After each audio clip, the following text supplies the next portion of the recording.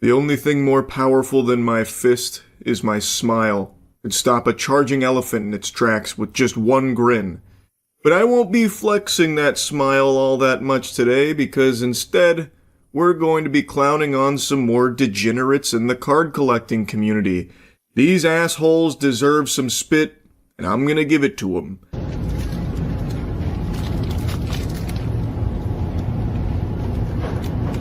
What you doing to the cards, man? I'm doing shit to the cards.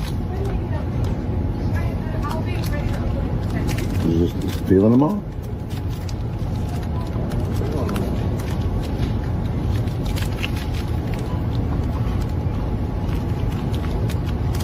It's like you're bending them. No. What are you doing? Liberty to say. You're not at liberty to say? Nope. I don't have to talk to you. This video has been going ballistic. It's been making the rounds and everyone's been Gangnam styling on this guy. And there's a lot of confusion around what he's doing. So let me just go ahead and explain. So Bowling Ball Bill is doing a old school strategy of pack searching. So from what I can tell, he's doing two different methods. One, the flex method, and then the other is, as he's molesting the packs, he's sticking his fingernail in there to try and feel for relics. There's actually an old YouTube video that people have been resharing to show what techniques he's dusting off for this one. Whenever we talk about the flex test, this is what we're talking about. And I've got this is just base cards, because the packs that don't have anything in them, you're going to see this. And look how easily they flex. I mean, and anybody that thinks you're damaging the product, you can look, none of the cards are damaged from that flexing, even though that was, I mean, pretty good amount of flex there. But whenever you come to a pack that has a relic or jersey or anything in it, I mean, that's as much as I can flex this thing, putting the same amount of force into it. This is an ancient YouTube video. It's over 16 years old here, so this guy really consulted the Library of Alexandria for degenerate card techniques in order to try and give himself an edge in the hobby. And you have to do the swipe test to figure out if it has a relic or not. The swipe test is simple. Usually the relics are in the middle of the card somewhere. So you put your thumb on it and press down, and right here I feel an indentation, which, I mean, I know what the relics in these products look like. It's a star cut out of a shirt. But anyway, just to show you, we'll open it up, and it's the third one, Cody Rhodes. He's, you know, if you follow wrestling, he's one half of the, I can't remember their names right now. Sounds like a real super fan. You love to see someone so passionate using these kind of tactics to ensure that no one else gets anything except for them, so that way they can turn around and sell it for a fucking $4 profit online. Goddamn scalpers make me sick. I'm pretty confident that this is what he's doing to those packs right there, just bending them over and caressing them and then sticking his fingernail in there to dig around for relics. That's strange, man. No, right? You're ruining the hobby for everybody. You're just bending cards? No, I'm not bending cards. Hey, ma'am, you work here? Yes. This guy's ruining the cards. No, he's I'm bending not. them. Look at him. I know. No. Can you get him to stop doing that? There's a lot of people that do. This goober sounds exactly like Hank Hill. I kept expecting a "dang it, Bobby" coming out of his mouth at any point as this guy's alerting Target staff to what he's doing. And the guy filming him is right. It does look like he's ruining the cards, even though that flex method we saw in the tutorial there states that they don't get damaged. This guy looks like he's hardcore fondling those packs. In a couple of these explorations he's doing there with the flexibility, he's got that shit like the Kama Sutra. Like, he was like seriously bending a couple of them from the look of things. He insists that he's not, but refuses to reveal the Krabby Patty secret formula, explain what he's doing here and why. And, you know, he really tries to retreat into his shell in hopes that the guy will stop filming at some point and staff won't bother him. But luckily, it's not exactly how things went. Do that. Bend the cards and ruin them? I'm not ruining the cards, dude. You can't do that. I'm not. You gotta have ruining somebody the kick him out. You can't. I'm filming it. Good. You can't do that. Oh, are you okay? You can't do that. No, well, He's ruining the cards. No, I'm not. He's ruining your product. you go and talk to He's putting his fingernails in them. He's denting them. No, I'm Look not. at him. No. What are you doing then? I ain't You need to ask for crazy. protection over here right now. Seriously. You need to ask for protection over here right now. He's ruining your car. I am not. Yes, you are. No, I'm not. You're putting your fingernails in them. That's No, ruining them. He keeps saying, no, I am not, as we are actively watching him do it on camera. You're putting your fingernails into it. No, I am not. Dang it, Bobby, no, I am not.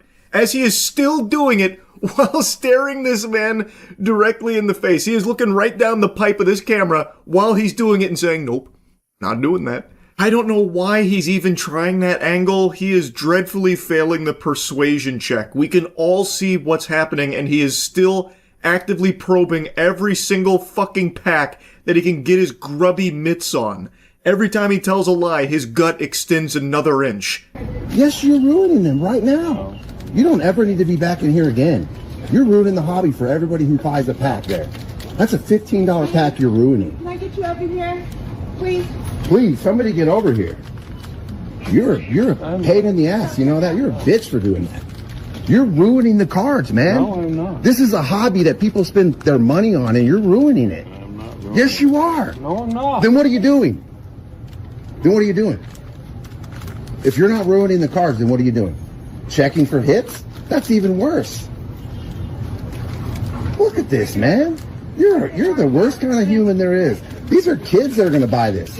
Children. This ain't a kid's hobby anymore. You know that. This is what kids do. They buy this. This is not a kid's hobby. He just ruined all the I cards. did not. This guy is the epitome of the scalper mindset. This guy is the actual fucking mascot for how scalpers think. Across all TCGs, Pokemon, One Piece, and the sports card scalpers, they all have this disgusting view of it where, yeah, maybe it was a hobby for kids at some point, but it is no longer now. We run these streets and it's serious business. So you've got fights breaking out over Pokemon cards, and you have fucking degenerate loser worms like this just rolling up there and now pack searching everything to ensure that only they can get the hits so they can hoard it like smog and sit on all this gold and flip it for like an extra $5 on Facebook Marketplace or whatnot. It's so embarrassing and cringe. And he just says it out loud. He says, this isn't a hobby for kids anymore. You know that. That's what they all believe. And unfortunately, they're right. They have completely kicked kids out of the fucking hobby of Pokemon cards and One Piece and sports cards. So, like, they can't even get in here anymore unless they bring, like, fucking boxing gloves and get ready to square up with assholes like this, fucking greaseballs like this. It's so sad. It's so pathetic. And he's just openly stating it proudly. And again, that is how scalpers think. This is what scalpers look like and how they behave. He just put them all down and used his fingernail, and I recorded the whole thing. We gotta get him out of here. He's just ruined all these mosaic cards. Put them all down and then started denting them with his fingernails. Look at his fingernail. Look at the fingernail on this man. Look at this. You are just a terrible human. Jiminy Christmas, those fingernails, holy Toledo. He's got claws on him. It's like Lady Deathstrike from X-Men 2. I had to look up the name of that character, by the way. I couldn't remember what she was called there. But yeah, his fingernails are extremely long, and I imagine it's for two things. Coke and pack searching at Target. He is transforming his body into being the ultimate conduit for scouting the hits from packs in Target and doing lines. Really are. This is the price point. This is the price points that kids come in here and buy it at. This is not a kid's hobby. Oh, it doesn't matter what you think. This is the price point the parents will let them do it, and you just ruined them all. Look at you, man. You're a terrible person. You know that? Creep. Terrible. Oh shit! World Star, he just fucking beat him down verbally there by calling him a creep. Because he was filming you being a deplorable fucking loser. Oh, nice one, dude. It's so out of control. I hope people continue to film these scalpers and shame them publicly for it, so that way it can then be posted online and everyone can continue to clown on them, because that's exactly what needs to happen. We need to bring shame to these scalpers to hopefully be a deterrent for more people doing this kind of garbage like this fucking slob here is doing. It's just so trash. It has ruined every single TCG hobby, ruining sports cards collecting. It's just so ridiculous.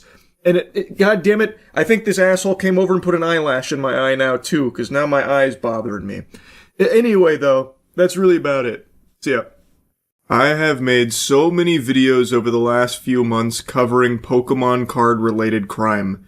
Card shops are being robbed more frequently than gas stations, and there is more violent crime happening from Pokemon card scalpers than there was in Gotham City.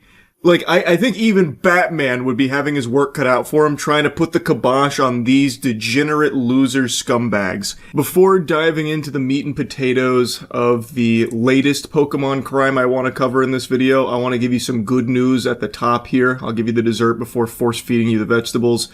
The alleged wheelman in that $116,000 Pokemon card heist I covered about a month ago has been arrested. That's the armed robbery.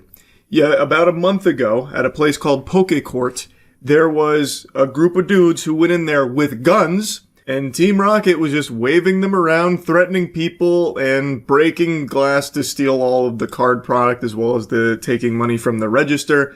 They caught the driver. His name is Julio Colina. He's 27 years old, loveless, dickless, a virgin. I was trying to find his mugshot, but I couldn't find it, so I'm making up my own fan fiction. I believe he probably stands at 4'6", smells like shit, and loves pee. On the day of the armed Pokemon robbery, he dropped the suspects off and then waited 7 minutes. 7 minutes is all he could spare, like fucking Albert Wesker here. And then drove off with them. He said he was willing to chauffeur them because they'd promised him gifts if they could pack their bags while riding in his van. Those gifts must have been intoxicating. He was addicted to them. Maybe they were just giving him smooches or something for his lonely ass, because he was apparently like a really reliable driver for them for their crimes. He also served as the driver for the same group of goobers on January 9th when they stole Pokemon merchandise worth around $11,000 from a different shop. So this guy really did enjoy driving them around. Those gifts must have been amazing, but he claimed he didn't know what the trio was doing when they left his van, which investigators aren't really buying. They believe it's just a pitiful attempt at him trying to save his own ass, which it obviously it is. I have no doubt he's stupid. I guarantee he's a lobotomite, but he's not dumb enough to just be like, oh, dude, I just dropped these guys off, like, thinking that they were just gonna go do some, like, normal business and stuff, and I was gonna sit there and wait, and they always came back with, like, treats and candy and stuff. I had no idea they were doing anything bad or naughty. I'm as shocked as you guys are. I'm a victim, too. I was driving people that I thought were my friends. So hopefully that defense never works for him and he spends a long time in the slammer and squeals on his friends. I really hope he rolls over belly up and gives up the two dudes that had the guns. I know Pokemon card crime isn't taken seriously by the authorities in any way, shape, or form, unfortunately, even though it is an out-of-control epidemic showing no signs of slowing down. But I have to imagine armed robbery, waving guns at people, threatening people with fucking guns over Pokemon cards is probably something that they should take a little more seriously. So hopefully this entire group here ends up in prison. I'll keep my fingers crossed. But now I'd like to go over the most recent Pokemon robbery that I just saw a video of. It happened at House of Cards in Vancouver, and they unfortunately got ganked by the Goof Troop here. It has become almost routine for the biggest group of losers to come together and decide, like, hey boys, let's go rob a card shop. I'm not exaggerating. Almost every single day, there is a card shop being broken into and having their shit stolen. Pretty much every hour, you can bet your sweet bippy somewhere in the world, a card shop just got hit by a sledgehammer, the windows busted in, and the greasiest loser you've ever seen stumbles through and breaks glass, grabbing a handful of Pokemon cards and waddles their way out to try and resell it and scalp, and it's just, oh, it's so fucking pathetic. And I feel so bad for the card shop owners because it's not like this is, you know, the most lucrative business in the world. These aren't stores owned by like billionaires and huge corporations. They're mom and pop shops. Like, these are just card shops from ordinary people that want to try and make a career out of engaging in a community and a hobby that they love. And they are just getting brutalized by the fucking biggest slimeball pigs imaginable that have deluded themselves into thinking that they can make a lot of money off scalping stolen products. I hate these people, man. I swear. I genuinely wish the worst for them.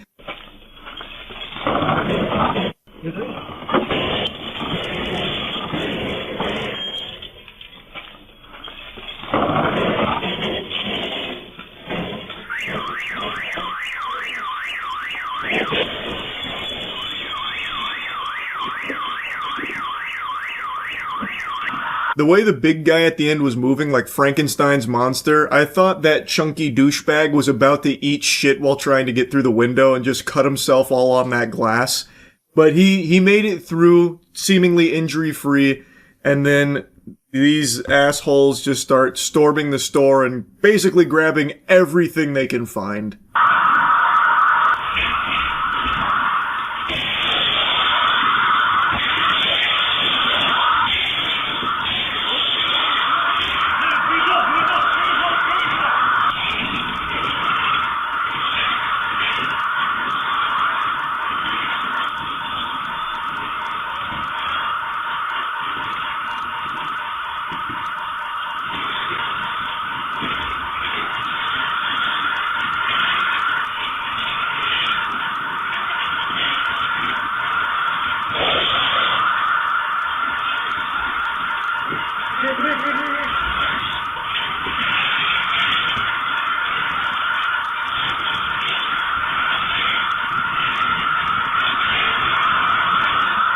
In total, they spent roughly 3 minutes for this whole operation, and from the time that the window broke and the alarm sounded, police arrived 4 minutes later, according to House of Cards in the comment section. So the police response was pretty quick. A lot of people in the comments were like, what the fuck is the police response time? 2 to 3 business days?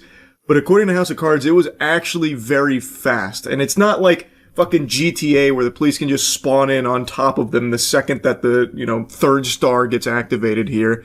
So 4 minutes was pretty quick. They were just faster, so the police did not get there in time. And I don't think that's because these are criminal masterminds or anything, galaxy brain geniuses who plotted out to the very second the amount of time they need to spend in the store before police arrived. I think they just got extremely lucky that they were out like a minute before the police got there.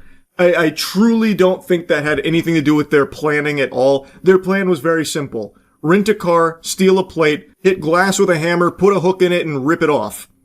Yeehaw. Dukes a Hazzard. Yippee. Like, there is nothing here that screams highly organized, smart criminals. They just got lucky. This is definitely a group of people that were probably regulars at this shop, so they knew the product that they wanted to target so that way they could do it quickly and leave quickly. And they just got very lucky that it was fast enough that police couldn't catch them in time.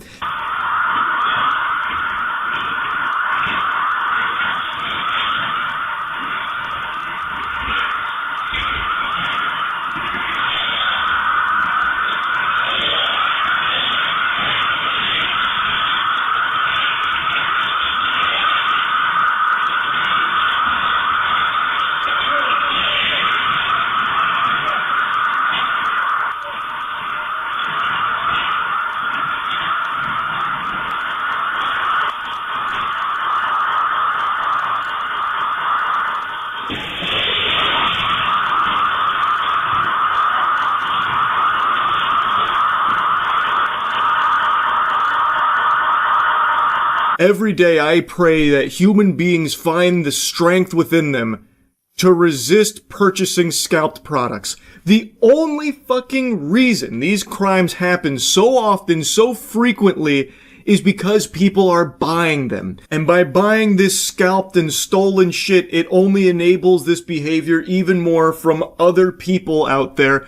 And thus, we are seeing this catastrophic state of the hobby, where not only is like the market itself all fucked up because of complete scumbag losers out there that are exploiting it directly, but now even card shops and just people aren't safe at these card shops because now criminals have infested it and are now just going in there blatantly and brazenly stealing and committing crimes, violent crimes, all to get their hands on Pokemon cards to sell on the secondary market because people are buying them. It's so fucking tragic. It's disgusting.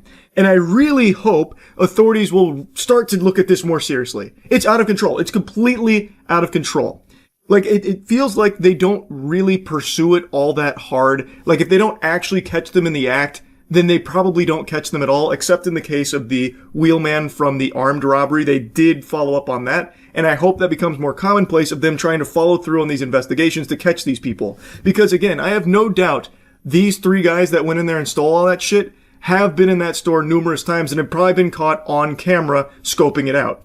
I hope they will pursue it thoroughly, so that way maybe they can arrest them, throw the book at them, and have this act as a deterrent to finally send a message to other people that maybe think about stealing from other card shops and committing violent crimes over fucking shiny cardboard to think twice on it. I hope it ruins their life. I really hope they get caught. I hope it ruins their life. According to House of Cards, the car that they used was a rented vehicle, and the license plate was a stolen plate off of another vehicle. So they can't track the car overly well or anything.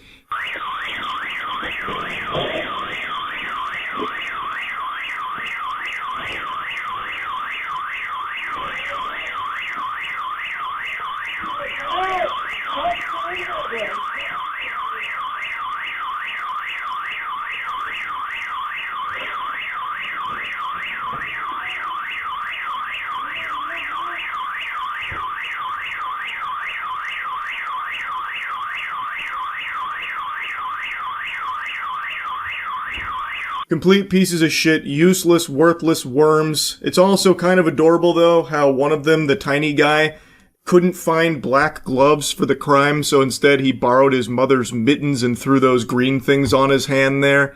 I just really hope they get caught. I really, really, really hope they get arrested. It's such a sad state of affairs here for the fucking TCG community, specifically Pokemon cards, because of shit like this, obviously, but it's showing no signs of slowing down, and I just can't fucking stand this garbage. So, wanted to yap about it again, that's about it. So, yep. A couple nights ago on stream, I was ranting about a topic, and now I want to rant about it again, but this time in a video, more deeply. Some of you might have seen this. Fist of the North Star just got a new anime adaptation announced. Fist of the North Star is one of the most beloved classics of all time, and in a lot of ways inspired tons of the anime that many of you watching this might really enjoy. Without Fist of the North Star coming in there raw and no rubber, a lot of this anime that has been blowing up in recent years may not have ever existed. I may not have ever existed. Maybe no Fist of the North Star, no Charles White. Who's really to say with the butterfly effect? And by all accounts, a new Fist of the North Star adaptation in this day and age where so much high-quality animation is being done, the anime industry has never been bigger. It should be a slam dunk. Like, this should be the easiest buckets of all time. But, take a look at this trailer. Let's see what kind of disgusting garbage they served up on the plate. 暴力が支配するんだ。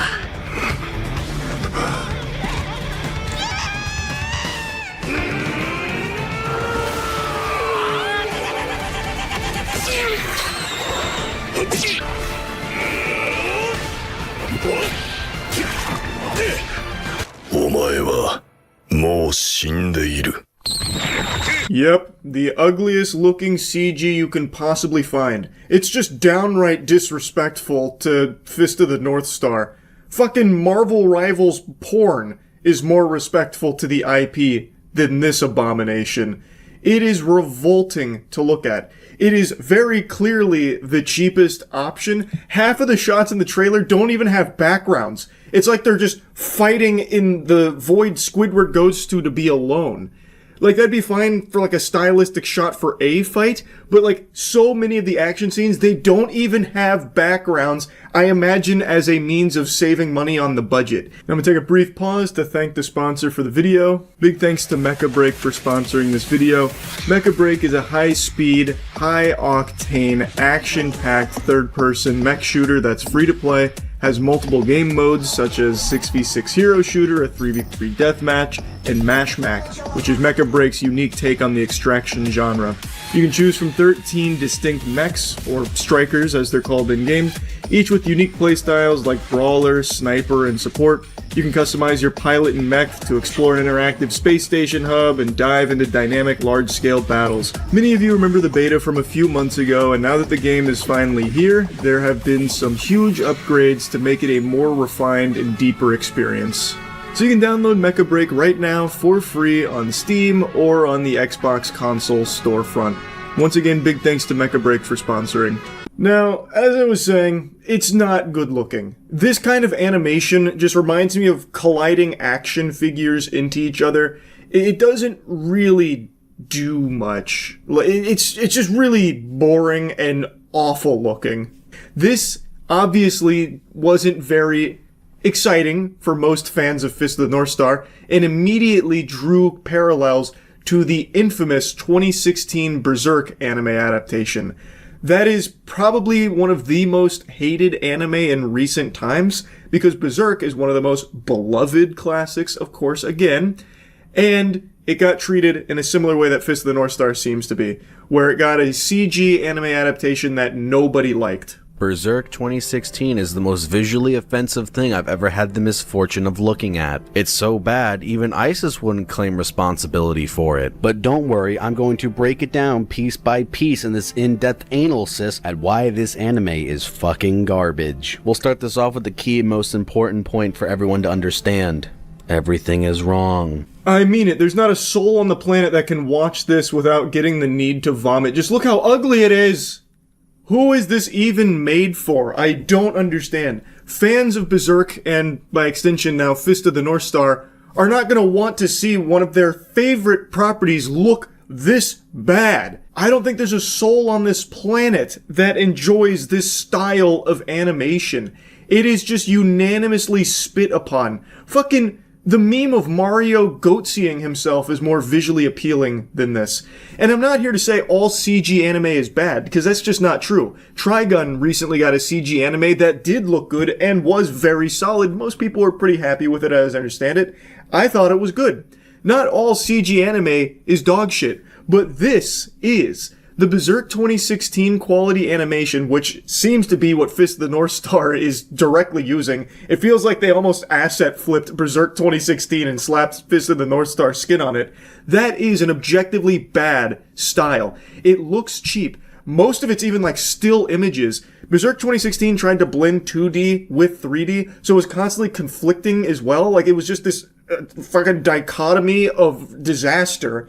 I don't know if Fist of the North Star is going to follow that. All we've seen is CG, but it doesn't look good. It is that same really low quality looking style that just, it is just awful. And it's even more nonsensical because it's not like these are just throwaway names that no one's ever heard of, obscure titles.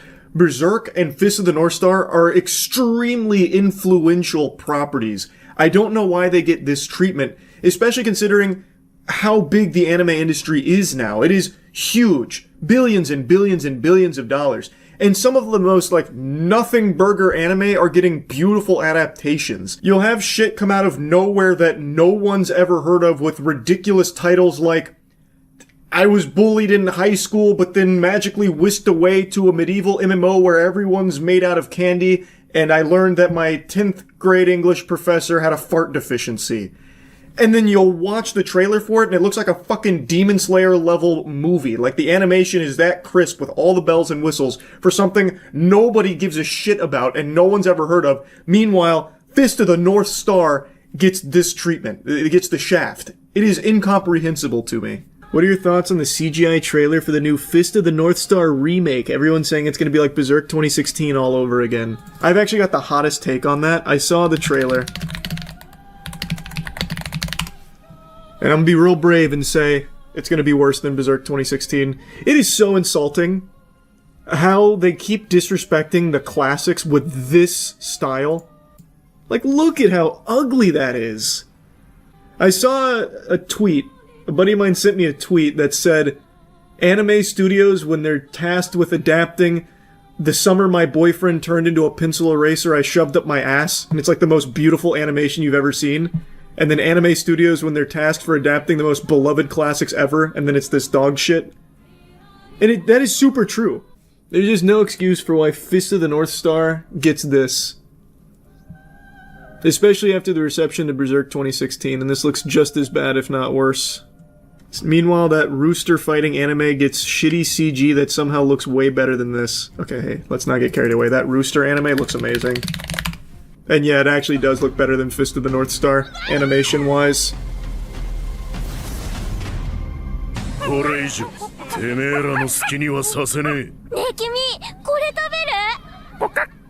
Yeah, but that one's gonna go nuts. And it looks significantly better than Fist of the North Star. And, like, I just don't get it. I don't know why they won't give these beloved anime the respect they deserve. Again, I want to reiterate, I'm not saying that CG anime is just doomed to failure, it's always going to be terrible, because there are examples where that's not the case. I already mentioned Trigun. But this, what you are seeing with Fist of the North Star, is not the Trigun level CG anime. This is just... I don't even know the right word for it, because I don't think it's like super cheap. It's definitely cheaper than all the alternatives, but there's no way that it is like pennies to produce. Like, this is probably still multiple millions worth of production. What is even the point in making something that looks like this? Just don't do it at all. Just save those millions of dollars, because this is just worse than having nothing new for Fist of the North Star. This doesn't get anyone excited. All it does is anger fans of the property. It's not going to bring in anyone new, because I highly doubt there's a lot of people out there that are going to see maybe one episode of this and really resonate with it and just get invested, fucking engulfed in the universe because of how ugly and lazy this looks. It's not appealing, especially compared to all of the extremely high quality anime that are coming out all the time now. It is stacked. This has no chance with this style here, so why are you even bothering? Either do it right or just don't do it at all. I don't know how that wasn't a lesson they learned back in 2016 with that Berserk animation that completely flopped, and now Berserk hasn't been touched in the anime world since. Like, this really should have been obvious, but I guess it wasn't. And now, unfortunately, another beloved classic is experiencing the same shit here. It's crazy to me that it's happening again. I really don't know who this is for. I don't think there's anyone out there that likes this style, so why the fuck is it still being made? I don't get it. That's really about it. So yeah. I don't think there's any celebrity on the planet that's done more damage to their reputation over the last couple of years than Will Smith. His name has become synonymous with cringe. He discovers new ways to embarrass himself that most scientists didn't even think possible. It's baffling because the call is coming from inside the house. He is the one that is making the conscious decision to open himself up like Goatsy for everyone to take a peek inside, and it is irresistible to point and laugh at what we find. Like, he is the human manifestation of asbestos, where asbestos was once like this really celebrated thing, but over time, as more information came out about it, people realized, oh, this isn't very good. That's what's been happening with Will Smith. Like, I remember growing up, he was like an idol to so many people.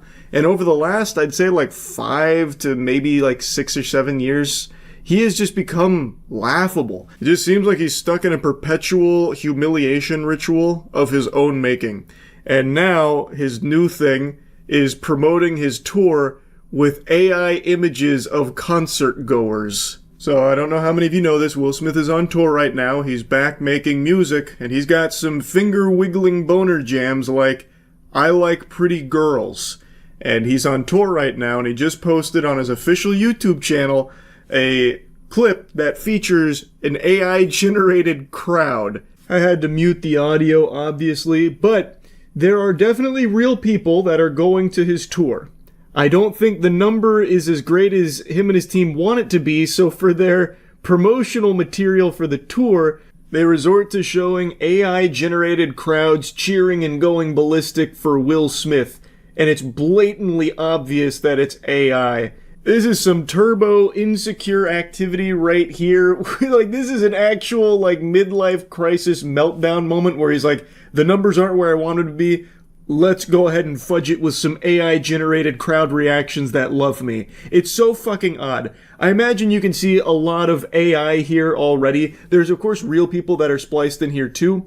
But just take a look at this, for example. This clip has me feeling like I hit the crack pipe while on ayahuasca. Like, look at this image.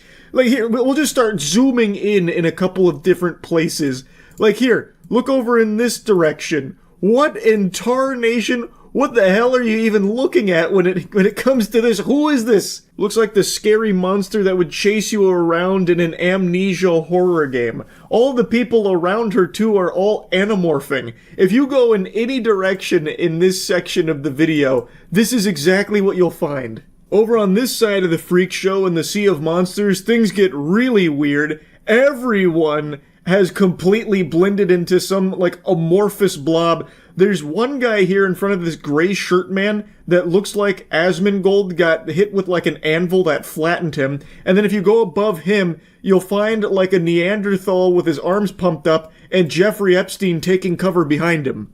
It is clearly AI, and it's very reminiscent of early AI video footage, like with Will Smith eating spaghetti. It's like one-to-one with that. Because, especially in that, like, last shot there, everyone in the crowd looks identical to that painting you see in every horror game, Saturn devouring his son. It is crazy just how bad the AI crowd is here in his own promotional video. He is just shamelessly using an AI crowd to promote his tour and how, like, emotional it's been. Like, this is why I do it. For this. And then it's like that lady that has like 45 different hands while everyone around her is getting fucking morphed into some giant amalgamation of flesh and bone. It's so pathetic. I really cannot wrap my head around how nobody on his team nor himself saw this and thought, probably a bad idea. People are going to know this is AI. Like, I don't know how that notion never once crossed their minds. Because, again, it's not even like it's good AI where it's, like, indistinguishable from reality. It is clearly an AI crowd in a lot of these shots. And that makes the tour look so bad. It makes it feel like nobody is going. That's the perception now. I guess no one's going to Will Smith's tours because they can't even find enough crowd shots to fill a fucking 58-second promotional video for it. I really cannot believe that he would be in such a bad state financially that he would have to resort to something like this. Like, he was like one of the biggest actors in Hollywood for so long. Like, top tier A-list actor. He's gotta have unfathomable wealth. Why is he doing this? Like, one has to wonder what has brought him to this. And like the endless amounts of embarrassing shit that he himself won't stop talking about. Like, I'm not just gonna regurgitate all of his past scandals and like weird behavior and weird stuff. But he himself loves to bring that kind of shit up. Seems to like to wallow in that. Like, he plays around in the pig pen of past controversies proudly. So even years later, he will bring up that incident with Chris Rock where he went on stage and slapped the shit out of him like he was trying to fucking neuralize him via the 5 fingers to the face. Like, he is the one that will bring up things like the slap and all of that. It makes no sense. It feels like he loves when people are laughing at him as opposed to with him. I don't get it. I really don't know. Anyway, just found this silly. Wanted to yap about it a bit. That's it. See ya. What's up, everybody? It's Critical. I'm playing Power Stone 2 for the Sega Dreamcast. Let's do this shit. We'll go ahead and go here. This is Adventure Mode. I haven't played this in many years, but I used to play the shit out of this. What the fuck is this thing?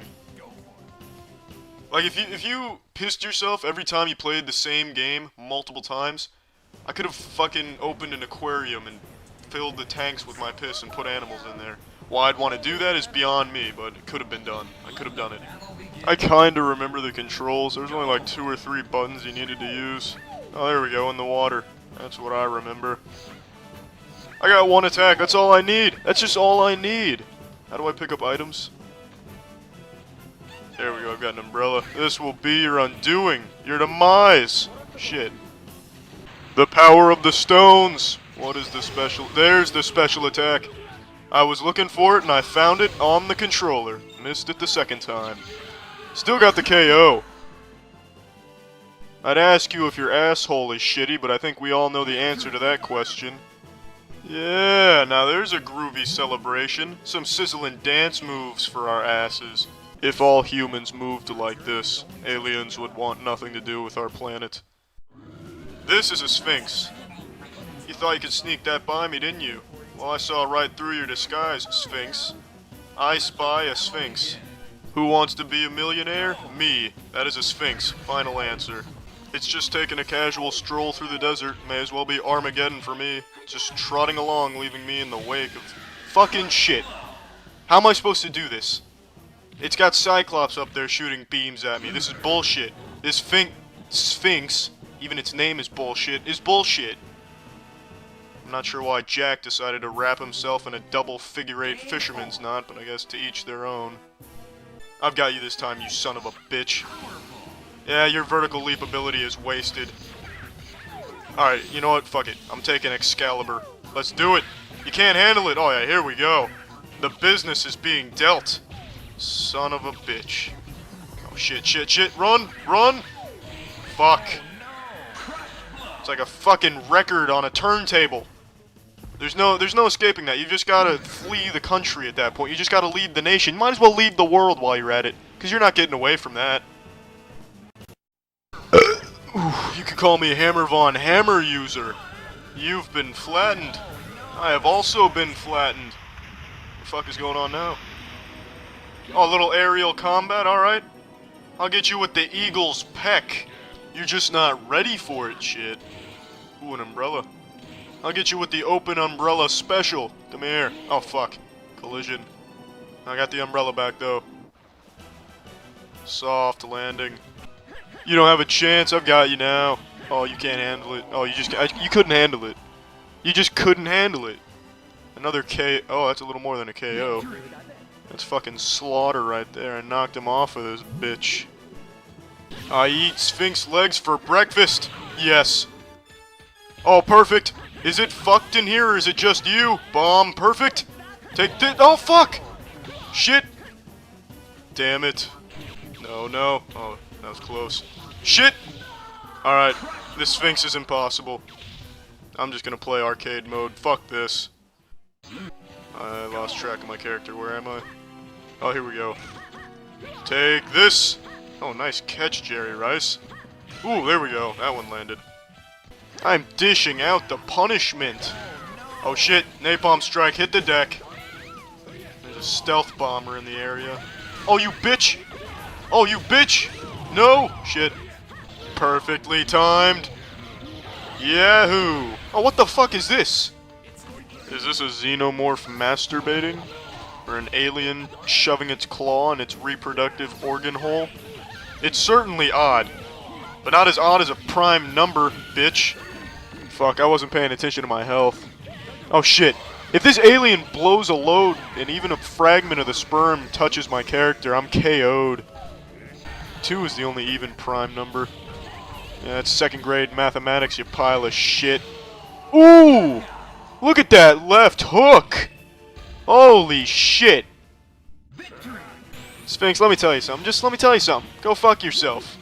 Oh, trying to leave the atmosphere now. It's not gonna help you. This one wasn't even a contest. Oh, there's the KO. There's the KO! What happened, Sphinx? Thought you were supposed to be Mr. Big Shot, Mr. Shits without squatting. It's gourmand time. We need a chef to serve up some friendship. To cook some peace. Look at that speed. Look at that fucking speed. He's running because he just got a phone call. Every woman in the world wants his wiener, so he's gonna go penetrate every single living female on this planet. Oh, this isn't even gonna be close. Oh, look at him! He's just warming up the justice! This isn't even gonna be a fight! You may as well just call this bingo night, where Gourmand is the bingo. 2 will survive. Gourmand and his ass cheeks. Powered up. Fuck. Alright, let's see what he's got. That looks lethal. Is he a fucking dinosaur right now? I suppose becoming a dinosaur is the next step for a chef. I shouldn't be surprised. Oh shit. Alright, we gotta run! I've seen Indiana Jones. And he never had a skateboard, excuse me. Rodney Mullen coming through. Pardon me. More damage? Oh fuck. I shouldn't have tried to do more damage. I'm just too fast for you, Boulder. Clear it!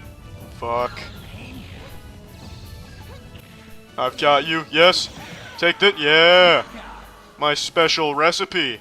The KO. Secret ingredient. Defeat for everyone who is not Gourmand. He is trying to poke her honkers. Nice work. This is the way it was meant.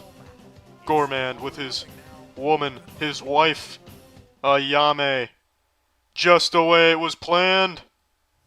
Oh, here it is. The final boss. We've got it. Gourmand. Ready. Ayame. Ready.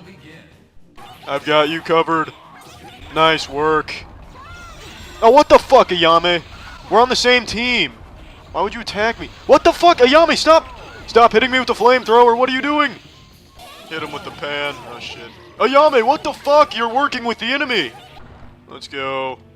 Thank you. Oh shit. Is that Gruntilda's husband? He looks like he's really alert, like he's really aware of his surroundings. Oh, he's eating dinner. You see that dinner you're eating? Gormand made it for you. Gormand gave you that food. Gormand gives you the food and Gormand gives you the shit. Oh, here we go. Yes. Take that shit. Oh my goodness. You want bread? There's your bread. You want frying pan? Frying pan it is. Titty teapot? That's for you. Yikes. He vomited. Oh, that's the bubble gun. Take the bubbles. Oh shit. I'm sorry, Ayame. But we got bubbles on his ass.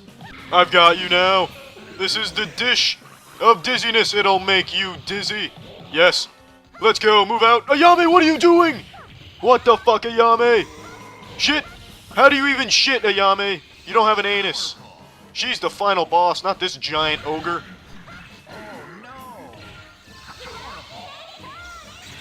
Damn it, will you please stop hurting Gormand?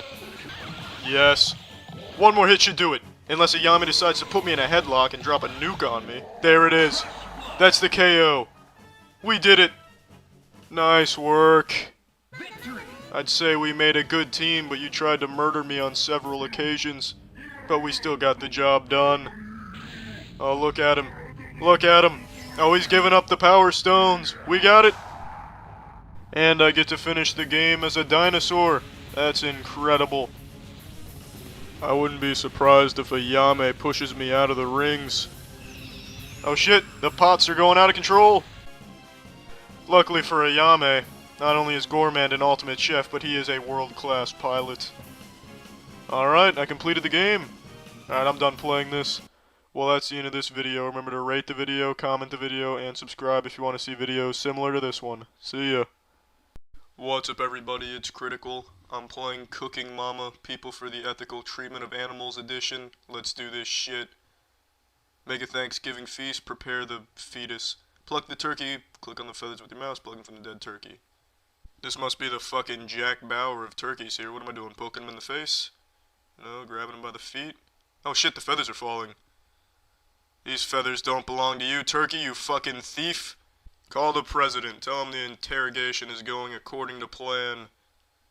Oh shit, done. Nice work.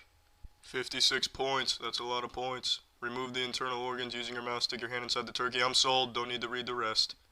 Not sure why its anus is bloody, but we're going in. Brace for impact, turkey, it's gonna be a wild ride. This is fisting of the highest caliber, the next level of fisting. Where's its shit producing facility? I'm taking it out. Shit, I'm running out of time. Fuck. Get in the bowl. Oh, no, I'm just holding its heart. I'm sorry, turkey. Your shit box remains intact. Complete? Little do they know, it's incomplete. That shitting box is still in that turkey. I feel bad for the family member that bites into that. Gonna get a mouthful of turkey shit right up in there. Fuck it, I'm skipping all of this. Bonus? Fuck your bonus. Oh, fucking heaping pile of turkey shit.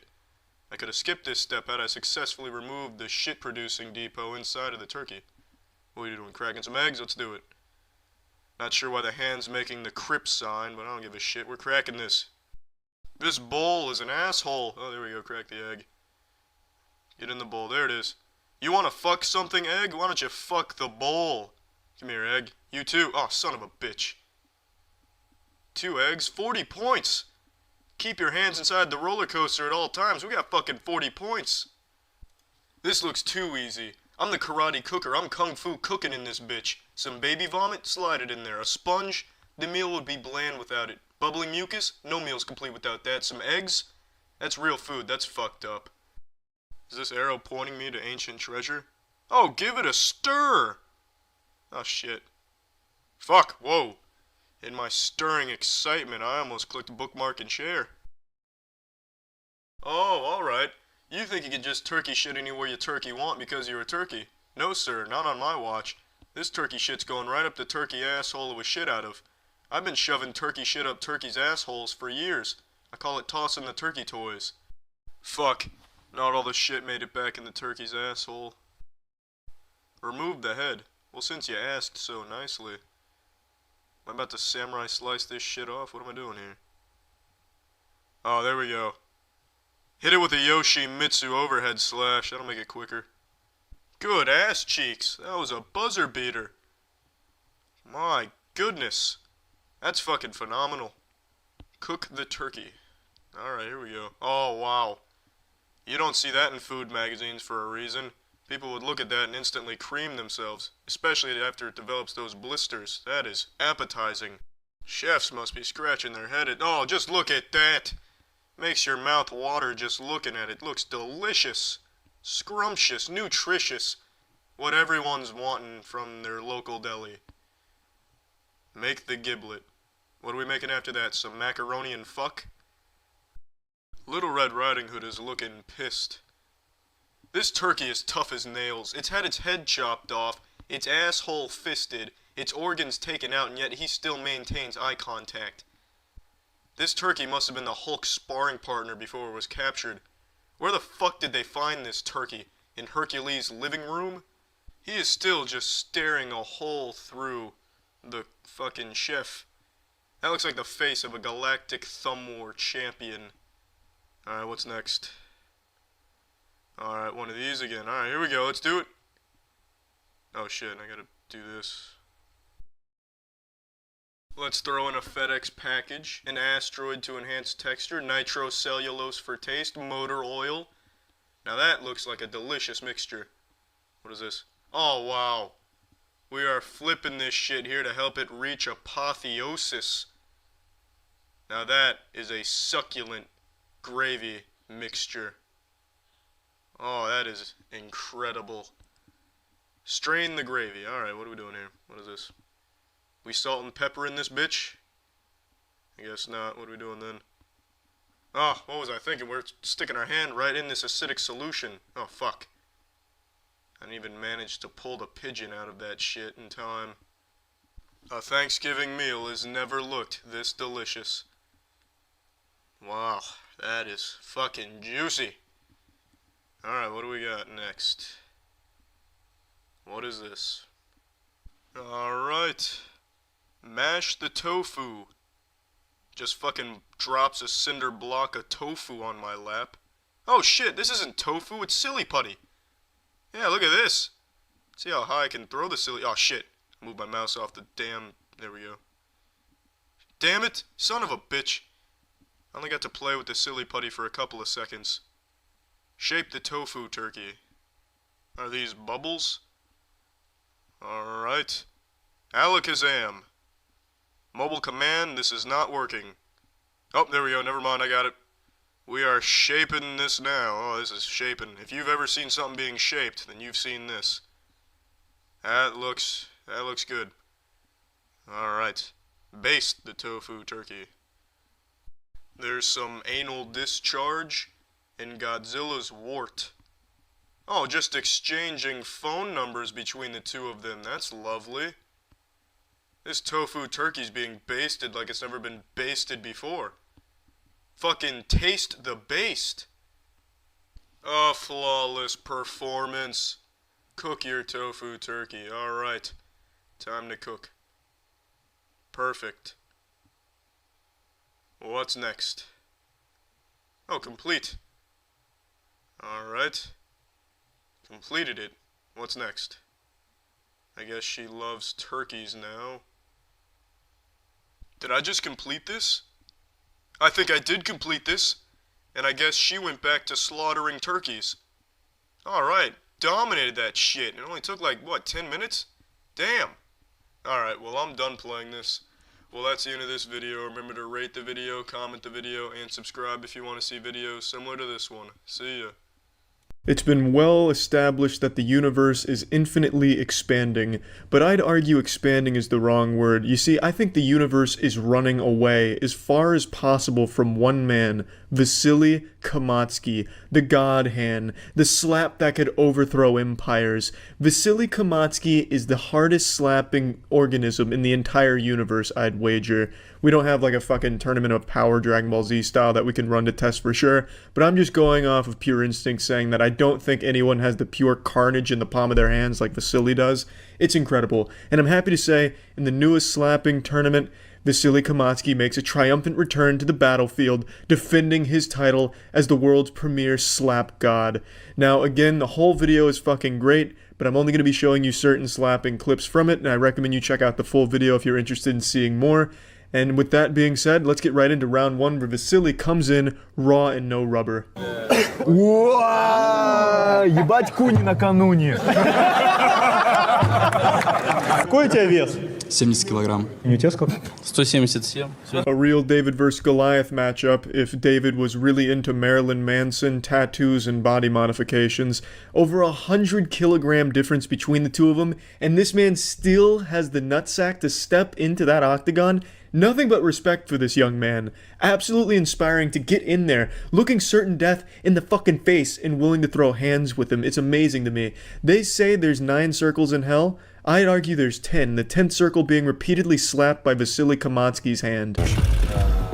Давай, давай. Сука!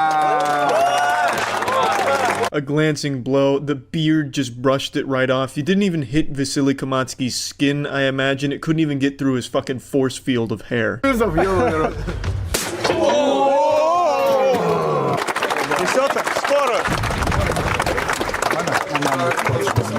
Язык на месте. I was half expecting a priest to come out to read him a final sermon as he was leaving this corporeal dimension. I thought that doctor was coming on the scene just to pronounce him dead on the spot. But he took it like a champ. He wasn't even knocked out. Obviously, it was a one-slap KO victory for Vasily. It didn't go past this round, but I'm impressed with the iron jaw on that kid right there. That young man really bit down on it. A normal slap like that on an ordinary man would be enough to ruin his entire legacy. I thought it was going to look like something out of The Walking Dead where he fucking slaps his jaw out of his mouth and it ends up by his ear or something, but he took it real well, and another great showing for Vasily, showing you why he is the fucking eternal champ. Round 2, we have Papa squaring off. They're bringing out all the superstars for this Stone Face event, and he's going up against Jason Statham as a zombie. Слышь, это маленький размах, сделай больше. Да блять. Правильно? Not the best slap I've ever seen. Papa looks almost insulted that his face even got slapped by something that trivial. It seems like he felt it was beneath him, like, man, I signed up to get slapped like this. It's like a level 1 in an MMORPG going up against the final raid boss, level 100. Тихо! Блять! Жив? As you probably guessed, the round ends right there. Papa wins. That's back-to-back first-round KOs, which you would expect from the champions, Papa and Vasily, the superstars. I love Papa's wind-up. He really cranks that shit way back, Looney Tunes style, and delivers a real crushing blow. That's a kind of slap that could change the weather outside. Come on.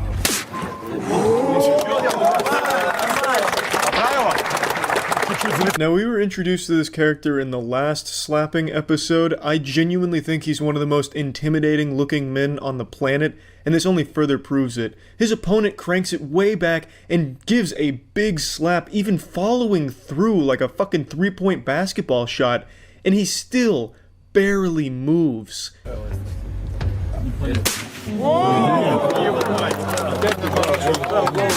Now, the round actually ends after that slap, despite it looking like he took it pretty well.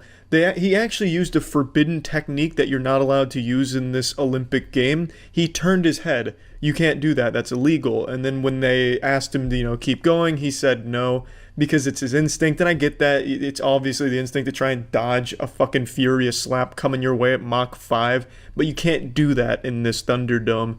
So, it's another one-round KO. Ухо 24 года. Вес? 135 дед, да. Просто представь, что током ударило. О, удар такой.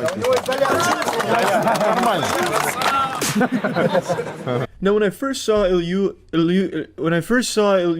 I don't know how to say his fucking name. When I first saw this man step into the ring, I thought it was a NASCAR pit crew member that was deciding to be a little adventurous, and I thought it would be over immediately. But I couldn't have been more wrong. This guy has maxed out his facial defense stat.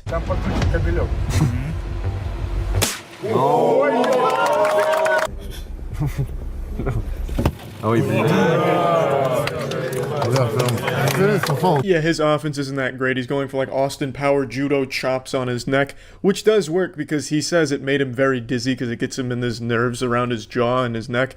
It's just not, it's not a slap, so it doesn't really work. It's unfortunate because his defense is so good, he just needed to put a little more points into his one-handed offensive traits.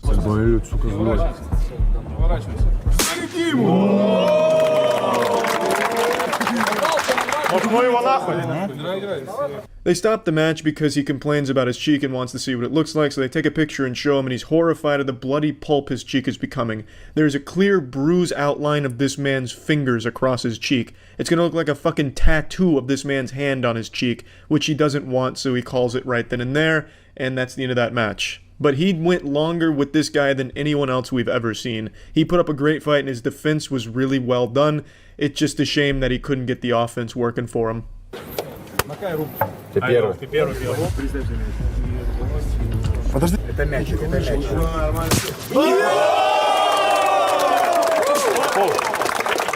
Yeah, this guy, his name is Vlad, and he's a fucking monster. He's like 7 feet tall, packing straight fire in his slaps, but unfortunately his accuracy is his undoing. He slaps his neck instead of his cheek, which is a foul each time.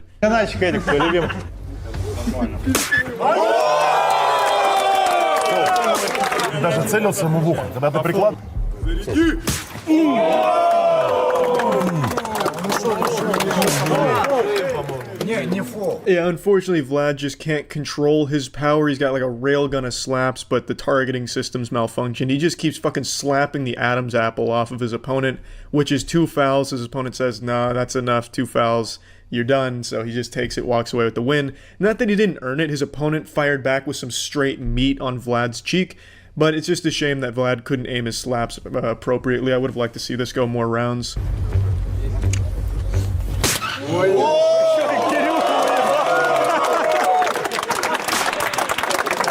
This guy is fucking scary. He looks like he's here to murder people with his slaps, and he fucking does too. He's making his debut. This is the first time we've seen this competitor, and he comes out and makes a statement, perhaps even Rookie of the Year. Check this shit out.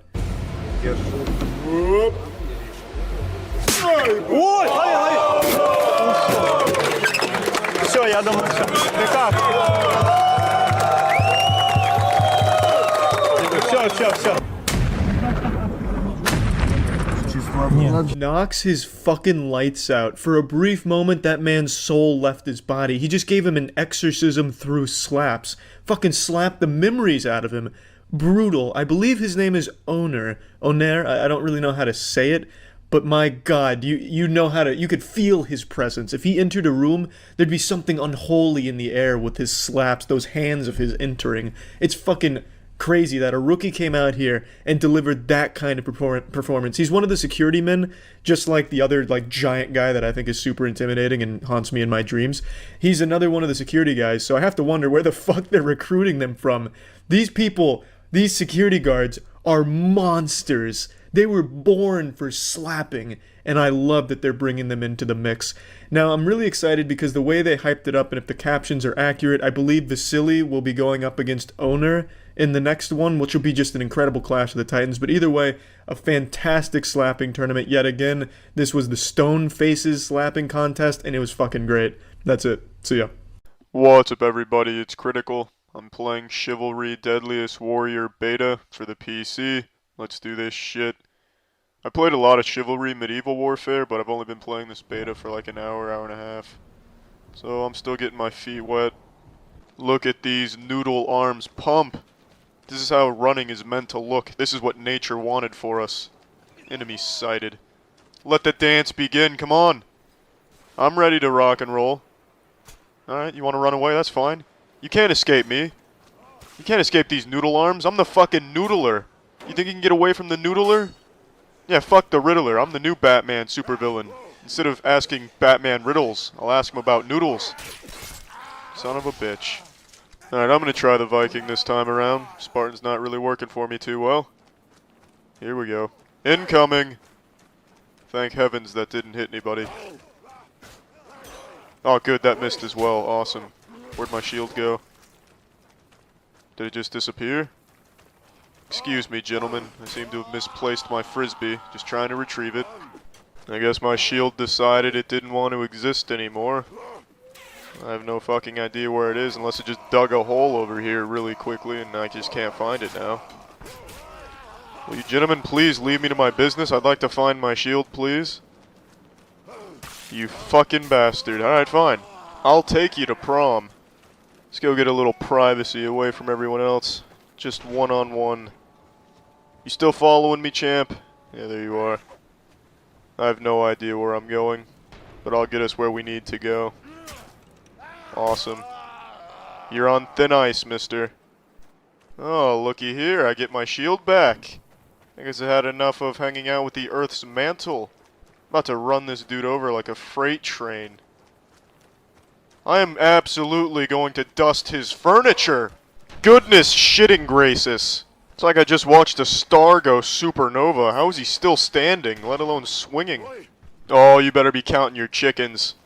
If that shield had hit, he'd be a pile of ash. Here we go, we're back and cooking. We got the shield. We're cooking in the kitchen of shield. Oh, what the fuck, there's two of them? When did reinforcements arrive? When did he radio that in? The sky is just too damn bright today. Target acquired. Operation Weed Whacker is a go. Son of a bitch. Pardon me, I'd like my shield back. Alright, here we go. Thank you. Let's commence the fight. Why can't it's not letting me throw my shield? Fuck! He is watering my garden right now. Why is the shield just glued to my back? There's not much I could do about that. I picked a fight with an anti-shield combat connoisseur. Hey friends, I brought a frisbee. Just hit a teammate. Doesn't bother me in the slightest. My shield thirsts for blood, it doesn't matter whose. Well, that just fell down Mariana's Trench. Something tells me I'm not going to be able to find this. Yeah, that's gone. As is my teammate. Now he's trying to shove a telephone down my dick hole. That's bullshit. I was blocking. Everyone knows. Skin beats metal. Go long! Looks like a flying saucer going through the air. That's the perfect intimidation tactic. Make the enemy think aliens entered the battlefield. Bring it on, purple team. I'll wash all of your dirty dishes. I don't give a shit. Splendid. The fuck are you doing, comrade? Is this one of those rain dances? Can't you see the snow on the ground? It's far too cold for rain in this environment, you fucking maniac. Oh, you do not want to go down this path. I will wash your fucking windows, bitch! How many times you want to get hit by a shield? I've hit you twice? 3 times? Ooh, that's not good. That's not good. Doctors say getting hit by a shield twice can leave you with some bad boo-boos. 3 times is just unheard of. How about 4? Checkmate. Your battleship has been sunk. And to think some imbeciles claim shields are used for defense. Where do you think you're taking your ass cheeks? Nope, get back here, I'm gonna spank him. Oh wow, look at that. He's got a sword hanging out of his mouth. At least finish what you start eating, please, sir. Show some respect to the person who cooked you that sword.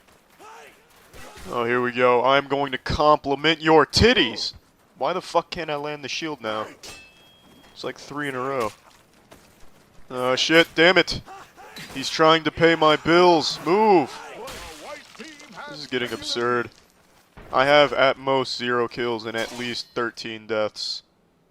That's not too bad, but I feel I could do better. Run for cover, I'm throwing Kung Lao's hat. I didn't hit anybody. I didn't hit anybody with that either. Color me surprised. Just grabbing my shield, gentlemen. Now I'm gonna skedaddle. You two enjoy each other's company. Why the fuck are you coming after me? It's the same dude, damn it. I wish you would stop doing my laundry. Holy shit. It's just not even a fair fight. He's a samurai with some advanced weapons. I'm a fucking Viking using half a watermelon as my shield. Is this dude performing an exorcism on himself? Just sitting there jogging in place. I think something's wrong with this guy's computer. I don't really care though, I need the kill. Thank you. I feel a lot better now. My self-esteem has never been this high. Finally, a kill. It only took 20 deaths to get it. And the person's computer killed itself. Good afternoon, gentlemen. Let's play a game of Am I Afraid of Being Outnumbered? I'm not. Game over. Who the fuck thinks they can stop me? You think you can stop me? Come here, bitch. Holy shit, I got another kill. That's 2. That's 2. Let's make it 3. I'm satisfied with 2. It's impossible for me to miss. Go ahead and call me Professor Never Miss. Fuck. Here we go. You're not ready. Son of a bitch, neither am I. Have to reload. Not worth it. I'd rather kick. Take that. How do you like my pedicure? My goodness. Come over here. I'll just stand here kicking. Walk into my foot. Just walk into... You walked into my foot. Are you a fucking lunatic? Walk into my foot again. All in all, it's one of my better games since I've been in the beta. I'm pretty happy with 3 and 16. It's pretty damn good to me. Alright, well, I'm done playing this. Well, that's the end of this video. Remember to rate the video, comment the video, and subscribe if you want to see videos similar to this one. See ya. No long-winded intro. I actually got some sleep last night. I'm supercharged. Right now I'm Charles Prime. So let's just dive right in. Yesterday I covered the ongoing YouTube issue YouTubers are debating about with the reduction in views coming out of nowhere, all from Judgment Day, August 10th. Post August 10th, views took a huge decline pretty much across the board on channels, and a YouTuber named Josh Strife Hayes believed he found the culprit, which was desktop views no longer being counted the same way they were prior.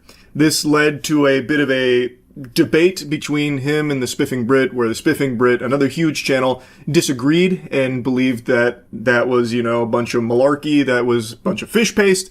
Josh Strife Hayes made a follow-up where he believed he uncovered even more evidence to support his hypothesis and believes he knows exactly the, direct root cause, which is monetized views on YouTube not changing, but any views that use ad block were no longer being counted, which is why all the desktop views for channels across the platform were down for the most part, but revenue stayed the same. And to get into the spaghetti and the meatballs, he is 100% right, I believe. I shared that video with people smarter than me who ended up sharing that with YouTube directly.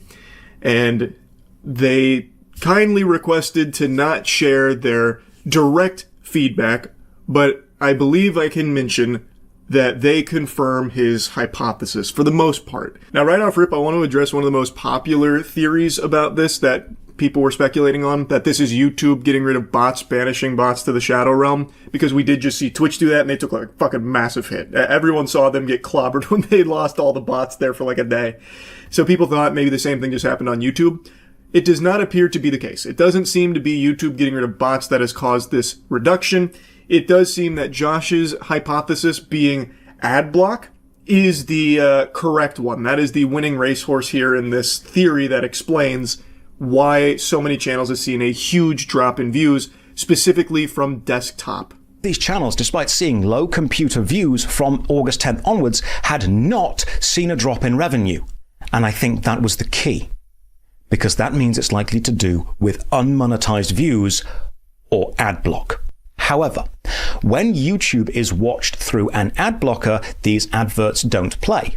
The ad revenue isn't generated, which is bad for YouTube. On screen now is an article showing a previous clash between YouTube and ad blockers written in January 16th, 2024, referencing the November slowdown of 2023, where a change to ad blocker, not YouTube, was the culprit for the slowdown. So YouTube and ad blockers have been in an arms race for a while now, with YouTube wanting to ban ad blockers, even recently making the 3-strike system. You may have experienced it yourself. Josh is right on the money. He pinned the tail on the donkey. That was the key. That was the chemical X to the Powerpuff Girls formula here. The relationship between the decrease in views having no effect on the creator's revenue, it did help him get into the actual problem. And that was YouTube's calculating of unmonetized views must have changed on August 10th, because that's where it happens the next day. You can literally see it across so many channels' data. I think it's pretty obvious that something happened on August 10th, but we don't know what the cause is exactly yet. You know, what was the reason? In the words of Hoobastank, maybe the reason is you. The thing is, based on Josh Strife Hayes' theory, and now the whispers from the back end, I think I can confidently say with a high level of certainty that the reason is the interaction between content blockers and YouTube has changed, most likely from an update that was on or around August 10th. From what I'm hearing, it was most likely on the ad block side, where what they use in their protocol, what they use in their list, what they changed had the side effect of that data no longer registering with YouTube's backend, so they never even received the signal in the first place, which is why those views weren't recorded. But since they were ad-blocked views anyway, they weren't monetized, thus the creator revenue wasn't impacted. And it also explains why all of the other device types, the views don't go down because it hasn't changed. On desktop, on your computer, you are more likely to have ad blocks installed. Also, it does explain why some creators didn't see a big reduction in views. If they are mainly creating shorts content, which most people watch while taking a shit or whatever on their phone, or if the content is catered towards a younger audience, kids aren't as likely to have an ad block installed. So some of the channels that I've seen talk about how they haven't seen any hit to their desktop views post August 10th, their demographic is skewed much younger. So these kids are most likely not having an ad block installed, so their views are still monetized, thus calculated the same. It explains why long-form videos that have an older audience are now much lower because of the presence of an ad block. It is a pretty watertight theory, and like I mentioned, this has made its way to YouTube. The lost views were not monetized views, because if they were, we would have seen a reduction in revenue, which we didn't. But there's a third aspect to this. YouTube have claimed they have not changed how long-form views are recorded, and I think they are telling the truth. They haven't changed how they show the data they receive, which leads me to two possible conclusions. Either a huge amount of computer viewers all decided on August 10th to collectively stop watching a huge amount of channels all at once, which I think is remarkably unlikely. Or two, the data of the views wasn't being sent to YouTube because it either didn't happen or did happen and wasn't being sent. And I think that is exactly right. I think that is the case. I think YouTube is telling the truth. And Spiffing Brit in his video mentions he talks to YouTube directly and they confirm they didn't change the way they calculate views. I don't think that's what's changed. I think the back end with the ad block non-monetized views are no longer even being sent to YouTube to record. I don't believe the data is making it to them. And from the little birdies I've heard talking about this internally at YouTube and everyone else I've shared this with, that does appear to be exactly the case. Now, I don't know if they're going to make an official statement about this. Fingers crossed they do, because clearly this is now a conversation that has reached the eyes and ears of those at YouTube. I think it would be very good if they did. I don't know if they will or not, but I feel like they should. On the 11th of August, the website Tom's Guide published the article titled YouTube just quietly blocked Adblock Plus. The internet hasn't noticed yet, but I've found a workaround. I believe the data I have presented and the slew of channels affected highly likely points to August 10th or 11th, depending on your time zone, being days that the website YouTube and views from desktop or laptop PCs using ad blockers began to interact in an abnormal way, potentially caused by a change to either side, likely the adblock side, and this change caused YouTube to become unusable for viewers using adblock. This prevented videos gaining the expected computer views, but lost views were not monetized anyway, which is why the creators who saw lower view counts from PC did not see a reduction in revenue.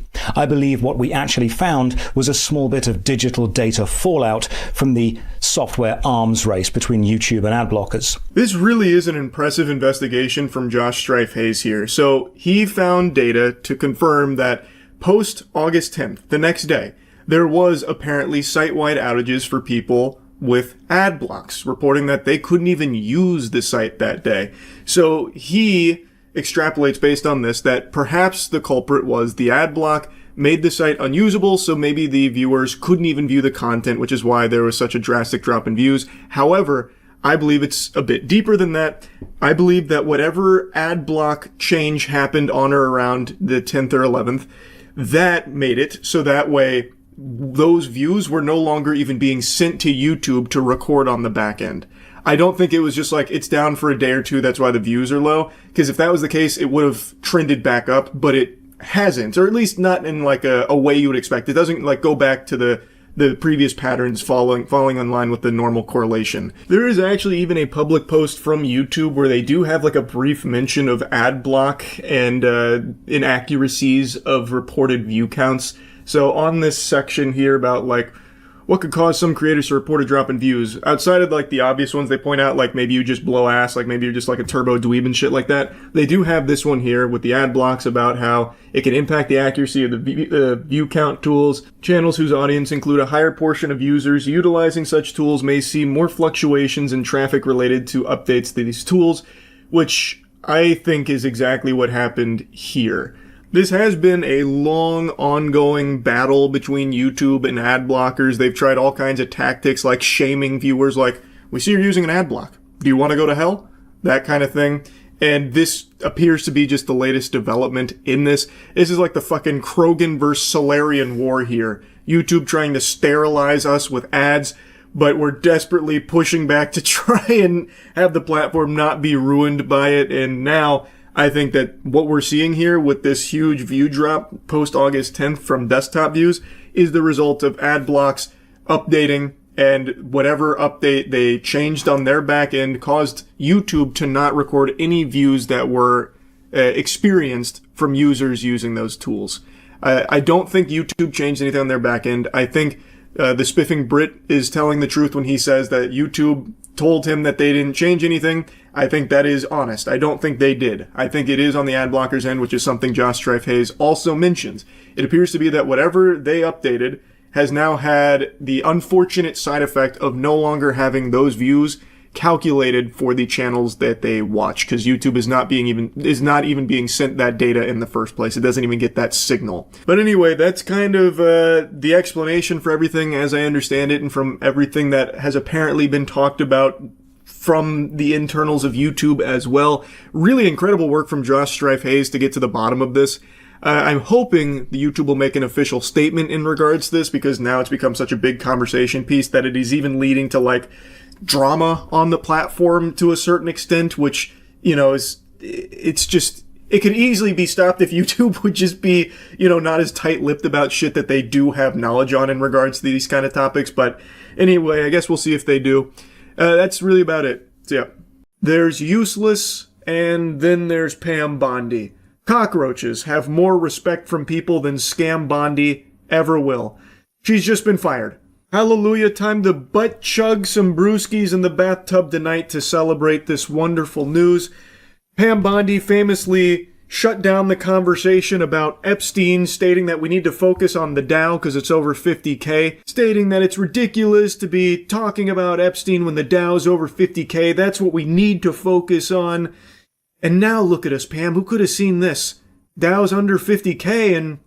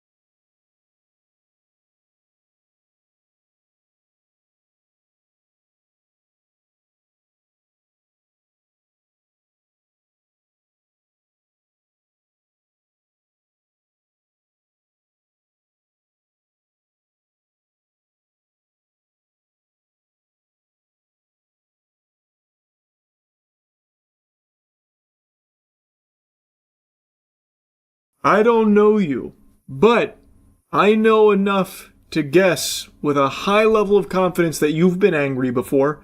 Unless I got the Dalai Lama watching or something, I bet there have been moments in your life where you've been fuming, extremely angry. It's natural. It's normal. I mean, Jiminy Christmas, earlier today, I was angry. I was driving and a spider went across my windshield, and it was a rather large spider. This puppy was set to Wumbo, and I don't have arachnophobia or anything, but I don't like them, and I certainly don't like them on my windshield. So, I pulled over, and in my cup holder had a receipt, so I thought that'll be good enough. I'll just blast it with the receipt. And as I go to do that, it hits me with like a running back move. It hits me with like a double sidestep and then jumps on my arm. Then I fucking freak out and start like slapping my arm and screaming like a maniac, and I can't find the spider anymore. That makes me frown. It makes me angry. I'm sure there's plenty of things that have made you angry. But have you ever been so angry that you light a 1.2 million square foot warehouse on fire and will most likely spend many, many years behind bars for it and film the whole thing for Instagram? Probably not, I would say. Most likely no. But I did just hear of someone who did.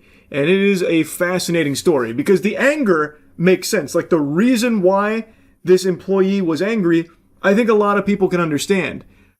But drastic measures like this did nothing except ruin his life.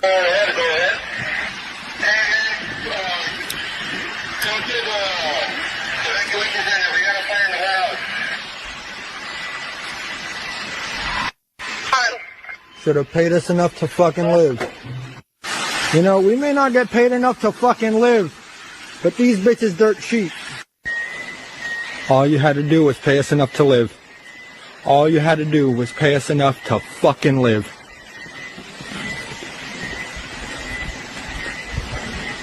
All you had to do was pay us enough to live. There goes your inventory. This is a Kimberly-Clark warehouse that apparently served 50 million people. It was located in California, and a disgruntled 29-year-old employee filmed these videos, posted them on Instagram of him lighting it on fire, and it completely fucking torched it. It like incinerated this whole facility. Pretty fucking stupid plan. Extremely dangerous. Could have easily killed people in the warehouse. The fire could have spread outside of the warehouse as well. It's California. California fires, like, that spreads a lot. This could have caused so much more damage, destruction, and death in this, like, raging inferno that he created here. Again, thankfully, nobody was injured in that fire. No firefighters or none of the employees. They were all evacuated safely. So, Nick, we should note you were just listening in on that news conference. That's why we couldn't go right to you. So this employee, a 29-year-old, did they say what he did there at that plant? It's unclear exactly what he did. What we know is that they house lots of Kimberly-Clark products here. Again, this is a 1.2 million square foot warehouse here. So very large space filled with products. We know that they load the trucks up and distribute them. We don't know specifically what that man did. I feel like we have some strong evidence to what that man did. He filmed it himself. I'm surprised it wasn't streamed on Kick. Like, this has become a very common phenomenon where people film or stream themselves committing crimes, in this case, arson. So he made it very clear what he was doing and why, the motive. He was upset with the pay, saying that all they had to do was pay him enough to fucking live, which is a very real problem, something I have yapped about for years, about how so many jobs right now in the country don't actually pay their employees a livable wage. And as things keep getting more and more expensive, it's not like the pay is being risen to try and help them, enable them to live. It is a huge problem. But the solution this guy cooked up in his noodle is not the optimal play, because now all he's going to do is land himself in jail. He's not going to be getting paid there. And on top of that, all of the workers at that warehouse, they are now out of work for who knows how long, and maybe they get canned because of it. I mean, this is a huge warehouse. This is going to take a long time to rebuild and get all that inventory and stuff back. Maybe they just start laying off employees that were working there.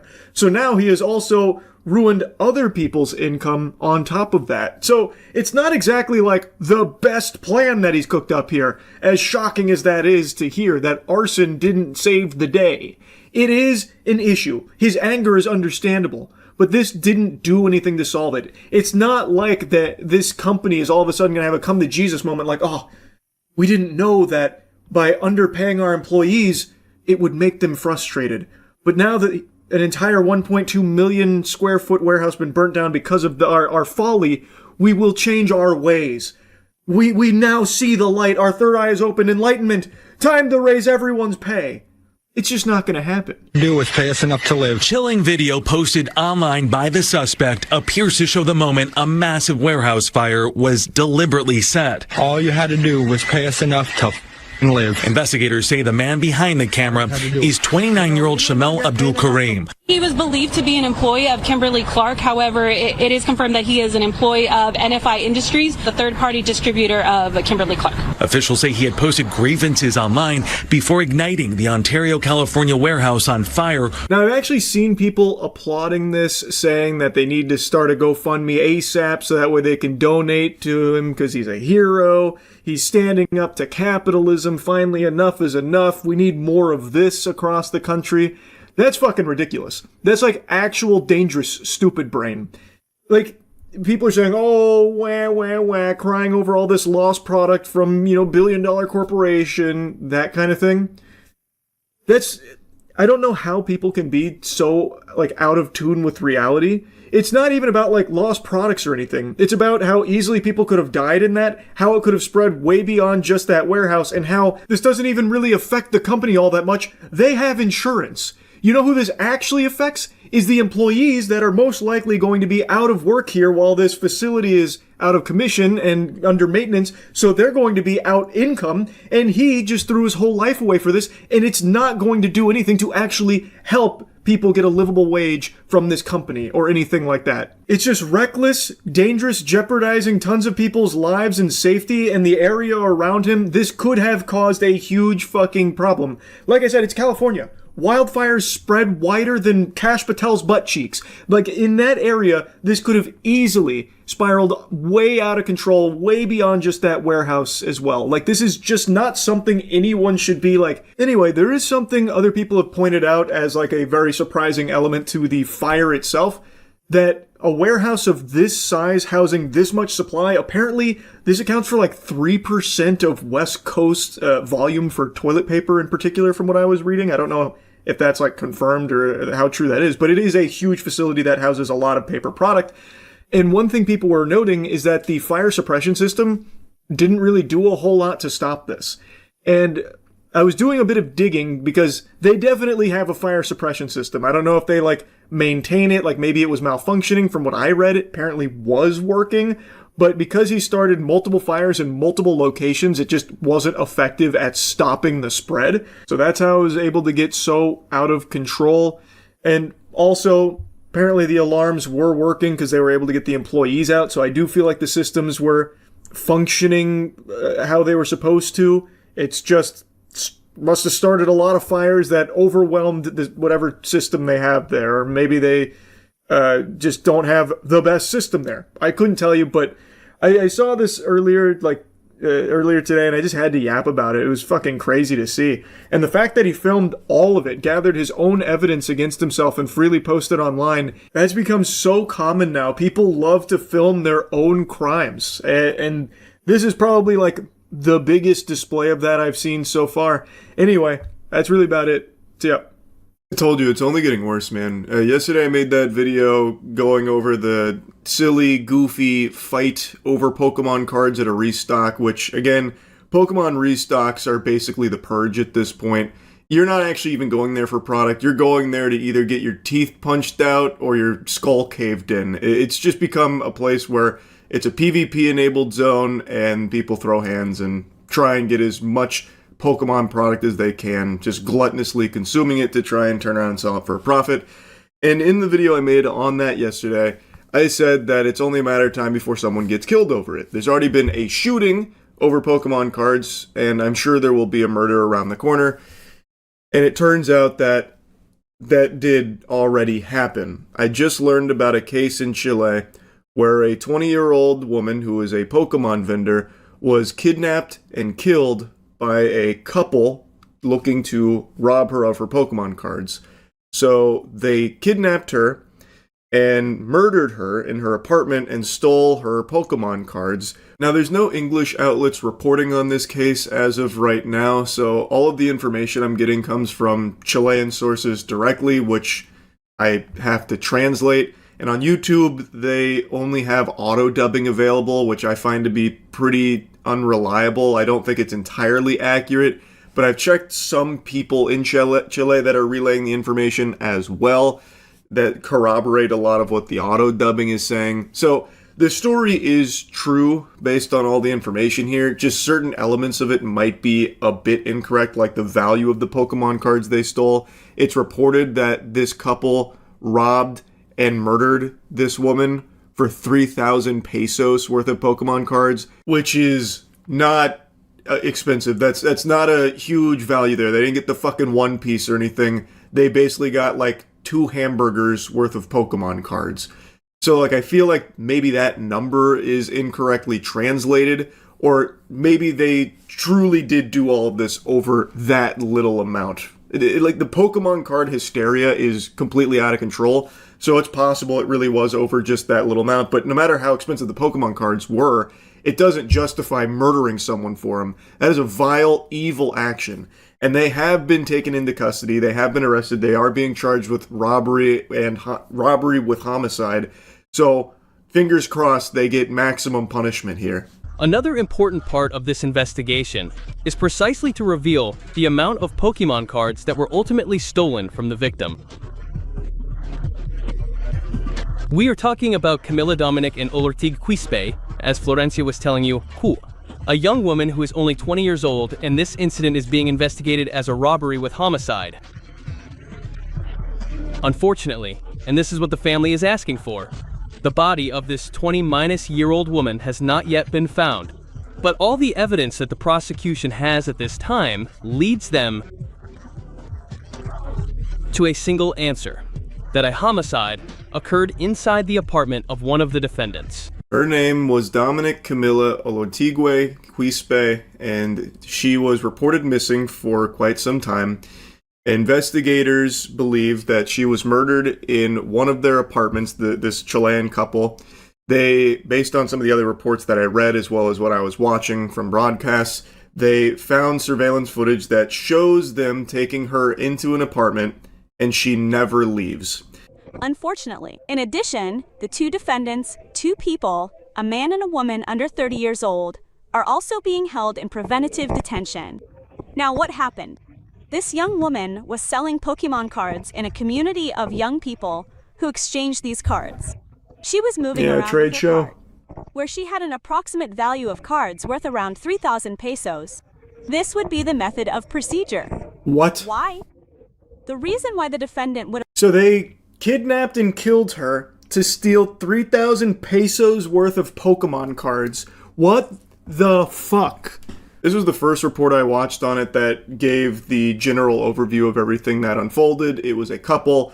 They had got Dominic Camilla to their apartment, and she never left. They have security camera footage of her going in, and then they only ever have footage of the perpetrators leaving, and there's a lot of other things that they found on the security camera footage.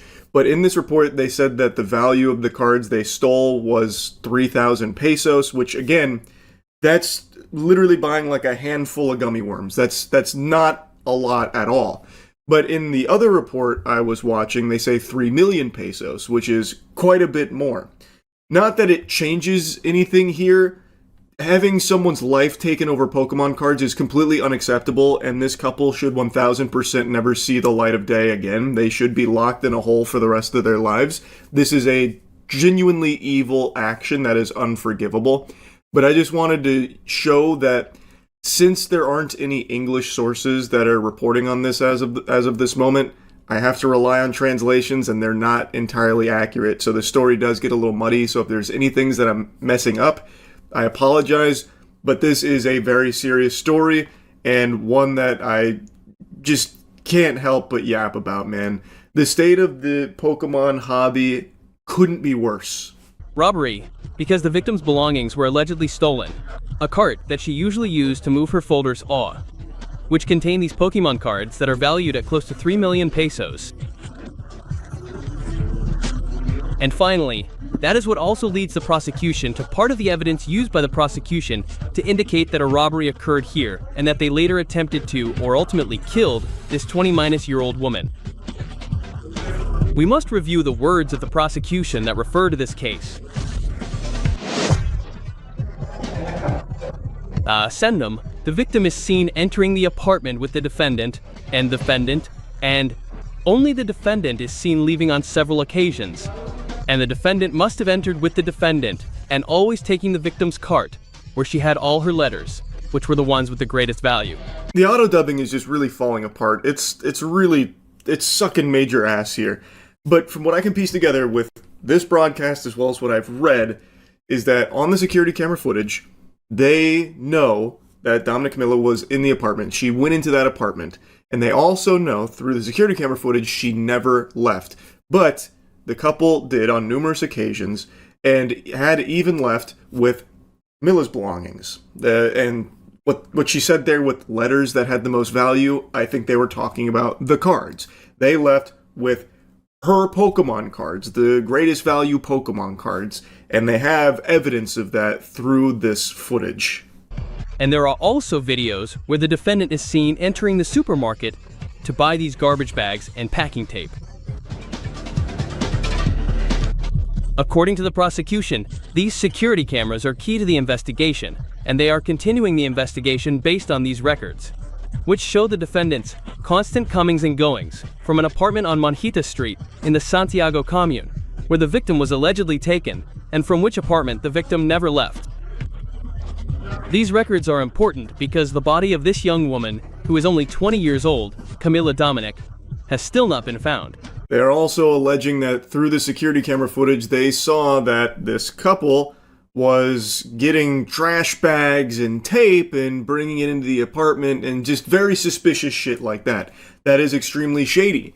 So they haven't found her body. They are still investigating and doing all they can to locate that, but they are treating this as robbery with homicide. That's what they are pursuing here. They have enough evidence to support that, it seems, and it is just fucking sickening, man. I know I've made so much content on it recently, I just can't help blabber about it. I'm obviously very passionate about TCGs, have an entire fucking channel dedicated to it.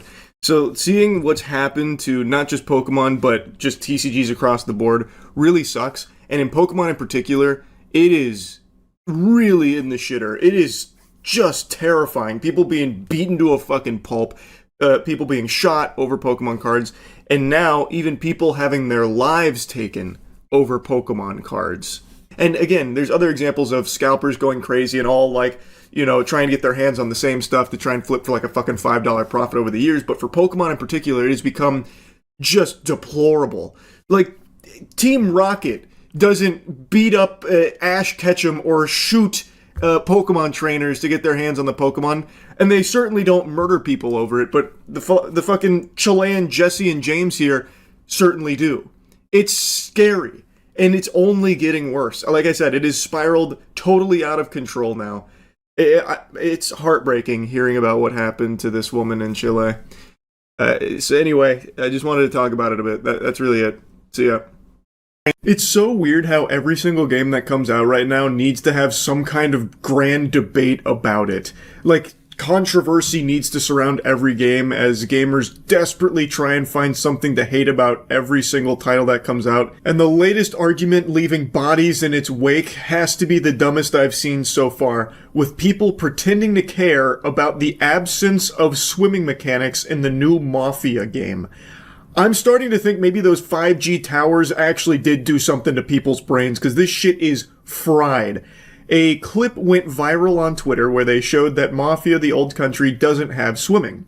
But it turns out it's also incorrect, and there is a swimming animation in the game. It's just this game doesn't use swimming. It's not an open world game in the first place, by the way, yet so many people were outraged and kept shaking their fist and planting their Dorito-crusted swamp ass all over this game's reputation, calling the developers lazy for not adding swimming. This is what's wrong with modern gaming. No swimming. They don't care about the detail. My immersion is ruined. Like, what are you, 6 years old? Your immersion? Well, you need to see the character do a fucking breaststroke in order to clap in your chair and enjoy the game? Like, what the fuck? It is not an open world game. Some of the greatest games of all time don't have swimming in there. I didn't see anyone making a big hoopla when Elden Ring didn't have swimming mechanics and water levels. People just genuinely want every game to fail and will find the most outlandish things to pretend to be upset about in regards to them.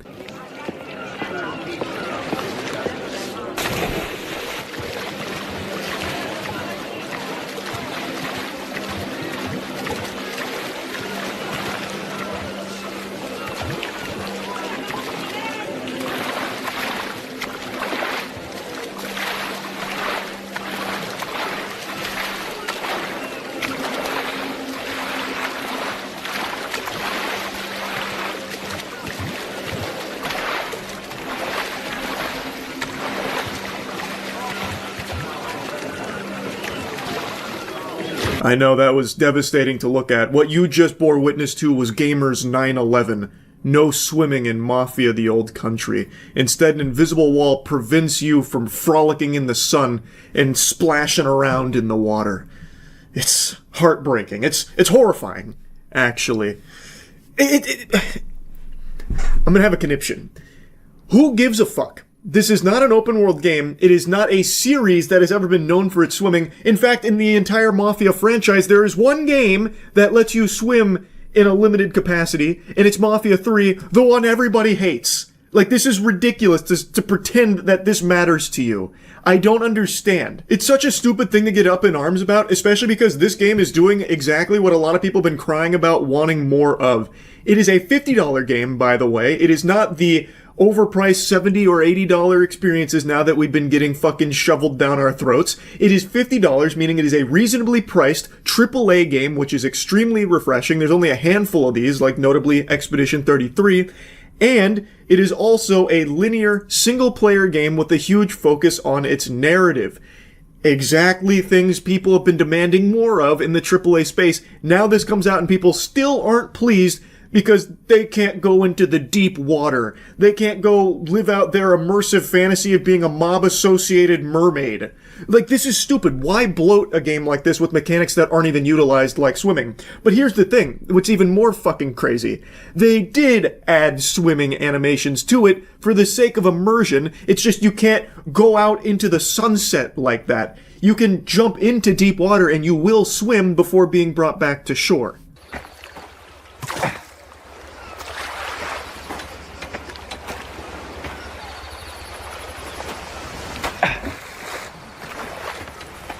I forgot to turn my face cam off while watching that so you can get the real-time Charles reaction to seeing this riveting piece of information surface about the swimming animation actually being present in Mafia the Old Country, contrary to the popular belief spread around Twitter. And as with everything, it is impossible for people to admit that they were wrong, so when this information hit the mainstream, people said, oh, it's even lazier than I thought. Oh, so there is swimming animations, but it just fades to black and you're back on the dock? Oh my god, this is deplorable. I will never buy another game from this company ever. The laziness is palpable. They're getting paid to do fucking nothing over there.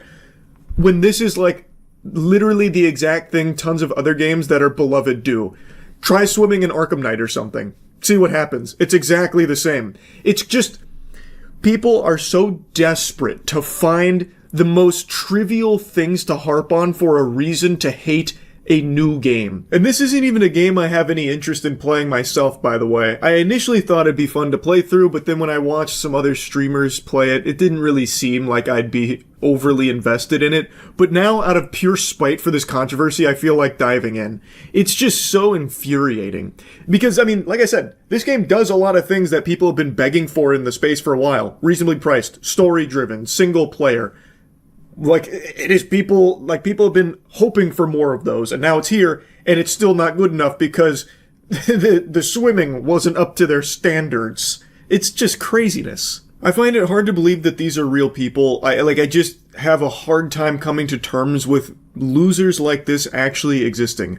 It's such a meaningless argument to have, because even if let's say this game did have swimming, there would equally be a chance that it would have been controversial to have swimming because people would say, you can swim in Mafia the Old Country, yet they never use it in the game. What a waste of development time. What a waste of budget. Why even hire people to work on swimming in a game that doesn't use it? Bloat.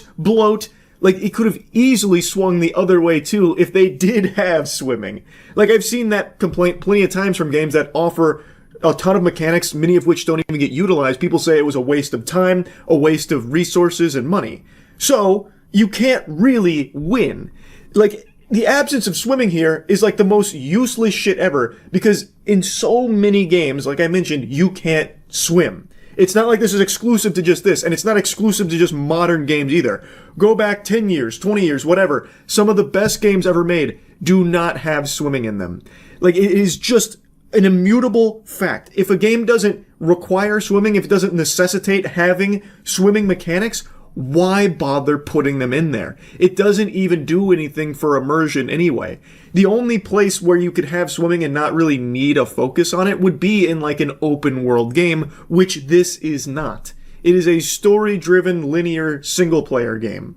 So why the fuck would you even bother wasting the time putting it there to begin with? It's just so brain dead. Now, I have been someone that's been pretty vocal about how modern games don't do a lot of the small stuff that older games used to. The best example of this is Left 4 Dead versus Back 4 Blood. Left 4 Dead spent a ton of time crafting really immersive gore elements that really breathed a lot of life into the game. It was extremely impressive and it looked amazing. Back 4 Blood, a much more recent game, like a decade after Left 4 Dead almost, didn't have anything near that level.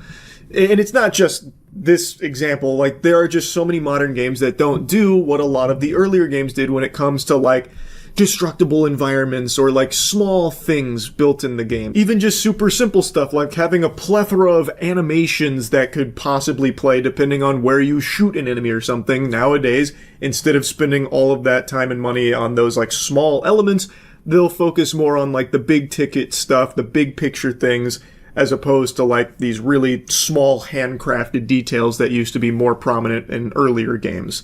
And that is an art that I miss. I wish there was more of it, but this is not an example of that. This is not like a modernized, lazy dev, cutting corners type situation. This is literally a game that doesn't use swimming, doesn't need swimming, not having swimming, yet they do still have an animation for it should you choose to jump into the water. So, like, they did actually care about the immersion and detail to at least put in a swimming animation that'll play briefly before getting out of the water. Like, I think they did everything correctly when it comes to that. Anyway, I'll stop yapping about it. This shit is cringe. It was a stupid argument. This should have never been controversial in the first place. It's dumb. That's really about it. So, yeah. How you doing? Good, how are you? Good. You got your driver's license on you? Yeah, I do. You do? Yeah. Where's it at? Right here. Is that Batman? He's got Batman hanging from there. Little Batman tie. Where's it at? That's pretty cool. The owner of this Batman was famous for dealing drugs. Phone for you. Okay. No problem. Well, I'm Deputy Davis, Lance County Sheriff's Office. Reason why I'm stopping is you failed to maintain your lane out there on the interstate. God damn it! Argument, and like it quickly ended. I'm sorry about that. Okay. I just I'm on my way to my grandma's house because she's about to have open heart surgery. Okay. Sorry, I'm just really worked up because my grandma and me we're best friends, and I'm just freaking out. Okay, you tried to. No, it's all good. That sounds terrible. My mom and my niece are over there in that blue car. Okay, where y'all going to right here? Right here, just the Dollar General. My niece had to pee. Okay. And whose vehicle is this? This is my boyfriend Ron's car. Your boyfriend's car? Yeah. And how long are y'all going to be in Florida? I don't know. I mean, well, he lives in Florida, so I'm going to be there for a few weeks. My mom and them, we'll probably be down at my grandma's for a week. Okay. Hang tight for me just a second. We good? Done? No, not yet. Said he was in an argument. His niece had to pee, going to Florida for open heart surgery. His grandmother. But let me talk to you just a second. Oh, you went that far. But everything's okay with you? You're not having a medical emergency or nothing like that, are you? I'm just worried about my grandma, and she's She's like 85 now. Just sorry, I got my boyfriend on the phone because I didn't know if you needed to talk to him about the car. No, I don't need to talk to him. But there's nothing illegal in your vehicle or anything like that. That's why No. I'm nervous. or anything. No, I'm just nervous because like, you know, my niece is right there, and I'm just trying to get down to my boyfriend and my grandma. I'm just Well, you never answered my question. There's nothing illegal in your vehicle, is there? Just a little bit of pot. That's what I thought. Step on out. Step on Sir, out. please. Undo your seatbelt and step on out. God, I'm about to go to jail. Damn. Please put the car in park and step out. Don't make this worse than what it is. Put the car. Going to jail? No, if you put the car in park and get out, it'll be fine. What I'm saying, do I have I don't have a warrant or anything? No, get out of the car. Please, sir. Look. Get out of the car, sir. Can't do it. You're fixing to wind up in jail. Get out of the vehicle. Put the car in park, please. He's about to rip it. But your car's not in park. Do not take off or you really will mess up. Please, Put the car in park. I can't do this. There it goes. There it goes. No, he's getting away. He's getting away. Get out of the car now. Get out of the car. He's fucking zooming. Give me 10-3. Get out of the car. Out of the car. Get out of the car. Brett, back up some, bud. I got eyes on It seems like his story was real though, because someone else off camera yelled at him. Out of the car. Driver, get out of the vehicle. Get out of the vehicle now. Driver, get out of the vehicle now. Out of the car. Put your hands up and get out of the vehicle now. Sir, put your hands up and get out of the vehicle now. Put the car in park. I'm trying to sort it out right now. Sir, get out of the vehicle now. Put the car in park now, Brett. Hold tight just a second. Put it in park. Put it in park. That's a lot of decisions.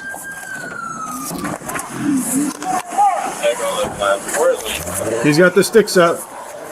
Oh shit. Highway operator, let's interstate.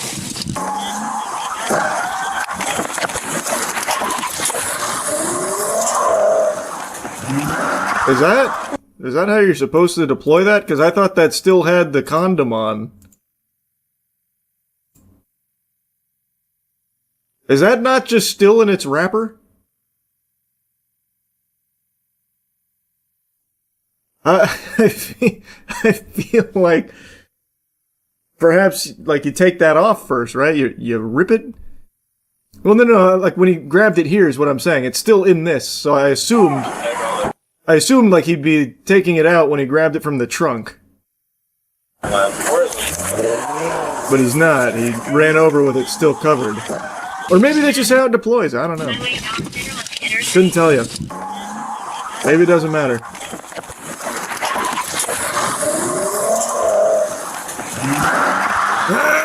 Took off, he almost hit me with the car. Go. It is always in the wrapper, that's normal. Oh, okay. Can you make it out? Yeah, safe. I got her. Wow, guys, she's in the parking lot. She's headed back towards the interstate. I may have got him with the spikes. Clouds, we're southbound on the interstate. 10-4, southbound 75. Whoever's in front of me, go ahead and move up the way. Let me take lead. I will as soon as I get a chance. He's got some flat tires. Man, that car's got some real get up and go to it. Well, we have permission to go ahead.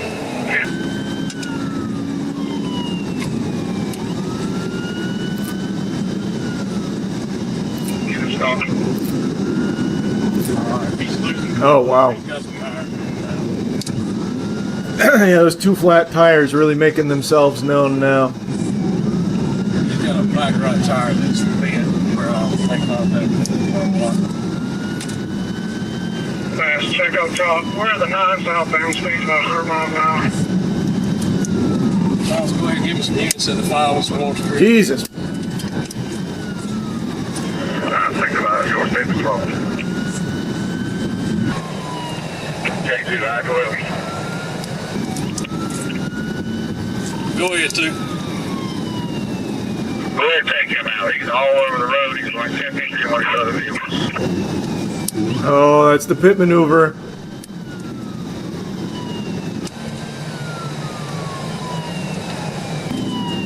Take him now, we got traffic on, buddy.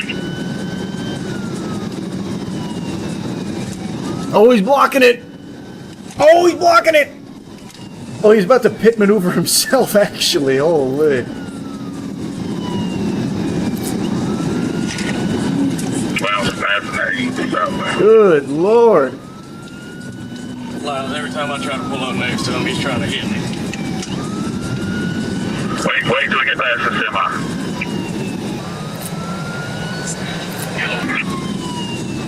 Hamilton's where?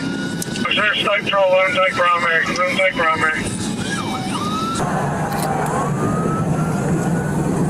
Oh, this is Georgia State Patrol? Jesus Christ. The Georgia State Patrol chases, whoops, are always the most chaotic.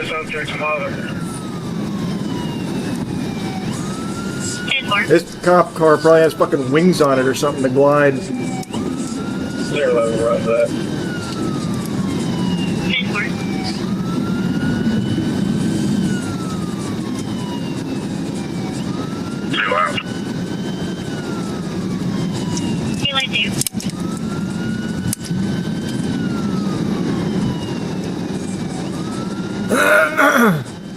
What's the speed, Jared? We're at 100 miles an hour. The moment immediately following the state trooper's pit maneuver, an officer calls out speeds of 100 miles an hour. Most agencies limit pits to speeds under 35, 45, or 50 miles per hour. Yep, that's Georgia State Patrol for you. They legit do that shit all the time.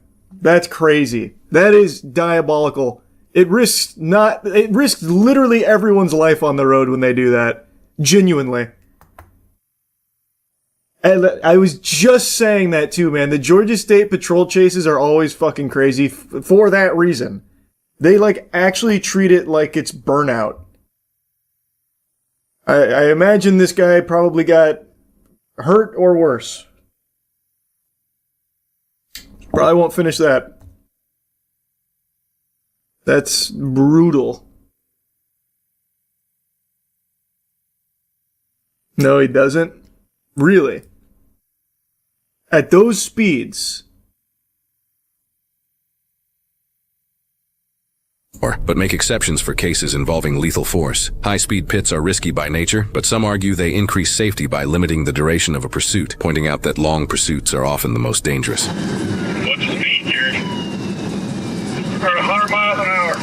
GSP just pit. 1050 loud. Jesus. GSP just pit. 1050 loud. Using Dashcam and Google Maps, we found the trooper's average speed 5 seconds before the point of contact with the suspect's vehicle was estimated to be 103.9 miles an hour. Georgia State Patrol's pursuit policy is one of the most lenient in the entire country, having no limit on speed and instead deferring to officers to decide what is reasonable, which is what allowed them to legally proceed with the pit maneuver. Similarly, Arkansas State Police state the most dangerous thing for a trooper to do during a pursuit is nothing, noting that, like a mass shooting, the priority is to stop the threat to the public as fast as possible. It's like following an active shooter in the mall or an active shooter in a school and hoping they're a bad shot.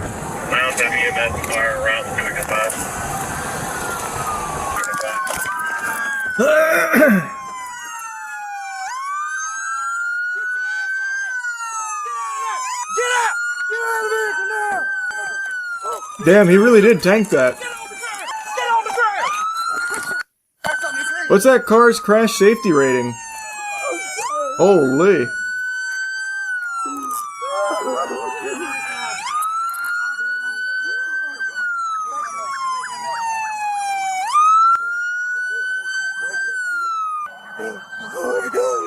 Man, at that speed, that's crazy. Not only is he alive, he's like not hurt or anything, it seems. Looks like his nose looks like his nose is bleeding, that's it. Jesus. Oh my gosh. All that over a little bit of weed. There's probably more than that. Probably wouldn't have run if it was just that. All that over grandma. Oh, yeah. assault on a peace officer, felony fleeing eluding, felony purchase, possession, manufacturing, distribution, or sale of marijuana, and felony trafficking methamphetamine. He took a plea deal, pleading guilty to 1 count of aggravated assault on a peace officer and trafficking methamphetamine, while all other charges were dismissed. He was sentenced to 15 years, with the first 5 years being in prison and the remainder being on probation. He was also fined $1,500. I thought you meant further up. The Breaking Bad clip to top it off. How much was it? Like 9,000 or something? Yeah, so it wasn't the little bit of weed that he said. That's why he took off. So a low-level drug dealer. Probably. That's what it seems like. Or they just had he had an amount clearly meant to sell, but maybe he's a high-tier drug dealer, and he just had a low supply in the car at the time.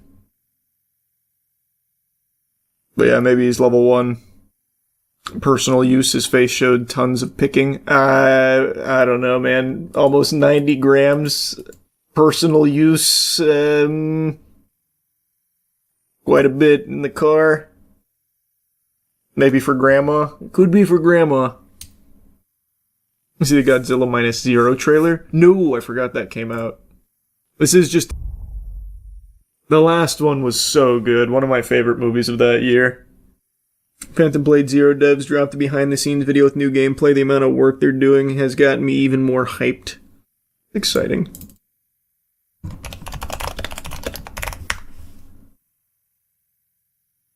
What exactly is Wuxia? Phantom Blade 0 director Soulframe breaks it down. Soulframe? That's For Digital example, Extremes. let's talk about the lion dance. Last year, we went together to Shenzhen to visit a master of the lion dance. Of course, that was just a vague concept. But this year, we have truly integrated it into the combat system.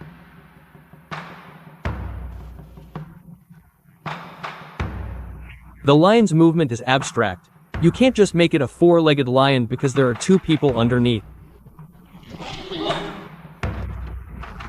It simultaneously possesses the combat style of a large-scale, long-range boss, yet at close quarters, it displays the style of a humanoid boss. For instance, God, this game really the person in does front look will so leap up and fucking kick with good. both I'm legs. pumped. When these elements are Do they have just subtitles? They don't have subtitles, so I... combined, you get an experience. I see. The AI is just reading the subtitles. I thought this was the whole thing. I see. That's my misunderstanding of how this worked. I thought the whole system was putting the subs and reading it. Gotcha. I gotcha. No, I see now. Where is it? 在整个的动作游戏领域都有点耳目一新的一种体验。然后还有一个就是包括我们这次 TGA 大家非常喜欢的，我们里面有一个角色是醉酒剑法。眼见养生的时候，对。那么醉拳这个元素呢，其实在过去的武侠片里、功夫片里，其实我们是见过很多的，其实是一种标志性的一种浪漫情怀的中国武打文化的一种浪漫表达吧。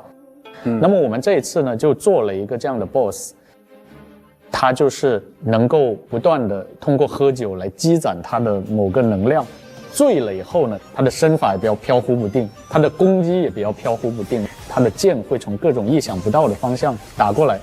更加巧妙的就是 I really do have a lot of hope that this game will be good. 使出最剑的能力。I'm pretty optimistic. 在极限的时候进行各 Everything they keep showing looks great. 之后进行反击，而一切看起来好像都是东倒西歪的那种醉醺醺的，但却形成了一种又醉又优雅的一种战斗的风格。好像你在重新创造整个动作游戏。重新创造所有的动作游戏的模板，而这些模板一创造出来，大家看哇，一点都不突兀，一点都不觉得违和，因为这些东西、这些动作都是已经深入我们骨髓里面的一种浪漫情怀。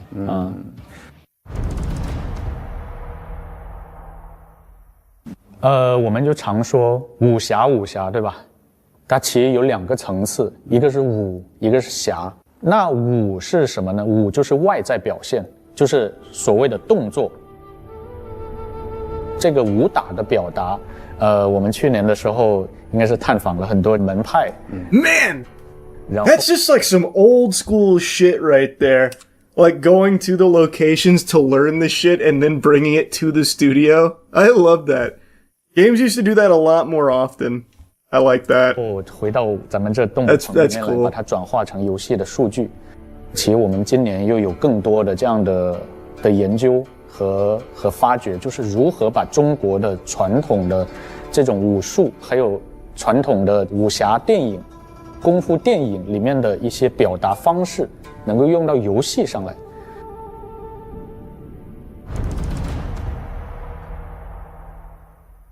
我们刚刚说的是武的层面，那么武侠其侠的层面当然是更重要的，武是外显，那么侠是内在。如果用一句话来描述侠的话呢，我觉得侠他的精神就在于，哪怕是自己身陷困境，他首先要想到的是他人，他首先要想到的是为天下的苍生，就是点亮一盏灯。去年的时候我们说过，就是主角说寻找我的心，它有2层含义。第一个，他物理上他的心受伤了。那么江湖里面是不是还有些方式可以救他呢？是不是还可以我用这66天，是不是能找到医治我的这个心的方式？这个是第一层，拯救我的肉体。第二个其实是更重要的，就是说拯救我的灵魂。因为这个主角他是一个组织里面的高手了，他前半生一直都在给这个组织去征战四方。这里面就会有个命题，就是说之前那样是活了很长的时间，但是之前那样算不算真正的活？ I feel like that's a concept that's been explored a lot. 你是作为一个组织去征战四方， I'm sure the story will probably be fine. I think the standout's going to be the gameplay. 自己来决定的。那么在最后的66天，他就想自己真正的活一次，自己真正的活66天，要自己践行自己心中的侠义之道。因为侠它实际上就代表什么？它代表的是平民。Yeah, I saw the new Insidious trailer. Dog shit. 草根精神的英雄。Please, take it. Save our. 那么这个我觉得也是另外的一种寻心，就是他要寻找他的初心。当年那个一腔热血的少年，还没有被这个武林磨去棱角也好，或是被这武林异化也好，之前的那种赤子之心，我觉得这个可能也是我们想传达出来的侠的这样的一个主题吧。我们如果是玩过很多 ARPG 或者 RPG 游戏 No, the red doors in the new Insidious 2, they show it explicitly in the trailer. It's cringe. 我们永远有一条主线任务，然后去你自己的恩怨也好，要解决你自己的事情，那么你可以理解为那是主线。那么在支线，你肯定会在你的这一路中会遇到一些萍水相逢的其他的人。那么其他人会有其他的故事，你是他故事里的一个过客。Kind of sicko hangs a 帮助 horse. 别人的过程中，就是有点像蝴蝶效应扇起了一个翅膀。那么你在行侠仗义的过程中，你有可能会对你自己的主线，对你自己的爱恨情仇的故事发生一些影响。那么在这影响之下呢，你就会发现，那你只要是按你的侠义之道去行事，你只要做好这些事情，你会发现它整个就会有一个更加宏观的影响。我觉得这个可能也是一个很有禅意的一种解读吧。你是谁取决于你做的所有的事情。Oh, this is the boss fight they showed in the last big trailer. 所有的事情，这些看起来没有关联的事情，就会结合起来，影响到你是谁，并且影响到你后面的事情进展。接下来我们肯定就是努力的完成，把这个游戏打磨到我们满意的程度。我们希望在我们的能力范围内呢，给玩家呈现足够精彩的产品。那这个肯定是目前最重要的工作。在影真，This definitely doesn't look like another Lost Soul aside. I still need to play that. 救出一个火场中的婴儿，救出 I got so disappointed when I heard it wasn't good. I just couldn't bring myself to play it. 而在现实世界上，我们就像那个孩子，就像那个襁褓里的婴儿，以前的创作者传承下来的养育、成长的一个孩子。我们从小就是看这些武侠电影啊，看这些功夫片长大的，受到这种文化的熏陶和影响，最后呢，传承了这份精神。我希望把这精神用新的载体传播下去，向全球观众、全球的玩家打造一张新的名片。像最早的时候，李小龙把功夫这个词拿到了好莱坞，然后现在功夫、康复，这甚至都已经变成了一个普通的英文单词。我觉得，如果我们能够做到这一点，不管最后的商业的结果是怎么样的，我觉得我们都已经 I love that mentality, man. 所认为的成功。I like that. That's a lofty goal. What a crazy comparison to make. I like that a lot. The game looks great, and I really liked hearing from him. That sounded very passionate. Something genuinely ambitious. Like, the genre itself, this just seems like a really high-quality action game. But, like, what they want to do with it, I think, is very admirable. I like that. I don't think it's like a genre-defining or genre-changing game from anything I've seen, but it looks like an extremely good one. What is he turning off, you ask yourself? Hopefully not his contagious smile.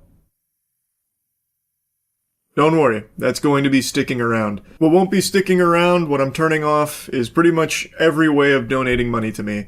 I'm disabling YouTube channel memberships and super chats. I tried to find a way to do this for Twitch since I multi-stream. I didn't want Twitch to have a way of doing this either, but Twitch is a little special. Once they get you in those nipple clamps, you are not getting out. Once you opt into, like, the partner program or whatever, you can't turn off bits or subs. The only way out is in a fucking coffin.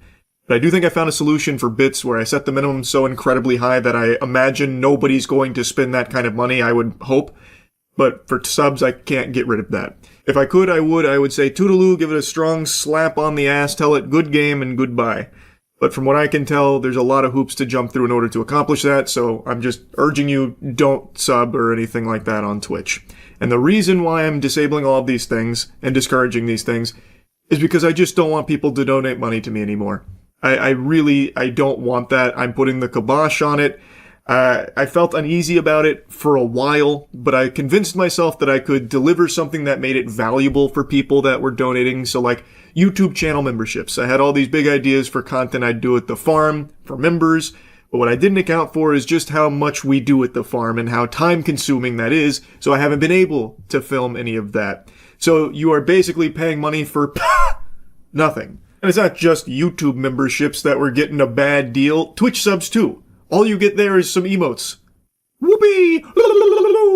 Yeah, amazing. Yeah, some emotes that I haven't updated in like 4 years that are probably still locked at like negative 240p on some of the older ones. Like, it is literally just money for nothing. And it's just been really bothering me lately. I would much rather you hold on to your money. Now more than ever with how everything's been going. I think it is crucial you get your finances in a fucking full Nelson and you just don't let those puppies fly willy-nilly donating clams to a goofball like me. If you're someone who just has all this money and it's burning a hole in your pocket, you have to donate it. You know, you have this insatiable appetite to just part ways with this money. Donate it to a charitable cause instead. There are so many good charities doing extremely good work that could be benefited greatly from your contribution. Like maybe you'd want to donate to a charity that's doing extremely important work in Gaza. Like that would be a significantly better use of that money than donating it to me. Like I would much rather it go to other organizations or other people in need instead of finding its way to me for literally nothing. Like, there are just so many better options for your money than giving it to me. I really, it's time I pull the plug on the ability to even do that. I have openly discouraged it for a long time, saying that what I do is free. You don't need to donate or anything like that. But people do still engage with it. And I want to just take that off of the table now. I feel like this is long overdue. It's something I should have done a while ago, but I had convinced myself I could deliver something of value to people that were paying, and I don't think there's any value in giving money during a stream to get my attention so that way I talk about it for a second. That's just not a good use of your money. I also don't think I was giving anything of value to, like, members with, members content or anything. Plus, I never wanted to give the perception that I was paywalling content in the first place. The idea was always like, little bonuses and stuff or unedited videos for a time. But then, with the way YouTube works, that was getting recommended as though they were like real videos that were being paywalled from just normal subscribers unless you forked over some doubloons. Actually, Linus Tech Tips just made a video kind of talking about that yesterday. Anyway, I won't yap your ear off too much longer on this, but I want to conclude here with a call to inaction, I suppose. Since I couldn't turn off Twitch subs, I just want to strongly urge you, do not waste your money subbing to me on Twitch. This isn't reverse psychology. I'm not trying to get into your noodle and rearrange neurons in a confusing, complex gambit here. I am just asking you honestly not to. As I've said from the beginning, all of this that I do here is meant to be consumed for free. So please just consume it for free. Please. And again, if you do want to donate money, please do it to a charitable cause instead of me. Anyway, that's really about it. See ya. Wow, the Dispatch finale dropped today, and I am happy to say they stuck the landing. They didn't fumble at the goal line here. They went all the way in for the touchdown, reach around, go to town, boot scoot boogie. It was a absolute joy. I am really going to miss Dispatch now. Like, I've been just glued to the episodic release, because I think they've done a great job with it, releasing 2 episodes every Wednesday. It's been so hyped, just looking forward to Wednesdays every week, and now we finished it. Like, it's bittersweet, because it was an incredible conclusion. Like, I think this finale was so good that it's put me in just such a joyful mood. I could probably watch someone steal my car right now, and it still wouldn't wipe the smile off my face. Like, I think they've done an amazing job with it. But I'm really going to miss not being able to play it every Wednesday now, a new episode, 2 new episodes every Wednesday. This game is just so good. And of course, I'm biased. I'm in the game. I play Sonar. But even setting that aside, if I wasn't in the game and I was just experiencing this with having no skin in it whatsoever, I would still be loving it just as much. And I stand by that. The game is so fucking enjoyable. So anyway, I just wanted to show you some of the highlights from episodes 7 and 8 here. Also, my whole computer shut off at the end of, while I was streaming, so it ended stream, and I left everyone on a cliffhanger. But what I was saying before my computer crashed was, what I really hope doesn't happen is that Ad Hoc goes the way Telltale did back in the day. I don't know how many of you remember this, but the reason Telltale games' quality declined so much, at least in my personal opinion, is because I think they were just biting off more than they could chew by taking on so many projects at once. They were releasing what felt like a new Telltale game every like 8 fucking months for like a ton of IP. So, as Bilbo Baggins famously said it, not enough butter spread across too much bread type thing, where these games that were getting farted out didn't have as much time and care put into them, as much passion, because there were these strict deadlines, just so many and, buns in the oven, that they didn't get a chance to be as good as their earlier works. With Dispatch being as successful as it is, this game has sold over 1 million copies in 10 days, and I imagine that number is only going to keep growing, since now it's wrapped up, and most people, I think, were probably waiting for all of them to be there so they could binge it. Like, as this continues to be even more successful, I really hope they don't do the same thing where they just start, working on so many projects at once where they're not going to be able to give the same tender love and care to those games as they did for Dispatch. Because it's so clear when you play this, a ton of passion went into it. Genuine love went into this game. And I really hope it's able to keep it, Ad Hoc is able to keep that intact for all of their works, because when they are firing on all cylinders like they did for Dispatch, there's nothing else like it. This is one of the best written games I think I've ever played. Like, in general. I mean that too. That's not exaggeratory.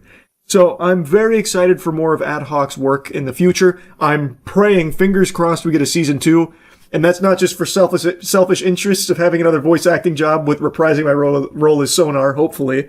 But I just genuinely want to play more in this world that they've built. I want to spend more time with these characters. It is that good. Anyway, though, if you want to see my whole playthrough, it's on the Moist Critical Gaming channel, but I just want to give you some highlights here, and mainly a lot of Sonar moments. Invisigal suspended, obviously, but... You didn't really do anything wrong. Consider cutting her from the team. I'm not saying you should. I'm just saying you should consider it. It's 100% your call. Can I get back to you? I really don't want to think about it right now. Of course. Yeah. It's just... I can't help but think that we've already cut a hero for far less. We had to send a message. You almost cut Sonar for nothing, just because he likes titties. It's a good point. Gets better and better. Isn't Sonar a coke addict? So what? That wasn't the reason they were cutting him.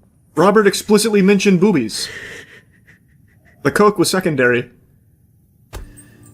I've found doing something good always helps when I'm feeling bad.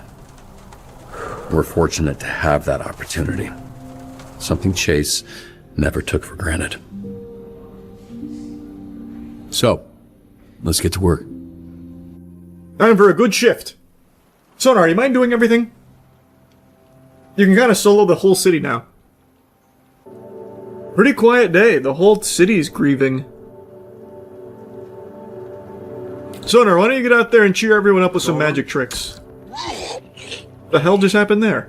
Oh, Golem's shitface. I think he's about to piss mud on the high school. Yeah, you know, I saw him pulling over a beer truck earlier. I did think that was weird. Come on, buddy. Jesus, Golem. Spit it out. I'm not vomiting this shift. 100%, baby. Oh yeah, I'm cooking. And we have max synergy. Fuck yeah. She's riding me like a Valkyrie. Huge! Waiting for Malevola to finish so she can heal Golem. Hi, just calling to confirm one of your Z-Team heroes for our interview this afternoon. Oh, that's not good. Program? Sonar's in bat form. That's not good. There goes all my charisma. Eek. Okay, Prism. All up to you. That's unlucky. What are the odds that I could get Sonar here, transform, and get him back in time? I'm fucking toast. I think I can do it. I really think I can do it. Oh, it's gonna be a close shave. Oh wow. 96? Do we? Oh yeah, we succeed.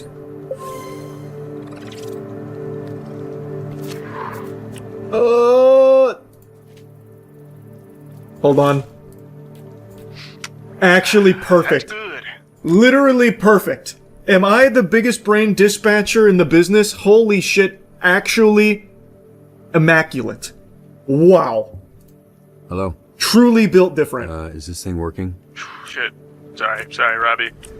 I zoned out there for a second. Yeah, that makes sense. Alright, talk up the reformed villains. Something only Sonar is capable of doing. And that's how it's fucking done. We want her out. We basically took a board vote. That's why we're in the boardroom. She shouldn't have done what she did. I think she should go, sir. Boss. Robert. I don't want to kick her out, though.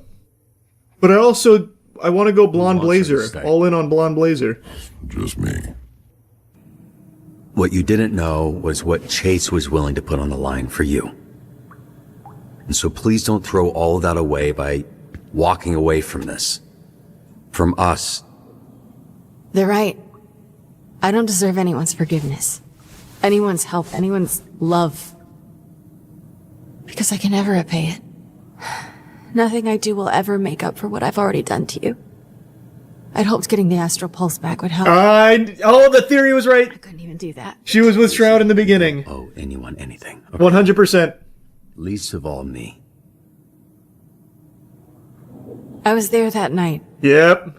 What are you saying? Even blue. My augments conveniently stopped working. So I signed up for the Phoenix program the next day. Which gave me the chance to fuck your life up twice. Yeah, I'm kind of over it. Say something? Yeah, it's all good. I forgive you. Water under the bridge. So there. Will you fucking chill out now? You can't fucking forgive me? You haven't even, processed what's going on. You did villain shit while you were a villain. Does it change things that you directed at me? No. It doesn't. That's in the past. You're not the same person that was there that night, neither am I. That's sweet, but I feel numb. Hey, stop. Hey, you put a bomb on me and I'm fine. Like, I don't really care. You gotta making a big deal out of nothing. I'm not You know what I letting mean? anyone cut you. Yeah, he fucked up my suit, but then I made good friends with Roy. The same way you look at Blazer. Yeah, that's right, Even though. if it was just once, you know? That'd have been enough. I don't know what you mean by that. Yes. You do. Oh wow, she just literally won't stay because we won't fucking get married? That's crazy. You know what? I take it back. I'm actually pissed you put a bomb on my suit.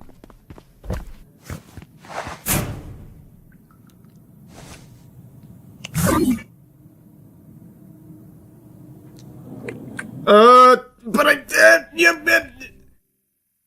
If I lean in, do I lose the Blazer route? I mean, we're not exclusive or anything yet, right? There's still a grace period. We're still feeling each other out. But I don't want to lock into a route. I'm pretty sure if I lean in, though, that locks me out of the Blazer route. I'm almost positive that I will. I just have a hunch. Or, if this fucks me in both aspects, I'll just have a virginity playthrough. Which is also pretty cool. Then I'll unlock superpowers of my own. Fucking cum max, what is it? Cum holding? What the hell is the name of it in the community? I forgot. I'm committed to the Blazer route. I feel like leaning in would lock me out of it. Retention, that's what I'm talking about. Yeah, retention maxing.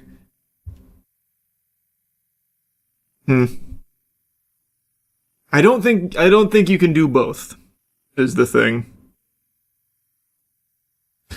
I'm just gonna trust my gut here. Courtney,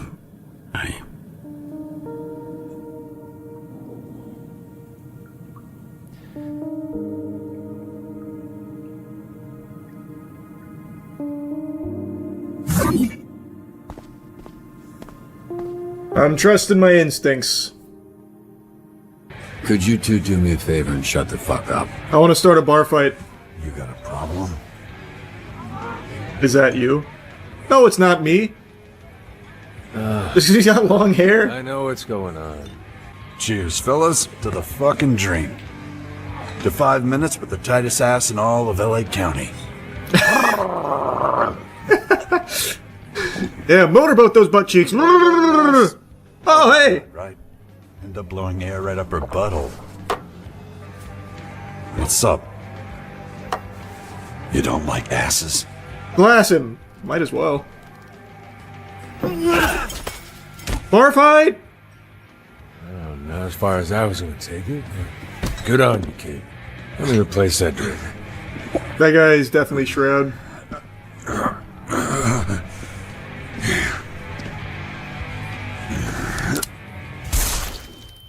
Holy shit!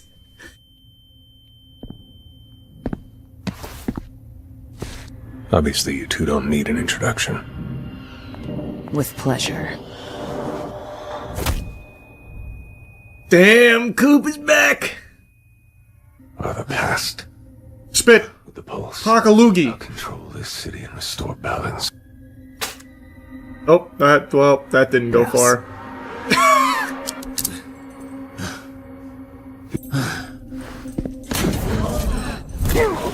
Nice kick, Sonar. You're not Sonar. Hey, Mandy. Oh. And by my calculations, it was closer to 32%. But half sounds better. Dweeb. Nerd. I saw under your mask. I know you're a loser. You should know I was going to take you to the actual Hollywood sign. Not as sturdy as you.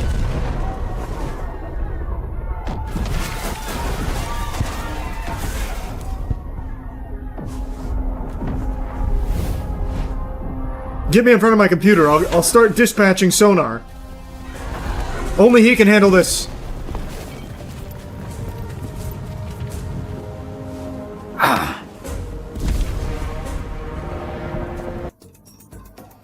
Keep 'em coming. This is 6 verse 5, right? Literally every fucking day. Alright, we gotta send everybody out there to rescue sonar. We can't take a chance of not having sonar. Go get him! I get in where I fit in. If there's even Bring my boy back! fucking burn this shit to the ground. Sonar's off the bench. Trainees are pissing themselves. Can someone help me out? Oh, join Sweet Talker in reassuring the trainees no one should die?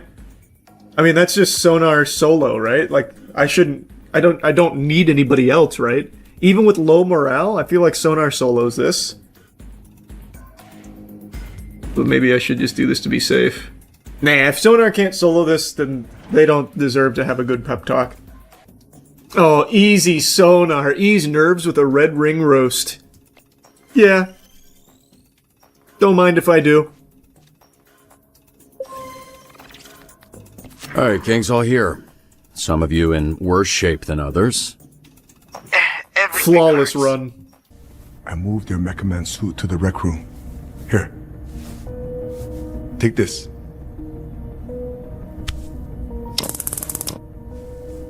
We're fighting the Red Ring, Royd.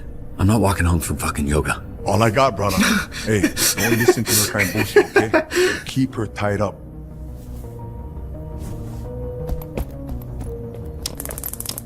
I got some pepper spray you can borrow if that's not enough. Thumbstick. What? It's his name, because he sticks you with... They're all fucking idiots, Robert, but they're dangerous. I'm not fucking around to untie me. He looks stupid, but he is a killer. You don't have powers. You need my help. Just let me help. Please. I mean, yeah, I literally can't go it alone. Alright. Like, legitimately, I can't. Like, I can fight in a bar fight. What are you... I'm looking for... But I can't actually fight these people here. What did he do that for? Oh, I fucking wonder, Vizzy. Why would he lock up his tools around invisible criminal thieves? Robert! Oh, thank you. Just go get the gun! Oh, God, thank you. I wish you would have let me choose. I would have grabbed the gun. Oh, no, I got piss all over me.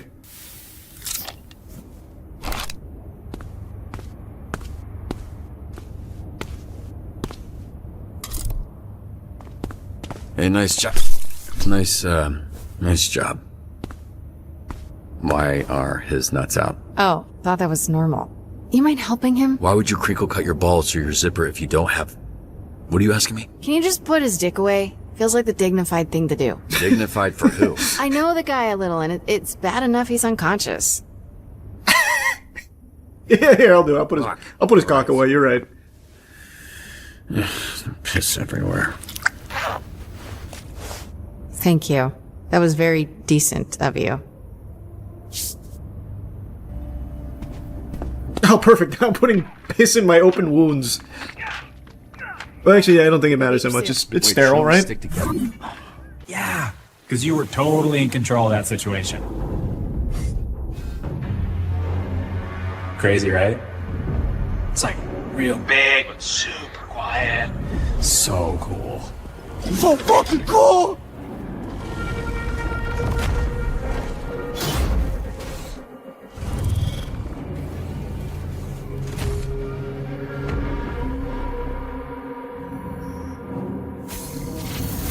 Your dad said he'd help me build a mech if I helped him build the Astral Pulse. Just another promise he didn't come through on. That's what this is all about? You needed it to power your stupid spider shit? It's not stupid.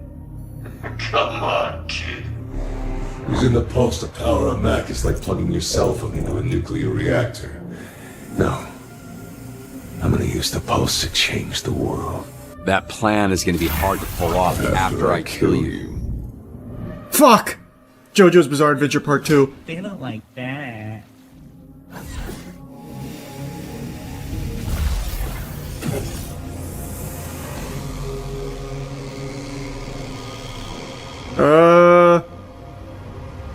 Missile Fury. Probably safer.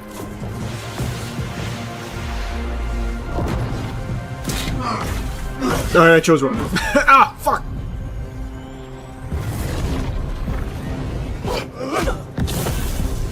Okay, now I know not to play it safe.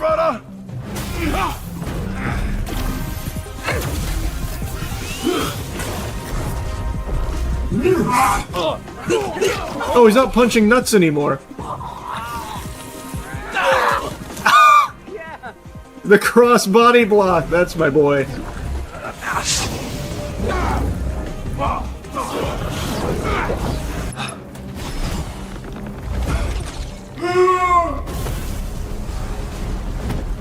No! Fuck! I hope my saving you from collision was appropriate. It was phenomenal. No. No. No, not like this. Not like this. No, it can't be. Robert, this isn't working. He knows our next move before we do. Does he? I don't know. He just kind of blasted and throwing his tentacles around.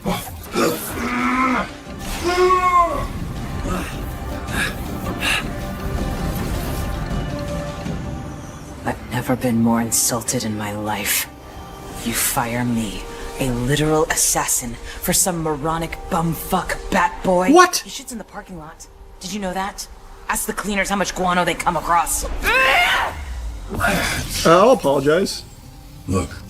Help us stop Shroud and earn your spot. I don't remember any of the lines I did for Sonar in this position. I remember some villain lines, but I don't remember like a climactic. That's where you're wrong. That's my boy. I thought I had friends. Damn, she's fucking stronger than Shroud. Robert, no!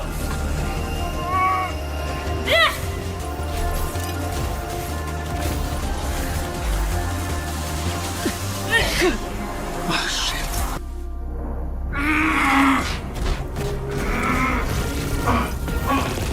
Oh, I missed one. Jesus.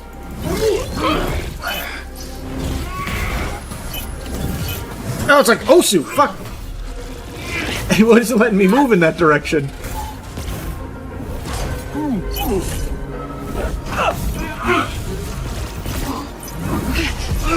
Oh! I can't just mash it either. Jesus. He beat my ass.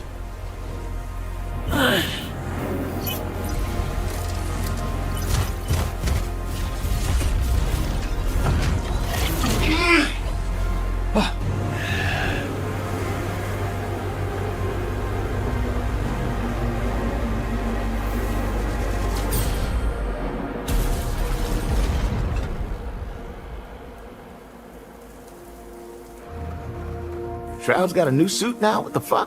How long was I out? Blazer? You're the only one I told about my amulet, so I figured he wouldn't see it coming.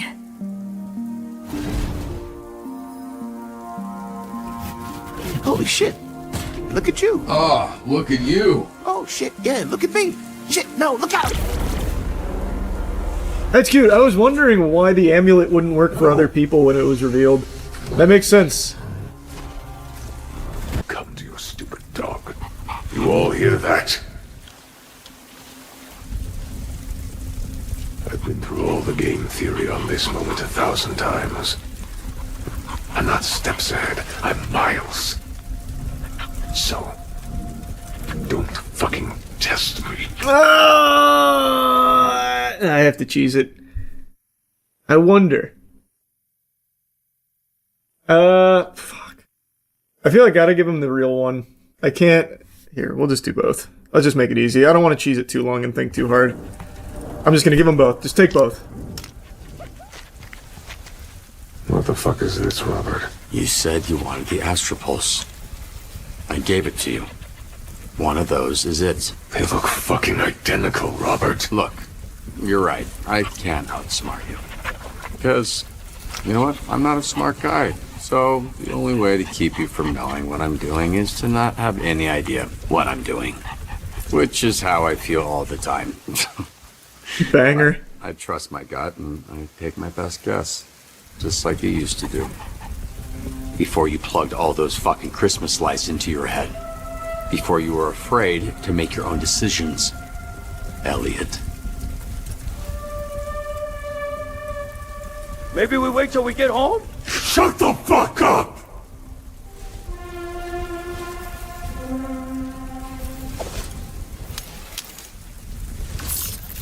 Fuck you.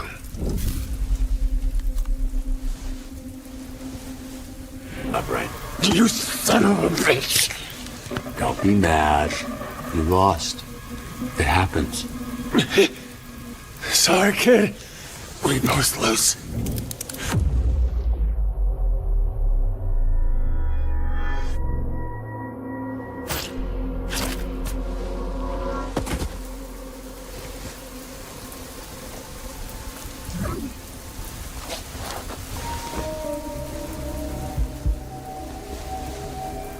I guess I can still be surprised.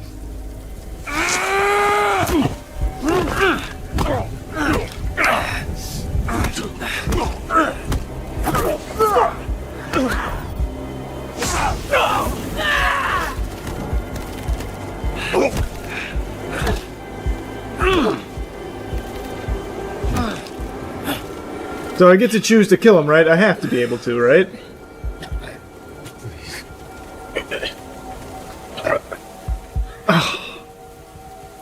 I mean, am I getting... Okay, I hate cheesing it like this. These are tough decisions. It's not a tough decision. I want to kill him. But does Blonde Blazer no longer want to be my wife anymore? Does she end up being afraid of me? That's the only reason I'm thinking. Or does she find it be cool? Like, I want to execute this man. But do I miss out on love? That's the only consideration. It's the easiest choice of my life, killing this guy. But we have to think about the long-term ramifications. Fuck.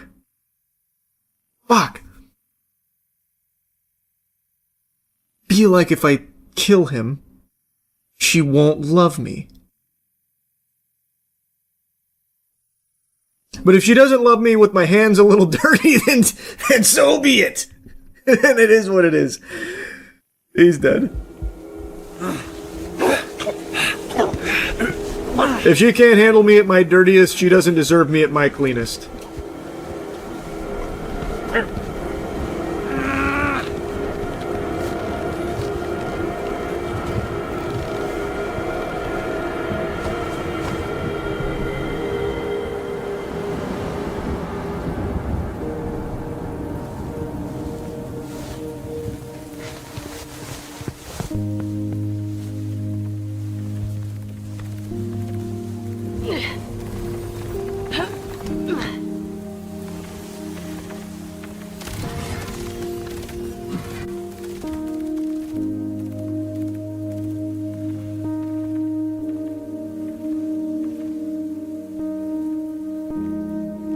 Oh, wait, what the fuck? Oh, I was gonna say, did this just put me back on the Invisigal path? Son of a bitch. Good news, Trout strangled himself. Robert did everything he could to stop him. We did it. Girlfriend's alright. She's not my girlfriend. Then you're an idiot. Because it's obvious she wants to fuck you. You sure? I don't know, I killed a man, and I don't know if she's gonna like that very much. I think I put myself on the celibacy path, actually. So... These are the real heroes right here. This is the team that thwarted Shroud in the Red Ring. Damn, Sonar is aura farming over there. Z-Team! Z-Team! These fuckers are the best.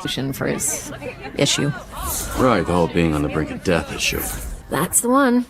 Well, it looks like he'll enjoy while it lasts. So, do you feel better? I feel great. Oh. After killing Shroud? Oh, you heard. Yeah. Robert, why? Did you kill more than one person today? If it I'm felt honest, great. It felt fucking great. I'm surprised to hear that, but I suppose I'm happy for you. Thank you. She didn't like that very much. That's okay. I should let you know that you're suspended pending an investigation. Just a formality. Getting ambushed by Shroud and the Red Ring? Yeah. Was that too weird of a way of asking if you wanted to make out later? No. We did it! It was perfect. We're getting married right now. Trackstar, come officiate this wedding. I killed a man today. Everything worked out. Let's be careful with your dispatch. How cute. Whoa. Okay, instantly painful, actually.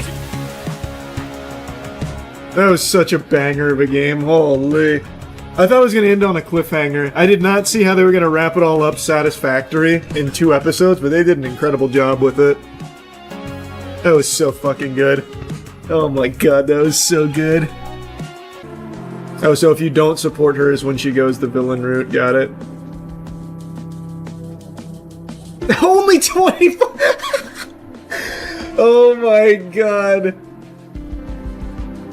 Only 24% of players made the right choice? What the fuck? That's crazy, actually. What? No, there's no way. Imagine you have like a 10-minute villain monologue. Yeah, imagine. Alright, let's see. This is the villain route for Sonar. Let's see how I did. It's probably rough. I genuinely don't remember. Because when I'm reading the lines, it's hard to know, like, the context, like all the context around it, because I hadn't seen anything from the game. So I only have, like, little bits and pieces. So fuck, maybe I just didn't even know some of the lines were when I'm a bad guy. Can you take care of him for me? Obviously, you two don't need an introduction. I've been waiting for this. So cute. You. Do I just start, like, biting on his nipples or something? Oh, wait, why is the quality all fucked up? Fucking haymakers. Isn't working. I thought you wanted revenge. By SDN agents, heroes, and whoever else you and your ring have pissed off recently, which happens to be every gang in Los Angeles. Now, if... Oh, shit. Disrespect of the last true heroes. My line's better. That goes hard. Sorry about that. He knows our next move before we do.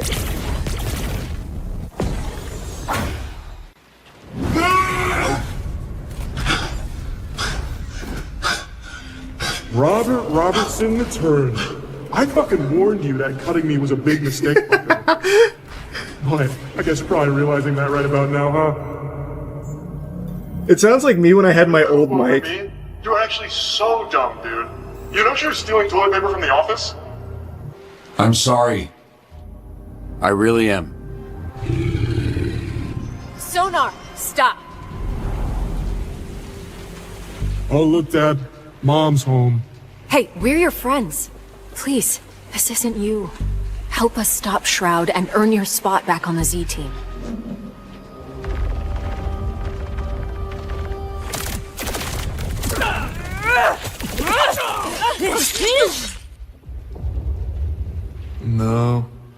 No, I don't think I will. Because you know what? Now I'm on the me team. And if you couldn't appreciate me at my worst, you don't deserve me at my best. The classic Facebook line. If these new augment Shroud hooked me up with give me some pretty sweet new moves. Want to see it? No, actually, Yeah, no, not really. Holy shit.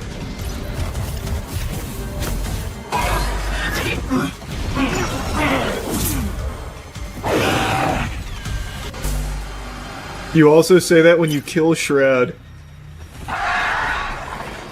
Really? I need to see Sonar kill Shroud.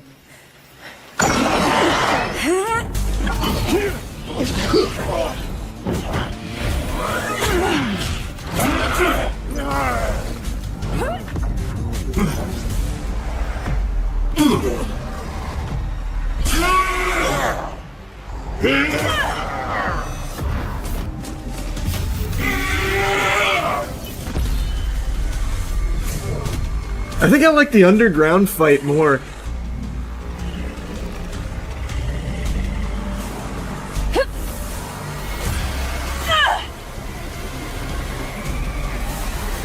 This one's fucking great. I mean, the Coop fight was good too, but I actually really like this one a lot. I mean, obviously a little biased, I guess, but I think this is very cool.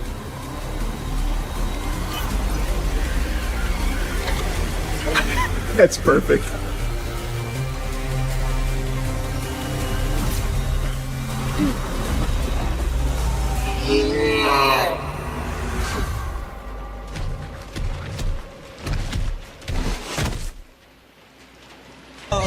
We did good, brother.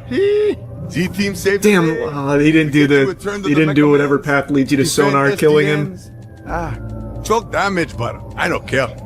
You ever think about getting out in the field and being a hero? Not my thing, bro. I like the work I do. I'm good at it. No doubt. He said that IRL when you killed him. Oh, I think you're talking about in-game. I thought that's what you were saying. You're too small, bro. Too small. No joke, I started to feel bad for them. It was mesmerizing. I was like, holy shit, what are the odds? Ooh, yep, that was a fun scrap for sure. I see. You mean like the actual Charles White said that line when I killed Shroud in my playthrough as well. Now I see what you're saying. Isn't that crazy, huh? I didn't even register that. It's saying Sonar, remember that makes me think we're getting a season 2. Well, you could say that about like the Blonde Blazer will remember that, about how good it felt to kill my father, that kind of thing. But as far as I know, there is no season 2 plans as of now. But like I said, I feel like there's no world they don't come back to it with how successful this game has been. There's no world they just leave it at 1 season. It's too big not to. And they leave it perfectly open-ended for more. There's no doubt in my mind there'll be a season 2. It's that time again. About every 6 months, like clockwork, there's a new horror movie that comes out that gets the buzz that it's the scariest movie ever made. Hope you brought your diaper, cause you're gonna be pissing those britches after how scary this one is. Like with long legs and all of that. And time again, it's usually just like it was an alright movie. Just marketing buzz out the wazoo. And that brings us to the most recent culprit here, Undertone. It has been hyped up by a lot of people as being real scary, no doubt going to be the scariest film of the year, maybe one of the scariest things human beings have ever cooked up. It is an unholy concoction of fear, filth, evil. Too scary even, potentially. And from the trailer, I actually thought it looked good. Undertone utilizes sound as like its gimmick. It's a horror film that does have a gimmick, which isn't unusual. A lot of horror films rely on it, but it executes it very well, and it doesn't live or die by its gimmick. It actually does make you care about the characters in the movie. I just saw it. I'm going to go ahead and rip the Band-Aid off now. No, it is not the scariest movie I've ever seen. I also don't know if it'll be the scariest movie of the year, but I do think it's good. I did enjoy it. I wasn't bored. I wasn't let down. And I will say, as far as like scariest movie ever made buzz goes, this one's probably one of the better ones that gets slapped with that title. I like it more than Longlegs. I can safely say that. So let's dive into it a bit.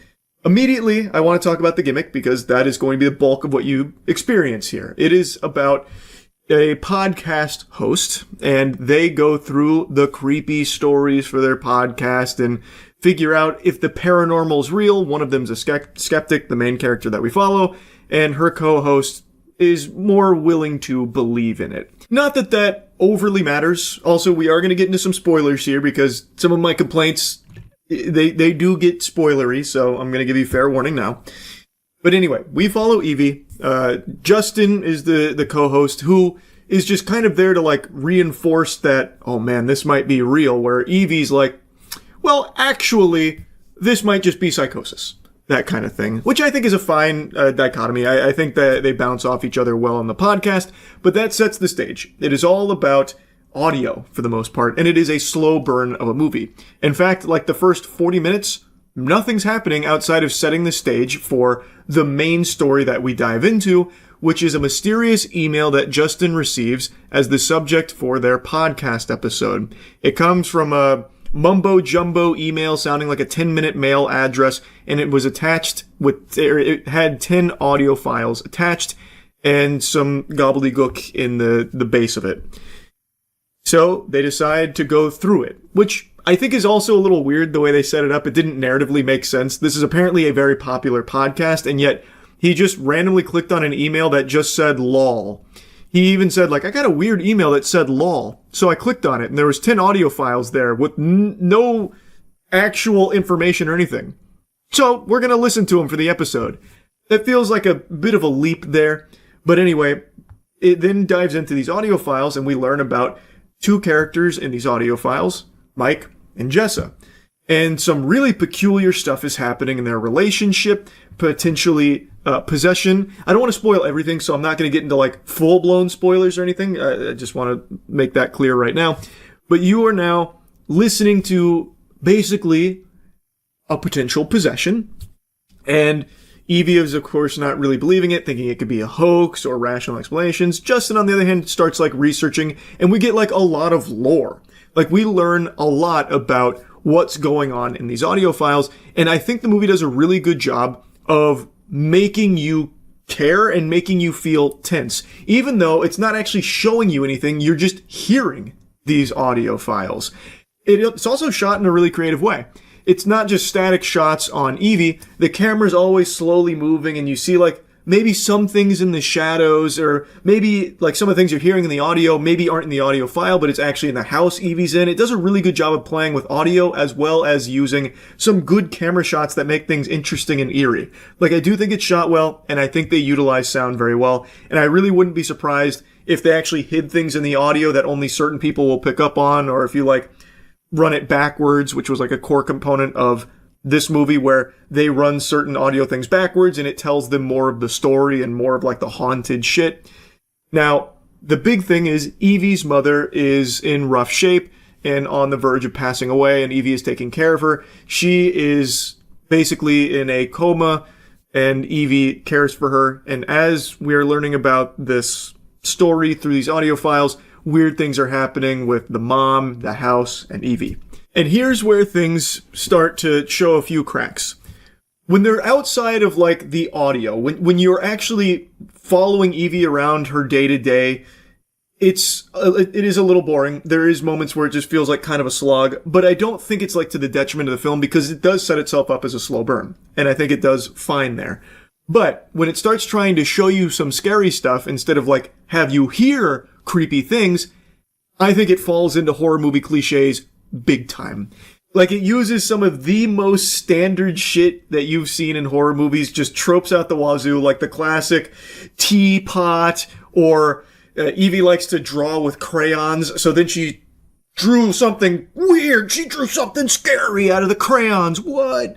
Or like a weird statue that keeps mysteriously getting moved, or the light comes on and then the light goes off. Like, it just shows, like, when it's trying to show you something scary or creepy, I think it just kind of falls into the old tried and true methods of the same scares that you've seen a million times, especially towards the end. At the end, they throw the kitchen sink at the scares that you're used to seeing.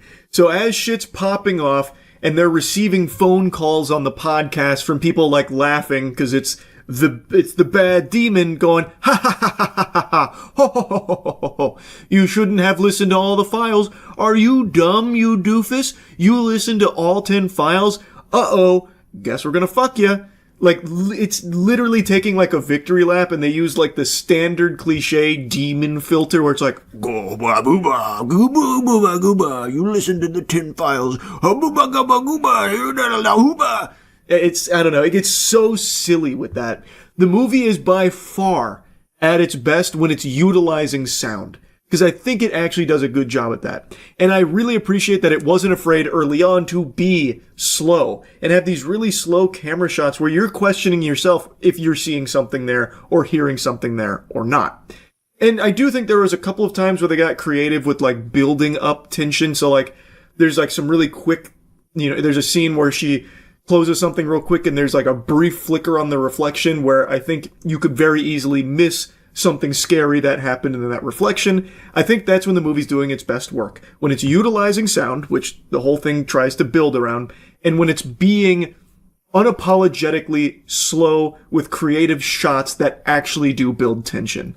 And I do think the movie does a good job of making you care about Evie and her situation, so you want to get some kind of resolution, you want to see what's going on. And I also do like the lore they set up, but it really feels like someone got cold feet and felt the need to have like a couple of cheap jump scares that I don't think were very effective. The jump scares in this kind of fall flat. And the need to throw in like the standard spooky horror movie visuals. So like at the end, there's a creepy face on the TV and it's making some loud noises. There's the demon voiceover going, ah, ha, ha, ha, ha. That kind of thing. Like it just, like it ruins its own momentum of being like methodical with its tension. And it just kind of blows its load into this giant bukkake of like generic horror visuals. But that's not to say I think everything about the ending sucks. I actually love what they did at the very, very end of the movie. They have like this 10-ish minutes, maybe 15 minutes of doing like the standard horror movie shit. And then like the very end, the last like 2 or 3 minutes is actually only audio. It's only audio to deliver the rest of the movie. And I thought that was great. I thought that was a really good choice. And if it didn't have that wet fart for 10 to 15 minutes before it, I think it would have stuck the landing much better. But even still, I do like the decision they made at the end there. Though I think a lot of people will be disappointed that there's not actual closure. It's very open-ended. But for me, I actually like that more, because then you actually think about it. You don't get spoon-fed what happens. You hear things that happen, or you hear things you think happen, and you play it all out in your head. So you are imagining things. And this is something I've said for a while. The scariest thing isn't what something shows you. It's what you convince yourself of. No one's going to scare you more than you will. Which is why things like the very last couple minutes of the movie, I think, work really well, because it's not showing you anything. You're hearing things, and now you yourself imagine them, and maybe you scare yourself with what you think is going on there. I just thought that was smart, and I really like that, and I really wish it didn't have the 10 to 15 minutes worth of like haunted house shit that they decided to throw in there. But overall, I do like the movie. I think there are a little too many horror movie cliches, but I do still like the movie. I thought the performances were solid too, to really sell you on the characters and what was going on. So I did enjoy the movie. Is it the scariest movie I've ever seen? No. Is it a good horror movie? Yes. Now, it very well could be the best horror movie of the year. Who's to say? I do think it is strong.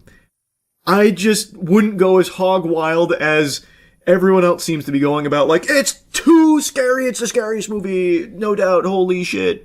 I always think that is to the detriment of the film, because then it puts unrealistic expectations on the movie, and it's very unlikely for them to actually reach that level.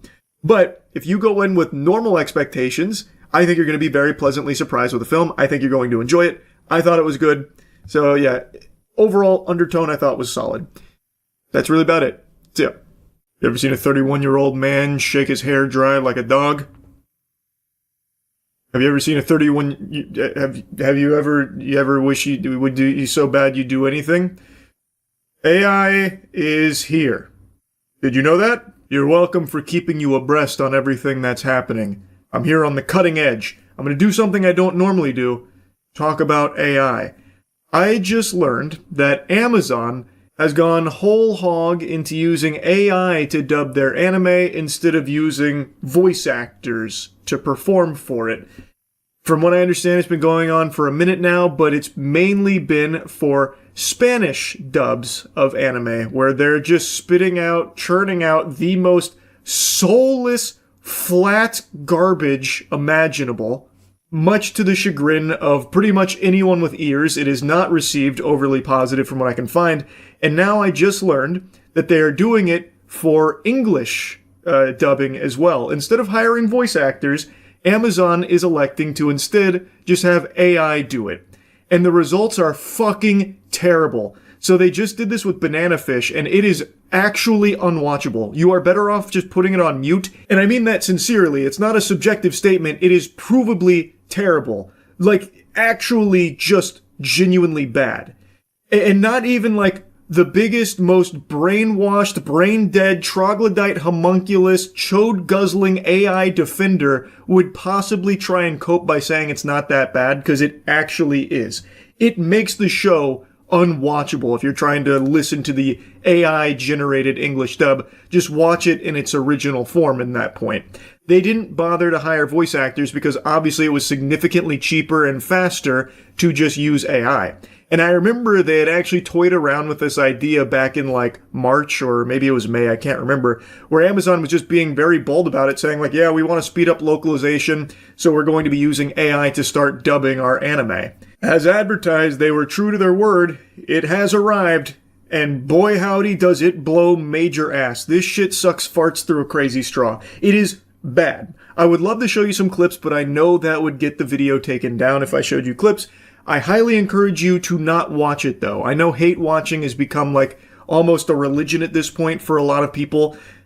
I strongly urge you not to for this, because Amazon did this for so cheap that even like 10 people firing this on is probably net positive for them on their return. Like, it is something that they have very openly stated that they are doing because it is faster, it is cheaper. So they are not hiring any English-speaking voice actors to dub Banana Fish, they're just letting AI do it. Now, I learned about this from a voice actor named Damon Mills, who is a prolific voice actor. You might know him as the voice of Frieza in Dragon Ball Super. He said, "Anime is more popular than ever. This year alone had 2 of the highest-grossing animated movies to date at the box office, both of which are eligible for Oscar noms. Amazon's choice to use AI to dub Banana Fish is a massive insult to us as performers. AI continues to threaten livelihoods of performers in every language, yes, even Japanese performers who are also incredibly vocal on this topic. Voice actors deserve the same level of respect as on-camera performers. Anime already pays talent very little. Dub production costs shouldn't make a dent in these companies' pocketbooks. Using AI for a dub of a show that released nearly 8 years ago and had no rush schedule just spits in our faces, has infuriated the consumer and completely destroys the art. All they've done is make a shitty product and piss off a lot of people." Obviously, he's 100% correct here. Anime has never been this popular.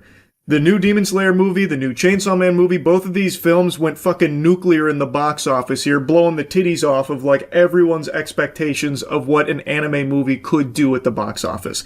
And it has shown to a lot of people that were maybe oblivious to it, fucking living under a rock, that anime is a huge, mainstream, successful medium. It is nonsensical, smooth-brained shenanigans to try and capitalize off anime being on fire right now by pulling your britches down and doo-dooing all over it by using AI dubbing for a show as cherished as Banana Fish.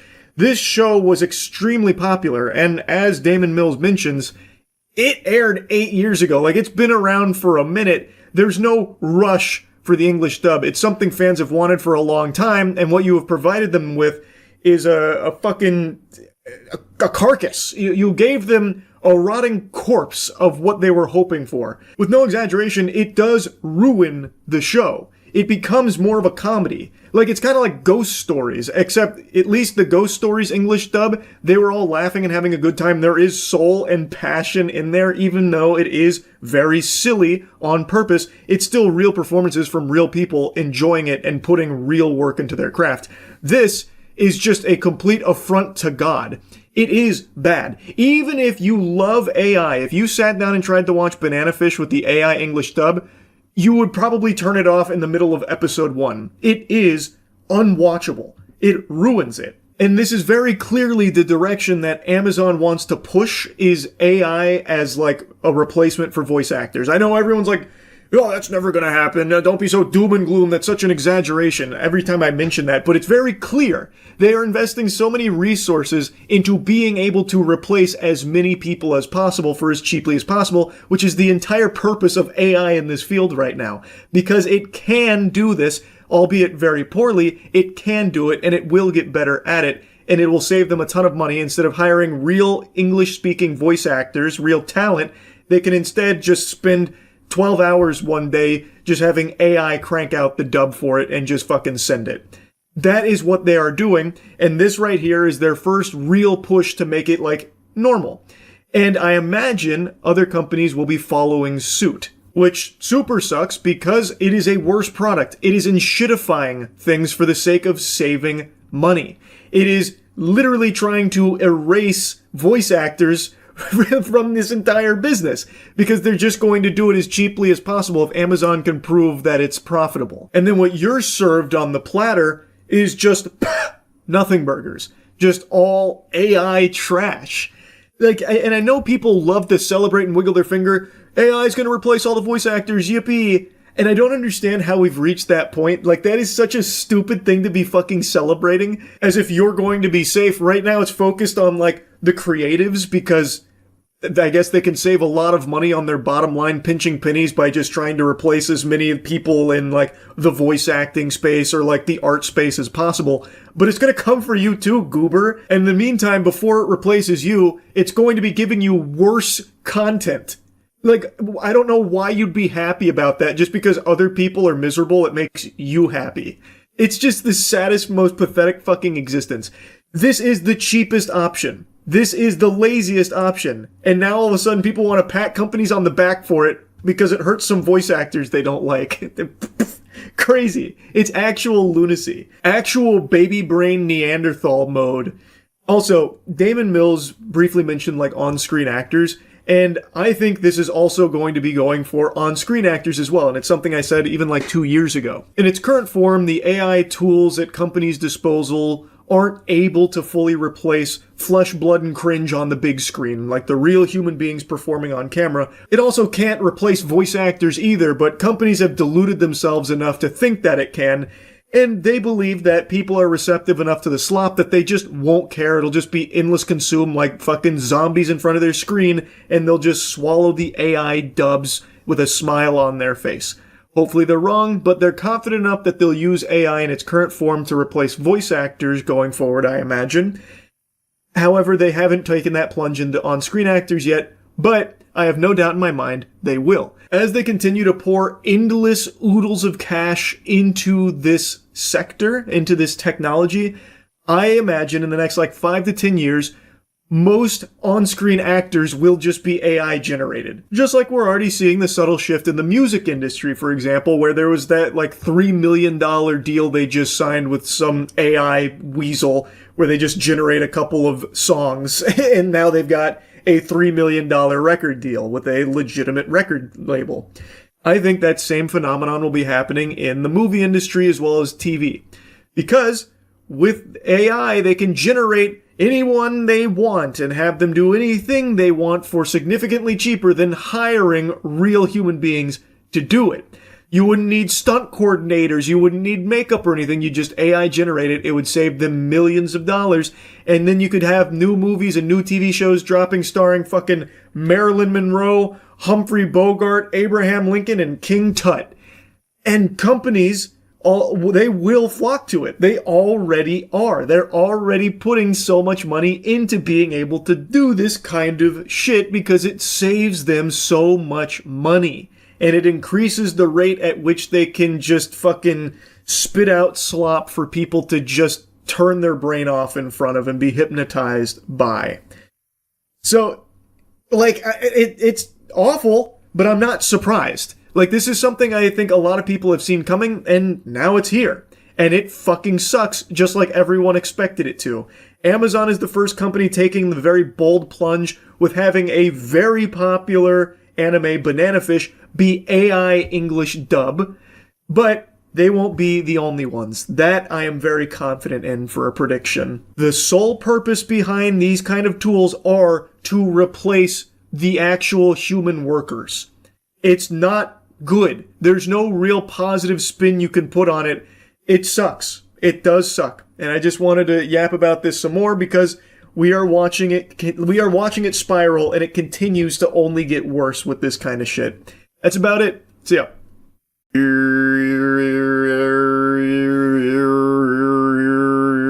I slid the brown note in there, so if you've caked your trousers, you're welcome. Welcome to the funeral for Destiny 2. It has just been announced by Bungie that active development is coming to a close, which means we've reached the end of the journey with Destiny 2, which I know might not come as a huge shock to a large number of people. The writing was kind of on the wall over the last many months, unfortunately, but For me personally, it's still sad to see. I have always said that Destiny has had the most potential out of any FPS we've ever seen. I have collectively spent a couple thousand hours in Destiny 2 across console and PC, and some of my most memorable gaming moments in general come from doing raids with my friends in this game. It is some of the best content you can find, and we always made a tradition out of trying to day one complete the new raid in Destiny 2 when we were blessed with them. So I really did love this game, and I always kept my fingers crossed, praying, salivating that they would start to reach the potential that so many of us knew that it had in the tank. There was so much juice in here, but they left a lot of piss in the balls. Unfortunately, throughout the Destiny 2 journey, there were a ton of stumbles from Bungie with the direction of things, and really lack of direction of things, and I abandoned Destiny 2 after Lightfall. My entire friend group did. Lightfall was just a dud. That was a flop. I mean, it was hard to go back to Destiny 2 after Lightfall. So I never even got to experience the final shape, which was really the climax to all of it. Even though I heard it was very good, which is nice, they kept going after the final shape. And as they continued to kind of scrape the bottom of the barrel, they kept hemorrhaging players.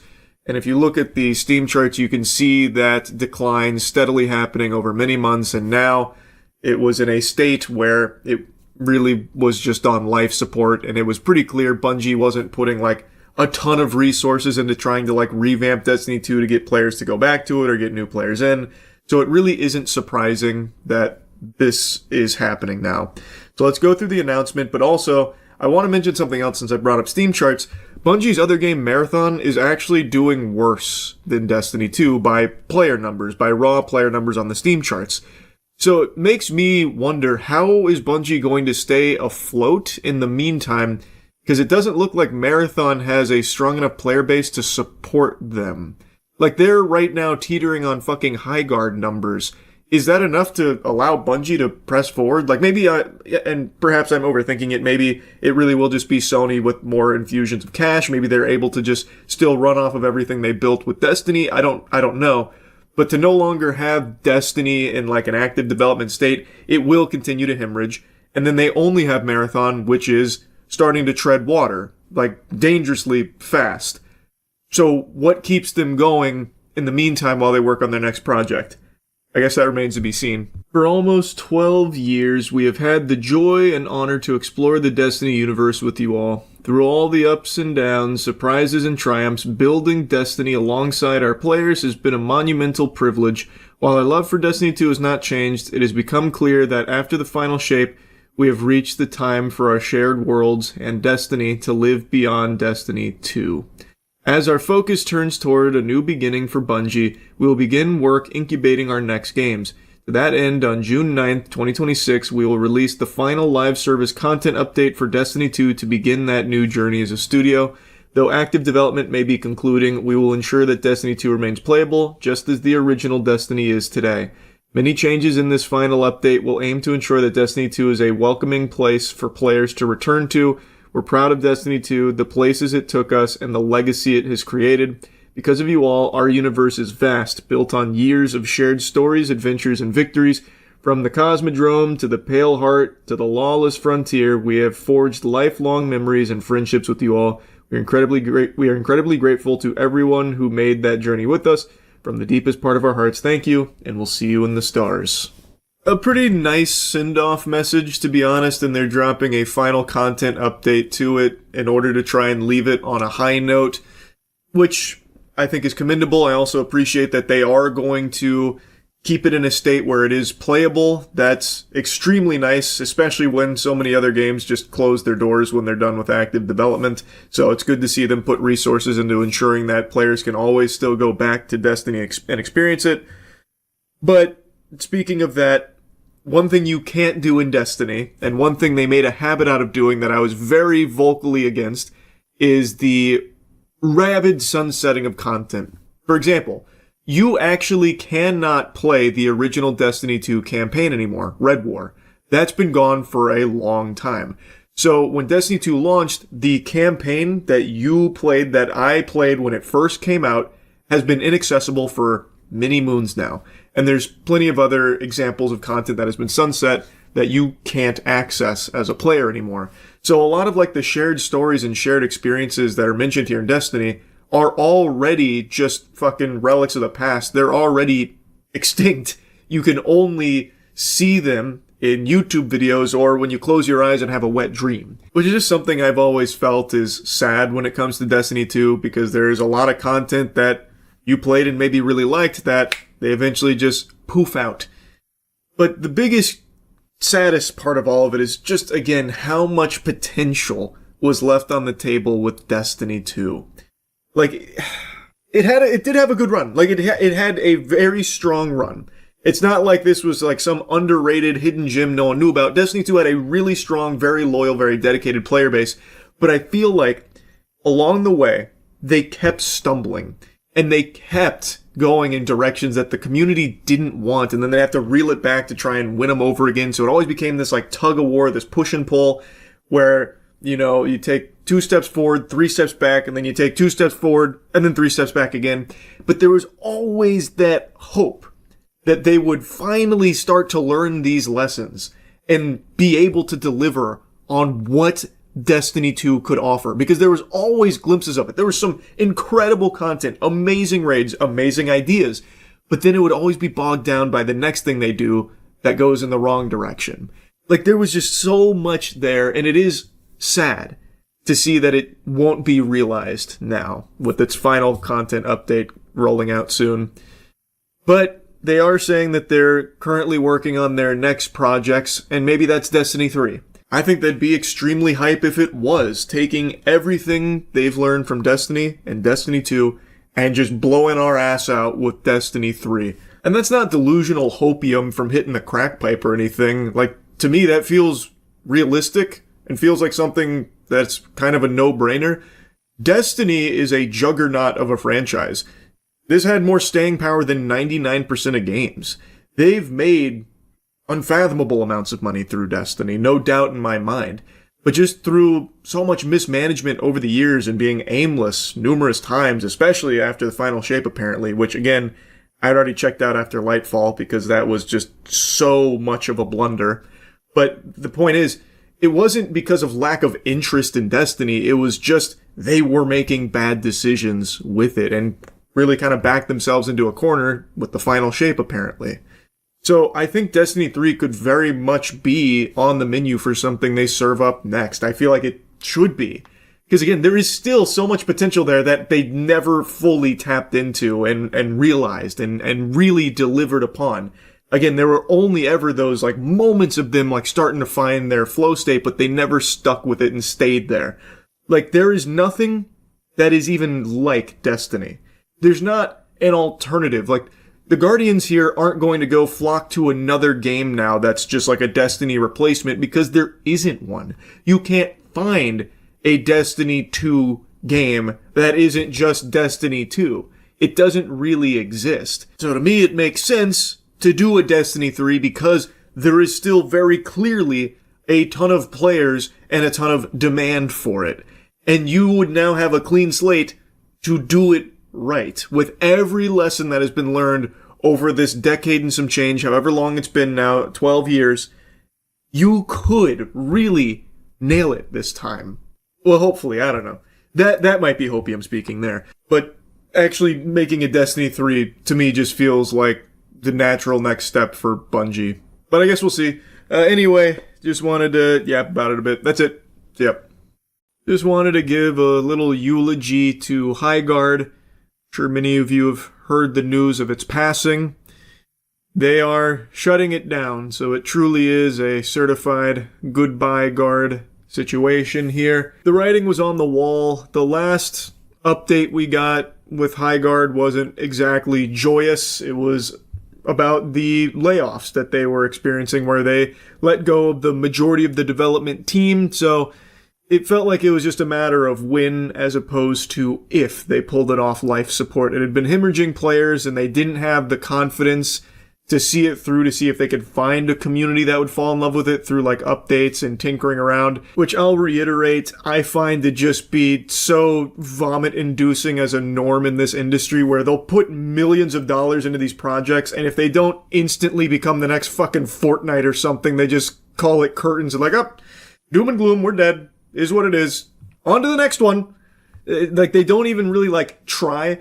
They farted out like a whole roadmap for this game off rip to show that they're like really committed to building it with the community, only to just instantly bury it 45 days later. It only lasted like a Concord and a half. It's so odd, these executives, man. Like, I don't know what they expect. Anyone could have looked at the trailer for this game at the end of the Game Awards, which absolutely blew its ass wide open. That was a really unfortunate position for it to be in because of the expectations for a game like this. It already put a sour taste in people's mouths. But anyone could look at this game and tell you, yeah, it's not exactly going to stand toe-to-toe with the big dogs. This is something that would need to carve out a niche over time in order to find an audience. Like, it just surprises me that they all have become so deluded that they think it's going to happen immediately for them. It's not. So this game made it like 45 days, and I'm sure learning of its shutdown isn't the most surprising thing you've ever heard, because it's probably the most surprising thing you've ever heard. We'll look at their statement, though. Hi Guards, final update arriving soon. Thank you for playing with us. Today we're sharing difficult news. We have made the decision to permanently shut down Highguard on March 12th. Since launch, more than 2 million players stepped into Highguard's world. You shared feedback, created content, and many believed in what we were building. For that, we are deeply grateful. Despite the passion and hard work of our team, we have not been able to build a sustainable player base to support the game long term, which runs contradictory to what was stated initially once the players started to drop off after day one about, like, we don't need massive players. Player count isn't everything. We can continue to sustain this for the whole fucking roadmap. Like, now it's a very different song and dance here. Servers will remain online until March 12th. We hope you'll jump in with us one more time to show your support and get those final great matches in while we still can. The team is excited to release one final game update to enjoy in the remaining life of the game. We'll be adding a new warden, a new weapon, account level progression, and skill trees. Full patch notes are coming, and we're targeting tonight or tomorrow morning for patch release. From all of us at Wildlight, thank you for playing, for supporting us, and being part of Highguard's story. They're sailing off into the sunset with one last content drop here for Highguard. And I gotta tell you again, sports fans, I just don't know what kind of stupid juice executives are fucking squirting down their gullet there, the video games industry, to make them think that games like this are going to immediately pop off. Be real. A game in this genre that is so fucking saturated is going to need some time to bake. It's going to need a lot of tender love and care, a lot of alterations, a lot of listening to the community in order to build something that will hopefully get more players in the door. It was never going to be like a smashing global phenomenon or anything like that. That is very rare. I just don't get how they wouldn't have accounted for that and allocated budget of like, here's what we're going to go for this length of time. And if we don't grow to this level over the course of like 6 months or something, then we call it quits. They give it just over a month.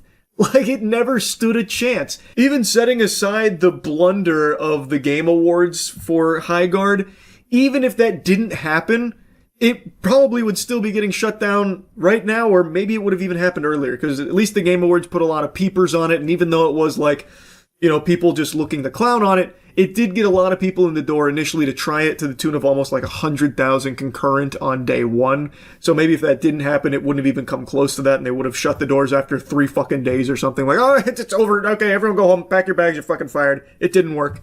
Like, maybe that's how it would have happened if the Game Awards, blunder didn't go down the way it did. Who's really to say? But all I can tell you is that I find it really just gross that these companies only give a game like a month and some change to be like the biggest game in the world, as opposed to like working at it for a long time. Like, let's take, for example, Rainbow Six Siege. I don't know how many old heads out here remember launch Rainbow Six Siege. That shit was almost non-functional. Siege was in a bad spot for a really, really, really long time. For like a whole month or two after its release, it was the high guard of shooters. People would go into Siege just to make fun of the motherfucker. So like, that game had, by all definitions, a like, rocky launch. Now, of course, it did have more players. I get that. It is like a huge budget title. But even still, by all definitions, it was a game that was floundering. But over the course of so much iterating, so much changing, and spending a lot of time, it was able to carve out a niche and grow into a successful game. Now, Highguard, of course, came out, and when people tried it, they weren't blown away. It was mid. That is just how it is. It wasn't spectacular. It wasn't the shittiest thing in the world. It was just mid. It was kind of a been there, done that kind of thing, but with a different coat of paint, like a different spin on it, kind of, where now it's like pseudo base rating, but it still just felt like the same dish we had been served numerous times before. But that's not to say it would always exist in that state. Maybe over time they could have fleshed something out and made something unique out of it that would have attracted a community to it. You never know. And now we will never know because the game's already getting shut down in just over a month. Like, it's just so fucking weird to see how content these companies are in the industry to just dump millions out the wazoo on these games, and then they only let them live for like just over a month or sometimes even less. What a huge fucking waste of time and money in that case if you're not even going to try to see where things go down the line. I get it's still expensive to keep running the games, which is why I think these companies need to be a lot more realistic with their expectations on things, like a fucking pseudo-hero shooter experience. Like, come on, wake up. This is ridiculous. Now again, it's not exactly surprising because there's, at the moment, 350 players playing Highguard. That's not a substantial player base to justify, like, still spending oodles of clams developing it. I get that, which is why this is not shocking in the slightest. I just feel like it's something they should have been preparing for, and maybe, heaven forbid, not investing millions upon millions upon millions upon millions of dollars into these games, expecting them to instantly blow up and instantly make all your money back within the first fucking 48 hours of it being live. But who knows, maybe I'm just on the crack pipe with that take. It just feels stupid. It feels like this was the most predictable thing that you could have seen unfold from any level. Like, anyone who has any level of experience in gaming could have told you Highguard was going to struggle finding like a solid player base, like a sizable player base. It would take a long time and a lot of work and a lot of effort to carve out a niche. And they weren't willing to commit to it, so now they've shut it down. Anyway, just wanted to let you all know that Highguard's going offline pretty soon. The guards are going to be sailing off high into Valhalla, it seems. That's really about it. So yeah. We're going through the entire Panda Express menu, seeing what's best on it. So ranking every Panda Express food item like we did with Taco Bell and the other stuff we did. It's good to be back. I mean, everybody's been asking for this. Yeah, people... Is Panda Express still popular? I think it's more popular than ever before. And I'm not kidding. I see people talk about it all the time now. Where? Yeah, where are people talking about it? Yeah, I haven't just heard like online. I feel like Panda Express with the malls going extinct has also been on the way out though. Because I don't hear anyone talk about Panda Express. I haven't been to Panda Express in at least 15 years. I was going to say, I haven't been to Panda Express in a long time. It's been forever. And I'm a big like mall Chinese food enjoyer. I don't eat that either, especially after I watched Aaron take the veins out himself. But no, Panda Express is legitimately 15 to 20 years for me.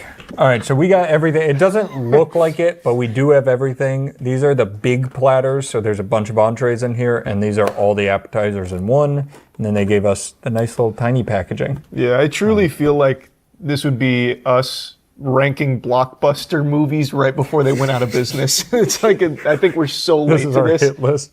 Yeah, we got spring rolls, crab rangoon, and egg rolls. Panda Express crab rangoon, huh? That's a big egg roll. That is a big egg roll.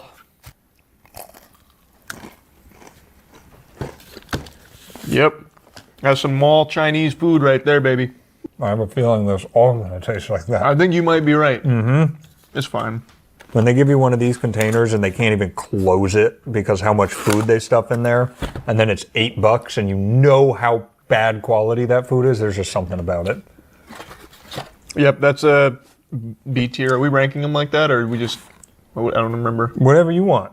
Are you editing it because they won't pop up on screen? No, since we're using lobs, it's going to have to be Chaser, Aaron. That's above my pay grade. All right, cool. Yeah, I agree. B, that'll now be our baseline. Yes, this is a spring roll. Mm-hmm.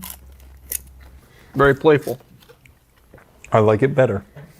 That I is do nice. too. That's pretty good. What is the big difference between an egg roll and a spring roll? I think the wrapping Yeah. and what's inside. It's got to be the actual roll. Yeah, the whole thing then. It's actually entirely different. All right. That was good. That's an A tier. Mm-hmm. Whoa, wait a second. Panda Express showing out right Is now. there vermicelli in the egg roll? It's a noodle. It's a noodle. It's a little like clear glass noodle. I like the spring roll. Yeah, they're cooking right now. Crab Rangoon. I always eat crab rangoon the same way every time. If you have the dipping sauce, you grab the two, rip it in half, dip, eat, dip, eat. You hate seafood. You eat Crab Rangoon? Yeah, because it's not real. It doesn't even taste like crab. It's fried cream cheese. Yeah, it's basically just a cream cheese bowl. Man, that shit is some ass, though. What the heck? That is some poop ass shit right there. Holy. That's fried cream cheese, baby. That's terrible. It might get worse, though, so I'm going to go D. That's great to me. As far as crab rangoon goes, not amazing, but that's still a B for me. That's just fried cheese. I don't know. There's nothing about that hits nicely for me. You probably needed the sauce with it. I think it's probably just because I like crab. So I'm expecting it to be crab, and it's just yeah, it's just really warm, thick cheese. All right. This one has white rice, fried rice, dynamite sweet and sour chicken, honey walnut shrimp. Nice. So that's 2 meats. All right, let's try the white rice.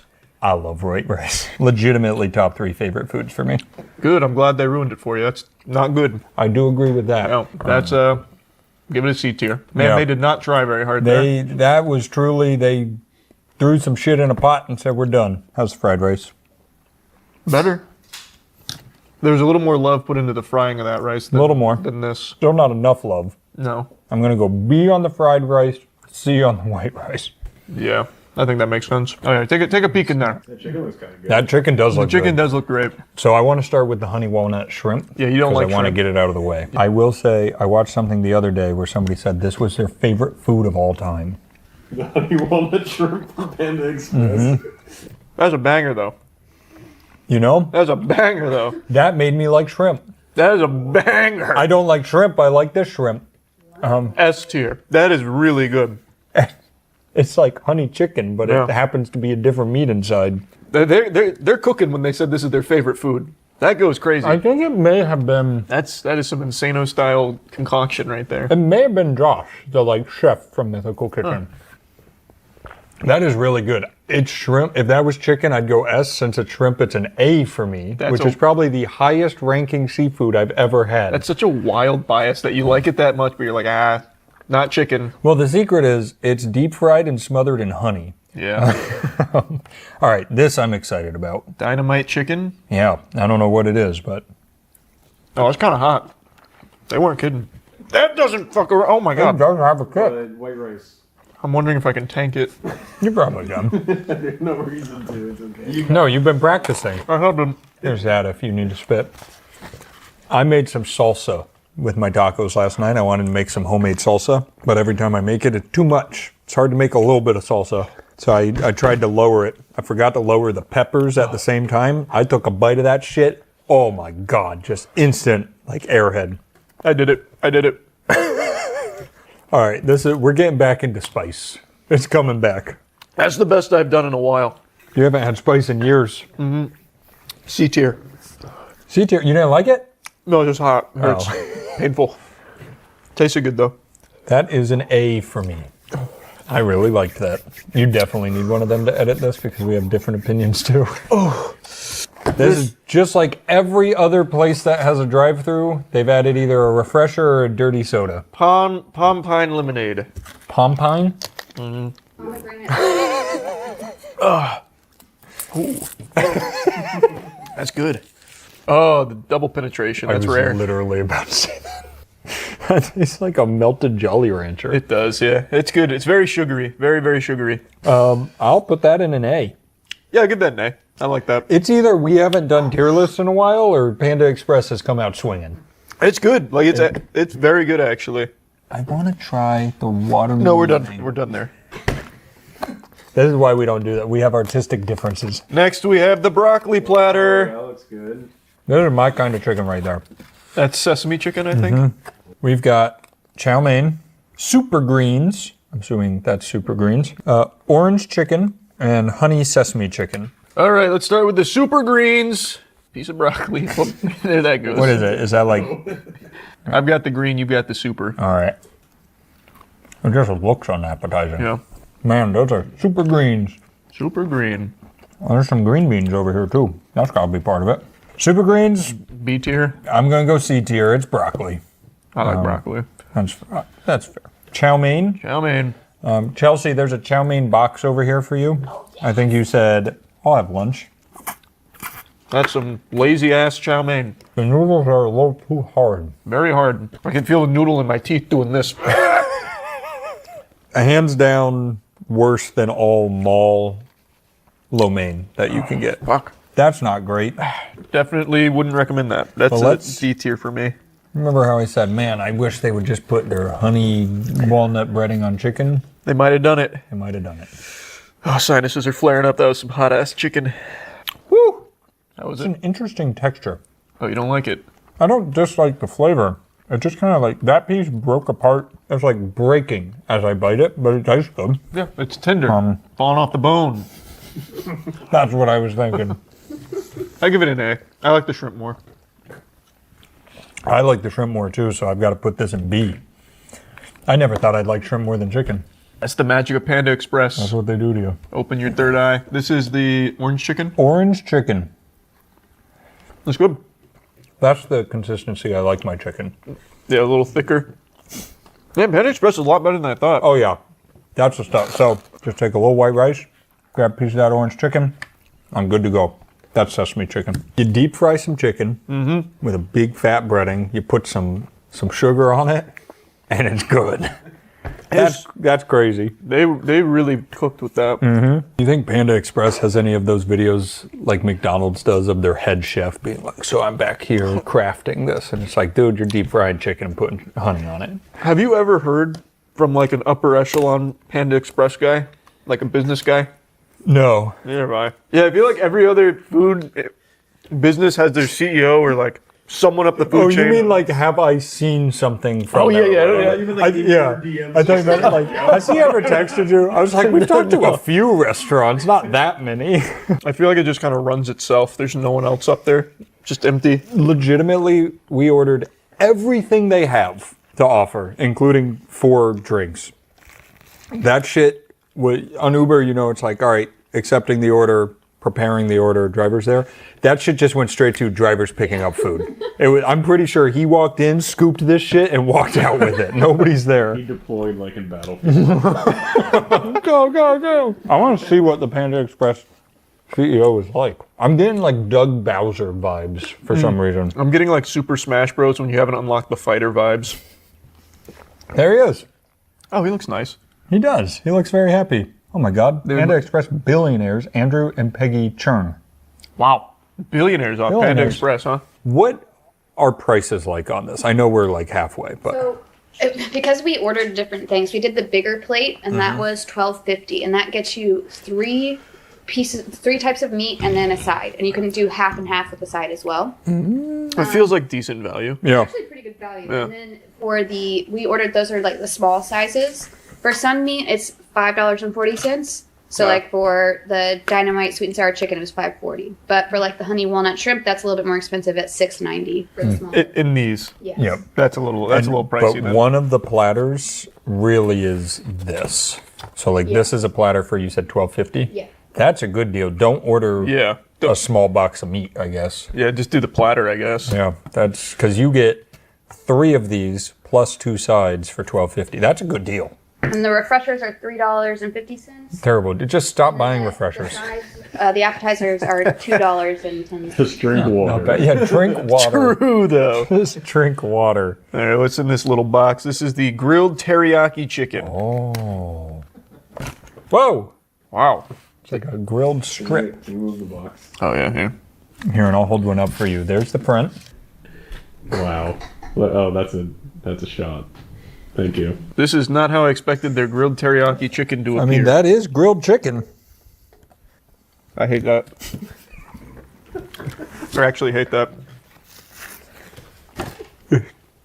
I don't hate it that much. It's rubbery, though. That is I can't stand when they do chicken that way. It's That's like F. that gamey rubbery where like it's falling apart.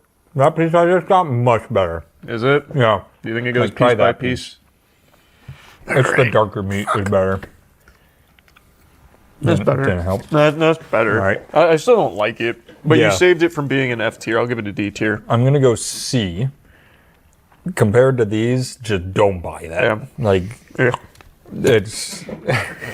Yeah. Oh, we are so I don't back. like that. We are so back. I don't like that very much. Why don't we wash it down with a watermelon mango refresher? Did you guys see what the Chipotle CEO said today? Yeah, he said if you want more food, just ask for it. Just ask for it. Brother, when I sit there and for the fourth time say, please more black beans, and they give me 3 beans, I don't want to be there anymore. I think I got in a call with you right after. The last time I got Chipotle, the burrito was so little, and I was like, it's whatever. I'm gonna ring it up. It's $8.50. $14 fucking dollars for a burrito like this big. I got home, called Danny. That's how important it was to me. And then Monique gets home. I'm telling everybody, I'm swearing off Chipotle. I will never get it again. It's finally. I've been saying that for 2 years. Yeah, but that's been about quality. Okay, and now Yeah, and what do you think that is? That's a quality. No, that's a quality issue. You're getting dog shit products. You didn't ask for That's more. true. I should have That's asked true. for more. Whoa! Yeah, that's very good. Dude. Yes. I love watermelon juice. Yeah, no, that's very good. So back to shitting on Chipotle. Yeah. Do you think that he actually believes that that's the solution to the problem? There's just no way. The other thing, though, is you know what we all want more of? Chicken. Or beef, except for Chelsea. Well, no, Chelsea eats chicken now.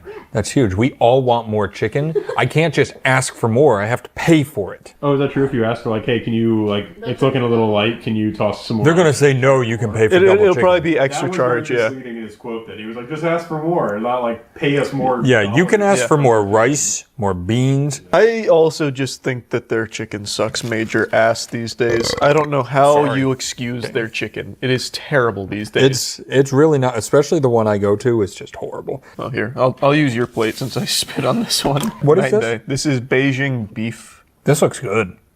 I don't know how I feel about a Panda Express mall food beef. though. Yeah. I think beef always gets scarier. Chicken's definitely more dangerous. Yeah. Red meat just scares me more, even though it's much safer. Yeah. Is it safer? Well, chicken carries salmonella. Yeah, you can fuck up less on beef. Like, You it's can also harder to eat fuck raw up with beef. and you probably Right. shouldn't eat raw chicken. Yeah. Yeah, but beef can carry prion diseases. Yeah, or mad cow disease. I guess that's a prion disease, yeah. Mm-hmm. Do you eat 2 of them? You guys feeling a little funky He's now? got double mad cow now. No, they cancel each other out. You better. There's not enough brain in there to eat. If we were blind and you gave this to me, I probably would not make a guess that it's beef. No, I don't You think so could tell me this is Beijing chicken, and I'd go, okay. It is good though. Yeah, I give that like a strong B. Yeah, I'm gonna go A. Yeah, you seem to really like it. I'm gonna take another bite. It is good. I'm a little hungry. I'm gonna wash it down with my watermelon mango juice. That's my boy. That's my big strong boy. This is mushroom chicken. Seriously, guys, you got to try this watermelon juice. That's slop. This is like actual slop. Can you see that, Danny? I didn't see it. That's big What old is this? What is this one? mushroom chicken. I'm gonna eat a mushroom and a chicken. I'm still looking for the chicken. Is it That's good? not bad. I don't know if you've ever gotten Mongolian chicken from Payway. That's pretty but good. It's very similar to that. That's pretty good, actually. No, that's solid. I thought I was going to hate this. Have you had bourbon chicken from Payway? Yeah. Yeah. I hate theirs. Oh, You I know like what? You it. said the best bourbon chicken was the hot bar at my Publix in college. Oh. That bourbon chicken. See? Cool. Danny's putting people on the hidden gems too. Yeah, Publix. No one talks about Well, Publix. no, that one specifically. I honestly haven't had it at. I've never seen bourbon chicken at a Publix before. Wait, what are you ranking this? I'm going A. I was going to go A as well. Yep. Wow, I like that. That is surprisingly good. It looks terrible, though. Mm-hmm. This one is the black pepper beef. I can give you another plate. That's fine. We've got more. Black pepper beef. Looks like we got some broccolini. Broccolini. What did I get there? It's a little crunchy. I really don't like that at all. I don't like that one at all. D. Yeah, that's a big slide backwards. I'll go D with you.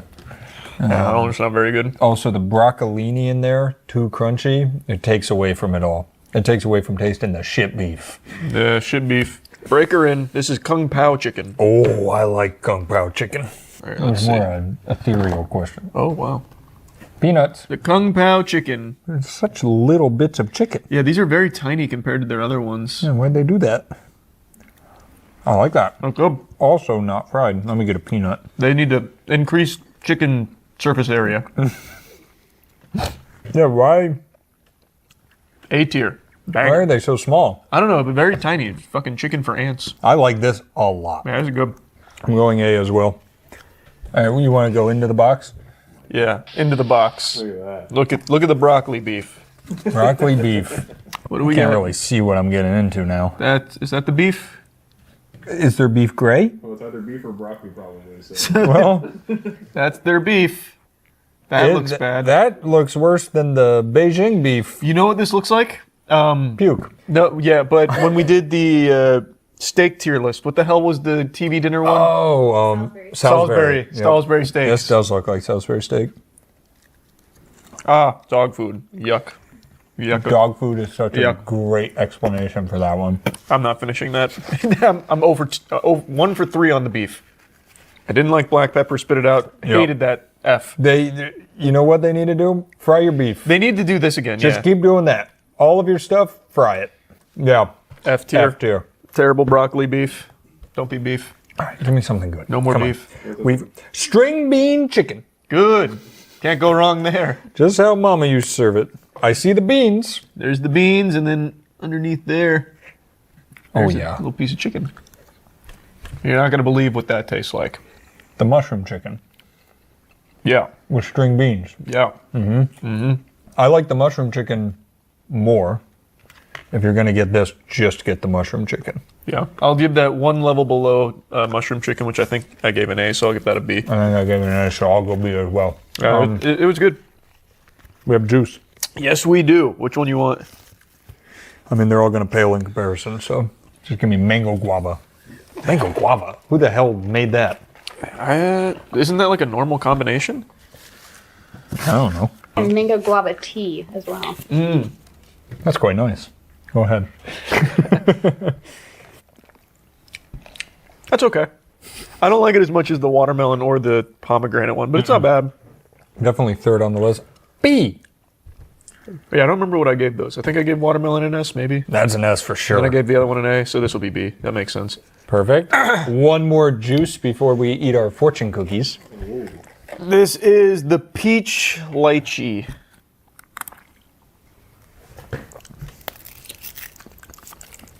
Not bad. Okay. It's not this, but it's not bad. I'm going to go another B for me. I think I just don't like lychee. When we did the boba tier list, it also wasn't hitting overly hard there either. That's my least favorite one so far. That'll be a C. C? Ooh, what'd you just steal in there? An orange A chicken? little bit of orange chicken. Oh, you little rat.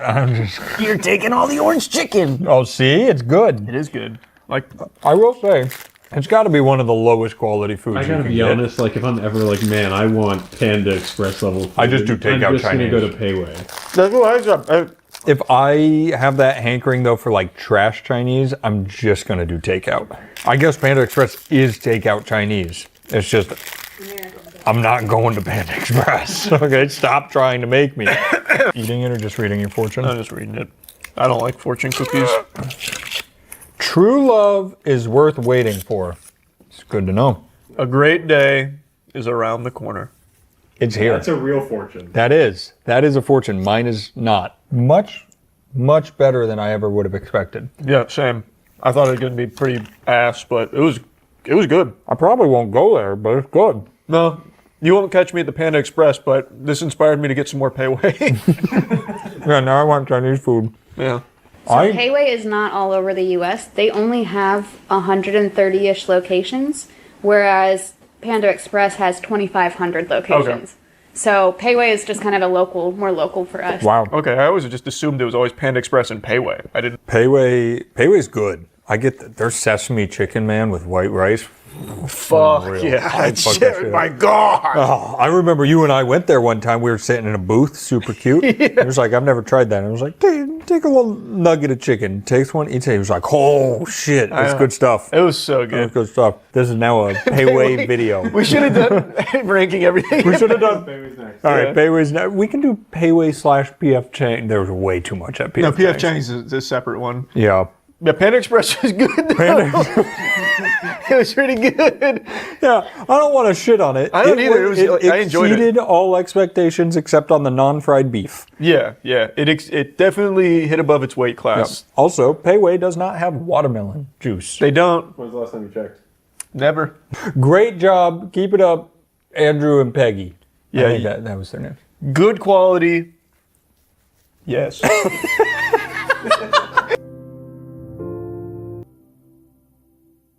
You read the title and you've heard the news. Battlefield 6 just released its Battle Royale mode. It's called RedSec. Get ready to put some hair on that chest, dweeb. I've now dumped like 4 or 5 hours into it, which obviously compared to many others is nothing. That's like a very pitiful amount. But for me, it's enough to give you a review of it, because I now feel like I've pretty much experienced everything the game mode has to offer. And it's no secret, I haven't been the biggest Battle Royale enthusiast in many years now. The only one I keep up with is Apex Legends. It's just a genre that I find to be extremely stale at this point, just super bland. It's like the 6-7 of game genres, where just hearing about Battle Royale makes me fucking cringe like that god-awful meme. It's just, I'm so tired of it. But I like Battlefield 6, so I thought it only fair that I give this one a shake to see if it's any good. And now I can confidently say, it's fine. There's no huge flaws with it. The tanks are kind of annoying, but it's not that big of a deal. It's just a very by-the-numbers, very generic Battle Royale mode that they seem to have just slapped on here like a hemorrhoid, because there's no reason not to have a Battle Royale mode. It's only a boon to the game, because there are plenty of people that will play the Battle Royale that maybe weren't interested in playing the multiplayer. And the Battle Royale is free. So it gets a lot of people in the door, and then maybe they turn into a paying customer. So it makes a lot of sense. But boy howdy, let me tell you, it really does feel like they just tried to draw Warzone from memory here for RedSec. It is 1-to-1 in certain instances. Like, it feels very copy and pasted in a lot of ways. Like, I'm pretty confident there are times where you could show side-by-side gameplay of Warzone and RedSec, and you wouldn't be able to differentiate which is which. It is very similar in a lot of ways, but the thing that sets it apart is the Battlefield 6 gunplay. Like, the gameplay elements in Battlefield 6 versus Warzone are very different. And for my tastes, I prefer it. So I've had more fun with RedSec than I had with Warzone. Warzone I have many more hours than RedSec with, obviously, but I fucking hate Warzone now. I think it sucks major ass. That is some turbo cheeks over there. RedSec at least feels fun to play. It feels nice. I prefer the Battlefield formula, so I've been having more fun with RedSec. But if you already like Warzone, I don't know if RedSec's going to win you over. The game mode is extremely similar to Warzone. You are likely going to just stick with the one that you prefer the gameplay of. So if you're someone that likes the less movement-based shooting of Battlefield, you're probably going to prefer RedSec. But if you already like the Call of Duty formula and all the movement tech there, RedSec's not going to be stealing you over there. It's not going to be taking the Warzone lunch money, I don't think. I feel like it's just going to be boiled down to a matter of personal preference in gunplay. And for me, I prefer Battlefield 6 gunplay. Like, everything in Battlefield 6 gameplay, I vastly prefer to Call of Duty. But again, RedSec and Warzone are so incredibly similar, I can't see a fucking world in the entirety of Doctor Strange peering into the multiverse. I can't imagine he would see one where Warzone players are so blown away by RedSec specifically that they leave Warzone for it, if they already prefer the Call of Duty gameplay. Because RedSec just does Warzone with Battlefield gameplay in tanks. That's really it. Like, I can't find any other big differences. Maybe the ladder. You get to place a ladder down in RedSec if you play Assault or something. Or like the artillery strikes. But even then, there's comparable things in Warzone. It's just very, very, very, very similar. So there's nothing crazy about RedSec. It's just been there, done that standard Battle Royale shit. And if you're someone that likes Battle Royales, you'll probably have fun with it if you already like Battlefield 6 gameplay. It's just as simple as that. But it's worth mentioning that Battlefield devs here are really trying to shove RedSec down the throat of everyone that plays Battlefield 6, even if they're not interested in RedSec. So I've been seeing that there's been a lot of negative reviews, not even so much about RedSec existence, because if you don't care about Battle Royales, just ignore it. But they've tied a lot of like weekly challenges and shit to playing RedSec, so you like needing to farm and all of that. And it seems like there's going to be a big emphasis on like the premium currencies and shit now. It feels as though that even though RedSec is fine, it's just a really standard Battle Royale, it is alarming to the community who believes that this could be the vanguard of more things to come that they just don't want. Like, you can ignore RedSec and not play it and just miss out on the XP tied to the challenges. Plenty of people will do that. Yeah, it's a bit of a headache for some players, sure, but you can just ignore it. What you can ignore is if RedSec takes off, the resources that they'll pump into RedSec that they might be taking away from the rest of Battlefield 6 multiplayer experience. So there's many in the community showing legitimate concern that maybe the rest of Battlefield 6 starts to be neglected as they try and focus more on RedSec so it can stand toe-to-toe with Warzone and try and squeeze some of those players over to RedSec because they'd make more money that way. So I understand the concern there. Like, that does check out. Like, that makes sense. And it does seem like they're placing a huge emphasis on it, which isn't surprising. It's a brand new mode they've introduced. But yeah, it remains to be seen if RedSec is going to end up being like the primary development focus to try and, blast as much money out of it as they possibly can from the community. But I am very curious to see how everything shakes out. I truly don't think RedSec is going to be a battle royale that stands the test of time that people are playing even 3 years from now.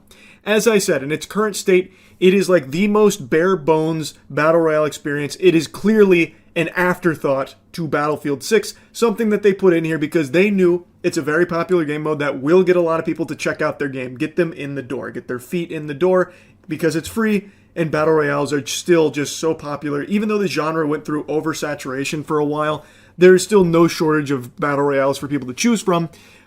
But you'll probably notice most people just stick to the big ones that they already like. Warzone, Fortnite, whatever. I don't see RedSec doing anything here that's going to get anyone to stick with RedSec. What I think's more likely is people will try RedSec and maybe if they really like the gameplay, they'll buy the multiplayer and then just stick to playing the multiplayer because it's just the better version of the game. Why would you be playing a watered down version of Battlefield 6's multiplayer with RedSec when you could just play the multiplayer? So I just don't think that there's a lot of staying power to RedSec. I could be very wrong. I guess we'll see. Only time will tell. But my early impressions here are it is just fine. It is just Warzone, but better if you like Battlefield gameplay. So if you're looking at RedSec wondering if it does anything new and different in the genre to stand out, the answer is no. The differences between RedSec and Warzone are pretty small in terms of like the actual design of it. The differences in gameplay are substantial, but like the actual mode itself is almost one-to-one with Warzone. Again, the only differences I could pick up are the tanks, the ring of fire. Instead of having like continuous damage if you're outside the zone, you just die, which I do think is a good change. I actually really like that change. I think that's solid. And then the only other one is like classes. So like the classes carry over from Battlefield 6 where you could be like assault and put up a fucking ladder, or recon, support, engineer, that kind of thing. But I don't think I can't think of anything else that's different from like an actual design perspective of Red Sec vs. Warzone. The rest is just the exact meal you're expecting to eat with this mode. And for some people, maybe that's exactly what you want. For me, I just am tired of the genre, so it doesn't really stick with me as something I'm going to be actively playing. When I want to play Battlefield 6, I won't be choosing Red Sec, I'll just be doing the normal multiplayer. Anyway, though, I just wanted to drop this little review on you here. That's really about it. See ya.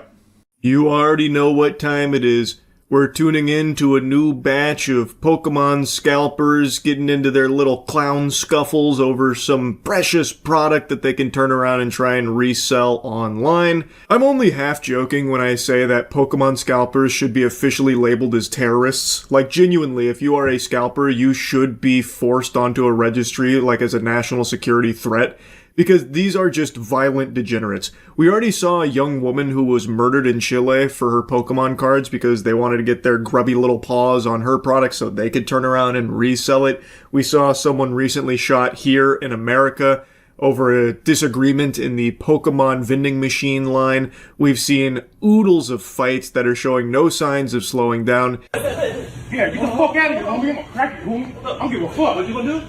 What you gonna do? We gonna spray people? I don't fight. You don't fight. What you gonna do?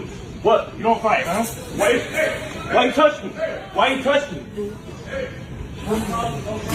Fucking touch me, bitch. Hits him with the pepper spray and then boot scooting boogies out of there as quickly as possible with his one box there. It was all worth it, baby. So here's two scalpers throwing down the old clown fiesta, which has become commonplace at Pokemon vending machines or really anywhere that sells Pokemon product at this point. As I've said numerous times, it becomes a PvP-enabled zone, and people throw out all logic and reason, and they just start throwing knuckle sandwiches at each other. In this case, he brought out the pepper spray, so he just pepper sprayed this man and then ran away from him. These fucking losers will fight and fuck their way to one box of Pokemon product just to make like $5 off it online. There is no more pathetic existence than being someone like this. Guys, stop. Hey. Break it up. So here's an interesting one. So apparently the construction workers ganked this guy over a disagreement about Pokemon product in the store because the construction workers had apparently been very disrespectful to a child who had showed up for this product, allegedly. I don't think any children actually ever even get a chance to go to the Pokemon card aisle because it's like walking into Salty Spittoon. You gotta go through like the greasiest fucking gauntlet of goobers imaginable. Plus these loveless, lifeless, worthless piles of shit clear out the entire aisle within the first 10 minutes of the store even being open, so there's not even morsels left for children.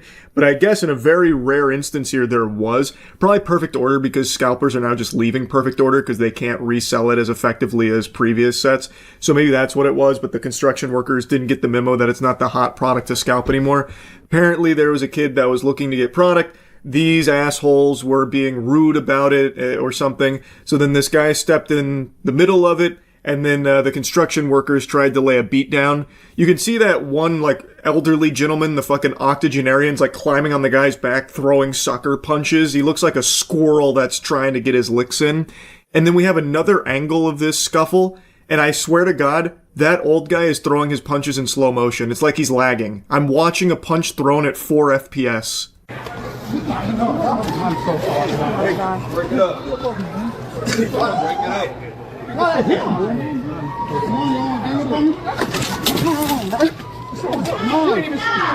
on, bro. Come on, y'all. Come on, bro. You look up to my dad, bro. Hey, he's talking about hitting a little kid, bro. I love that the douchebag that had to go 2v1 against this guy is calling the other guy a pussy. You just had to have your little sidekick, your little pocket-sized buddy there, wrapped around his back in order to try and get some of your punches in. And you're calling the other guy a pussy, even though he ate all of your wet noodle punches with no problem at all, and you have the gall to call him a pussy, even though you had to 2v1 him? Oh my god, these scalpers are sickening. Now, of course, there's a very real chance that the other guy is also a scalper, but at the very least, what he's saying seems like something a rational person would have an issue with. Like, hey man, you are cutting in front of this kid and disrespecting a child. This is a hobby for child. This is Pokemon cards. Like, he is calling sense into this. At the very least, I can respect that. And he held his own in a 2v1 here against these relentless, violent lunatics here. All over Pokemon cards, mind you. And I'm going to tell you something. Those 3 dudes, there's 3, but only 2 of them got involved in the fight. The other one was in the cuck chair. Those 3 dudes, I'm gonna tell you, probably aren't collectors. And they probably don't play the card game either. I don't think they're avid Pokemon TCG enthusiasts. I have a hunch that they might just be scalpers and they're here on their lunch break, so they decided to scoot on in and try and get some product to maybe make a couple of fucking doubloons after work, selling it to a local card shop for an extra $1. Like, it's just so pathetic. I went back and double-checked seeing if there was any more lore and context I could give of what led up to this. Apparently, it wasn't just, like, being rude to the kid or, like, cutting in front of him. They apparently threatened to slap a child at the Pokemon aisle for this product. Bro, that's a kid. It's Pokemon. No, bro. Come on, meet me outside, bro. Meet me outside. Come on. Wait for me outside. Both of y'all grab me. Wait for me outside. Ain't nobody grabbing me, bro. You acting for nothing, bro. Bro, I will go beat the shit out of you, bro. I will beat the fuck out of you, bro. Come on, bro. Come on. I'm telling you, bro. I will beat the fuck out of you, bro. Yeah, I don't think you would, though. You and Grandpa just 2v1 this guy and couldn't do it. So I feel like one-on-one would be even worse for you. You tried to tag team this guy and still couldn't beat his ass or anything like that. I don't know why you're talking so tough when you look like such a bitch here. Again, sucker punches from the back and still eating your punches from the front and handling you just fine. I think that guy probably would have won if he did actually step outside with them. It's just pure lunacy. There is no low that these scalpers won't sink to. If that is true about them threatening to slap a child over Pokemon cards, like, it's completely indefensible, man. These are such worms. Hands on, hands off. Get live. Pokey Streets in Meyer, baby. Let's go. Let's get them. Who's got them hands? Here we go. Pokey Streets. Let's get it. Oh, shit. Whose man is that? At first, I thought this was at an airport or something. I thought they started introducing Pokemon cards there, which wouldn't even surprise me. Everywhere is, because they just fly off the shelves, mainly because of these fucking scumbags that constantly swoop in and camp out for hours waiting to get their hands on a box of Pokemon. But I believe this is at Walmart, and tensions are bubbling over because there was a chair that was left in line, and then when the person came back to get the chair that was holding their place in line, they came back with 8 people. So someone left a chair and then came in with an entire clown car of people here to scalp the Pokemon product. So then that led to an argument in there, and then things started to get heated. The guy filming's delivering some commentary on it like he's watching a sport.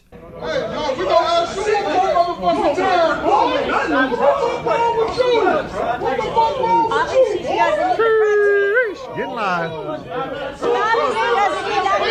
Fucking let him know. He's got a crutch. That ain't fair. Man, Pokemon cards, you all are wildin'.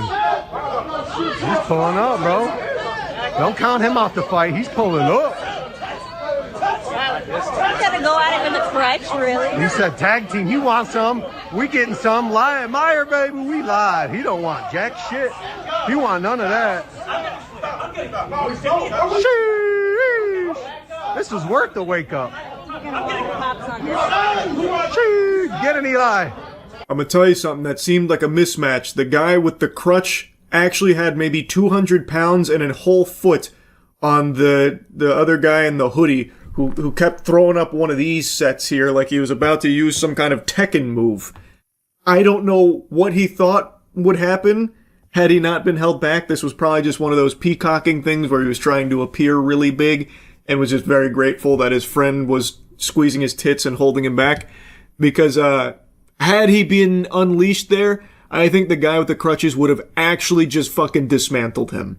And when that guy lifted the crutch over his head, I thought we were about to see some Looney Tunes type shit where he bonks him on the head and he starts seeing stars and all of that.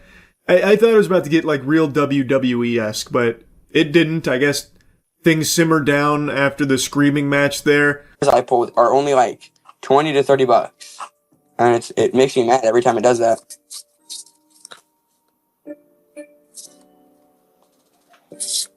Hold on one second. Oh, I'm getting a notification. Hold on one second. One second, guys. Getting a notification. Here's a little bonus I wanted to slip in here because this clip blew up. This is a whatnot scammer.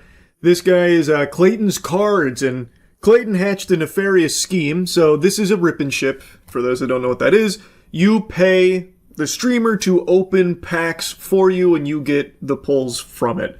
So someone is paid for this pack and Clayton is going through the pack and then he happens to catch a glimpse of the hit at the back. You can see that there is a foil in the back, potentially a really big chase card. And Clayton notices this and the world stands still. Time ceases to exist. And he starts to cook a little bit. He starts to activate some neurons and he decides, you know what? I want it. I can't do this.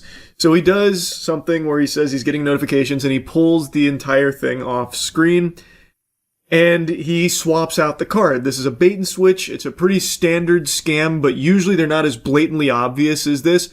And also, you can see enough of the card here so people figured out what the card was. It is literally a $3 card. So what he did is he bait and switched on a $3 card to one of the sellers here to scam them. He did inevitably get banned, but look at how he tries to finish the show here and get away with it. Hey, yo, Nash, you go crazy. Can everybody hear me good? Can you guys hear me good? Sorry, I'm getting notifications for Amber Alerts.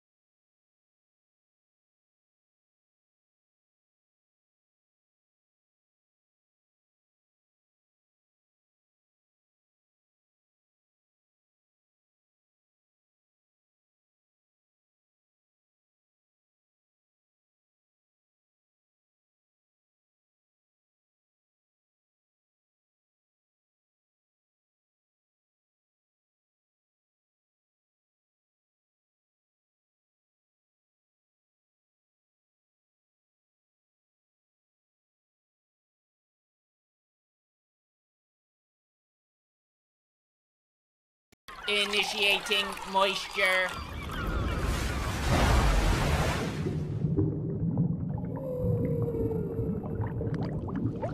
There's no genre that elicits more audible sighs and eye rolls harder than zombie. The zombie games, zombie movies, just that craze where everything was zombie inspired for the better part of 5 or 6 years, where it really overstayed its welcome in an oversaturated genre, burnt out the majority of people on zombie shit as a whole. But now that that craze has been dying out for the last few years, Zombieland 2 comes out and it's 10 years after the first one, and the first one really wasn't a massive success by any means. It was well liked by a lot of people and it had a decent enough following, but it's not exactly the most eager enthusiasts in the world for Zombieland. You don't have them like scratching at the fucking neck for 10 years waiting for their fix for more Zombieland.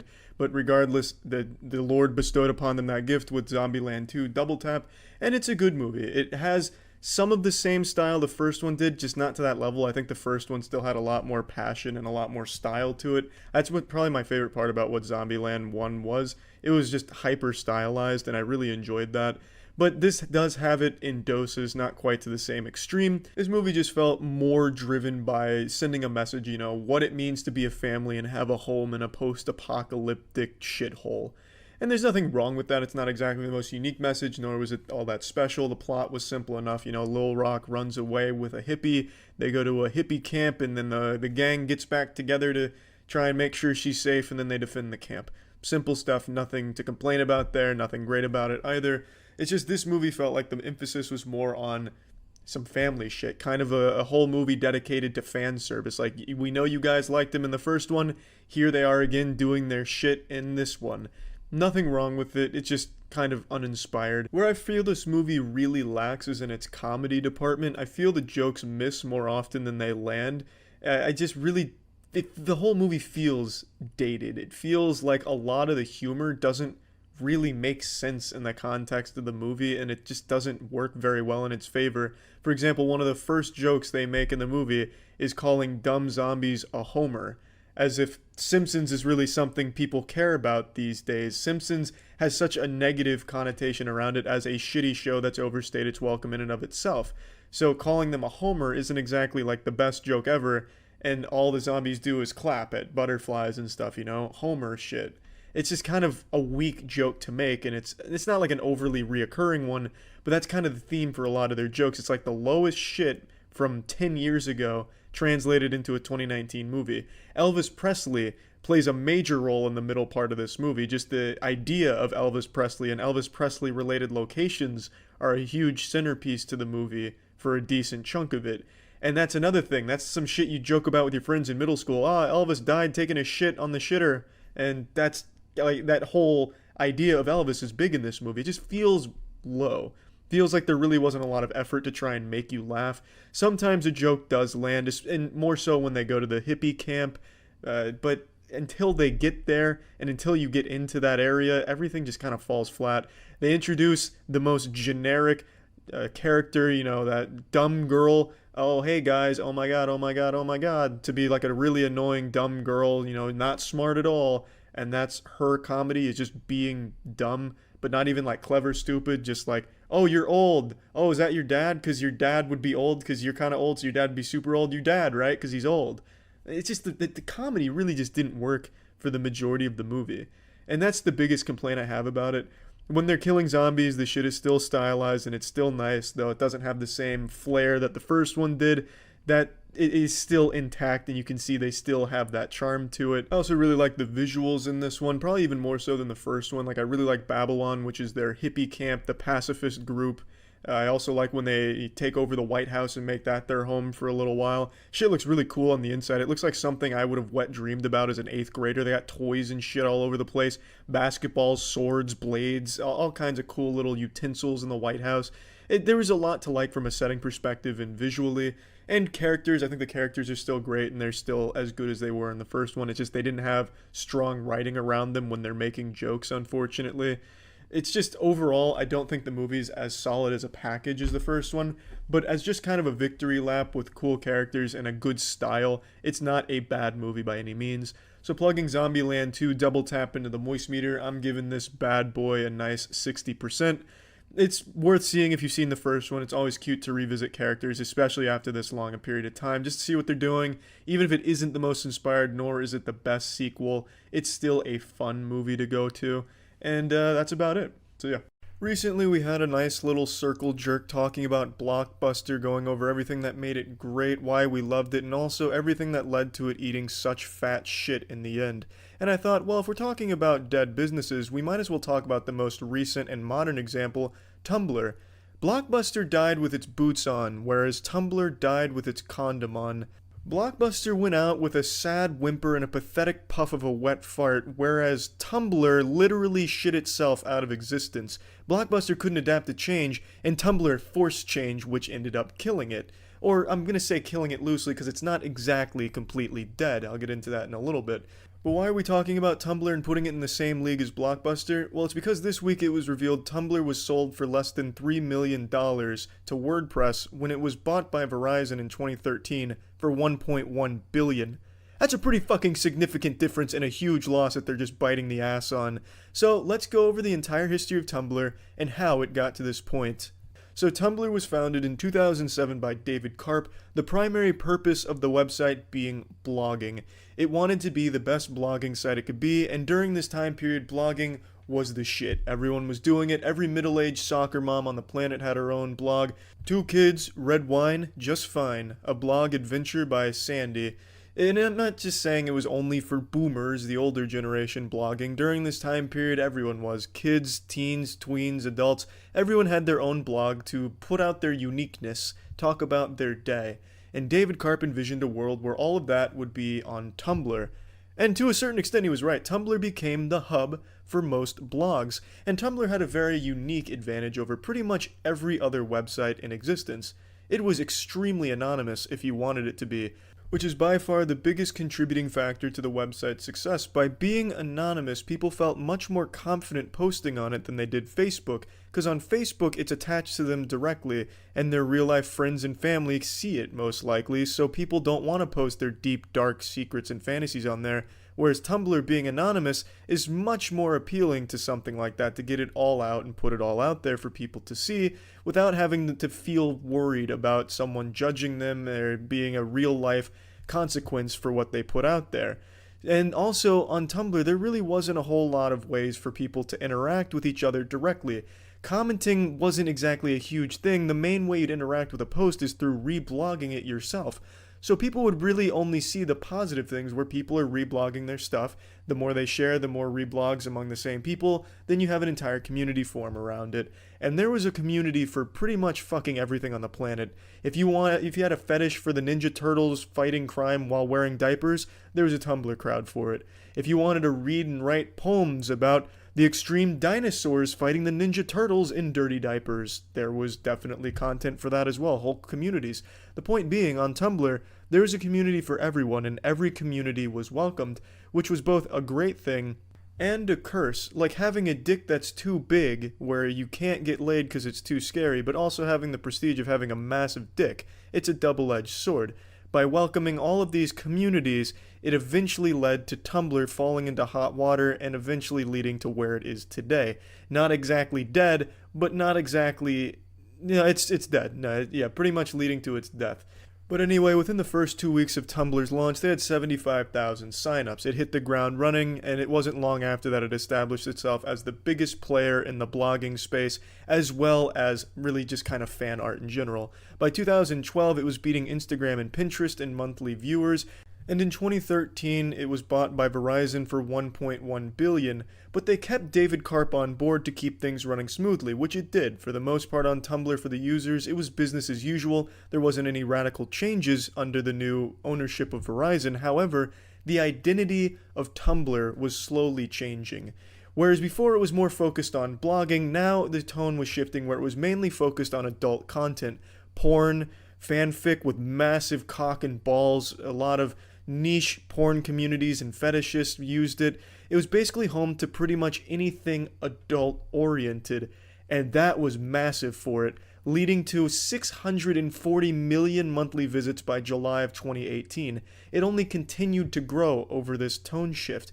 However, this was pretty detrimental to Tumblr as an advertiser, because no one wants to advertise, fucking Ford right next to Batman bending over a rhinoceros with a veiny cock as comes pouring out of the rhino's mouth.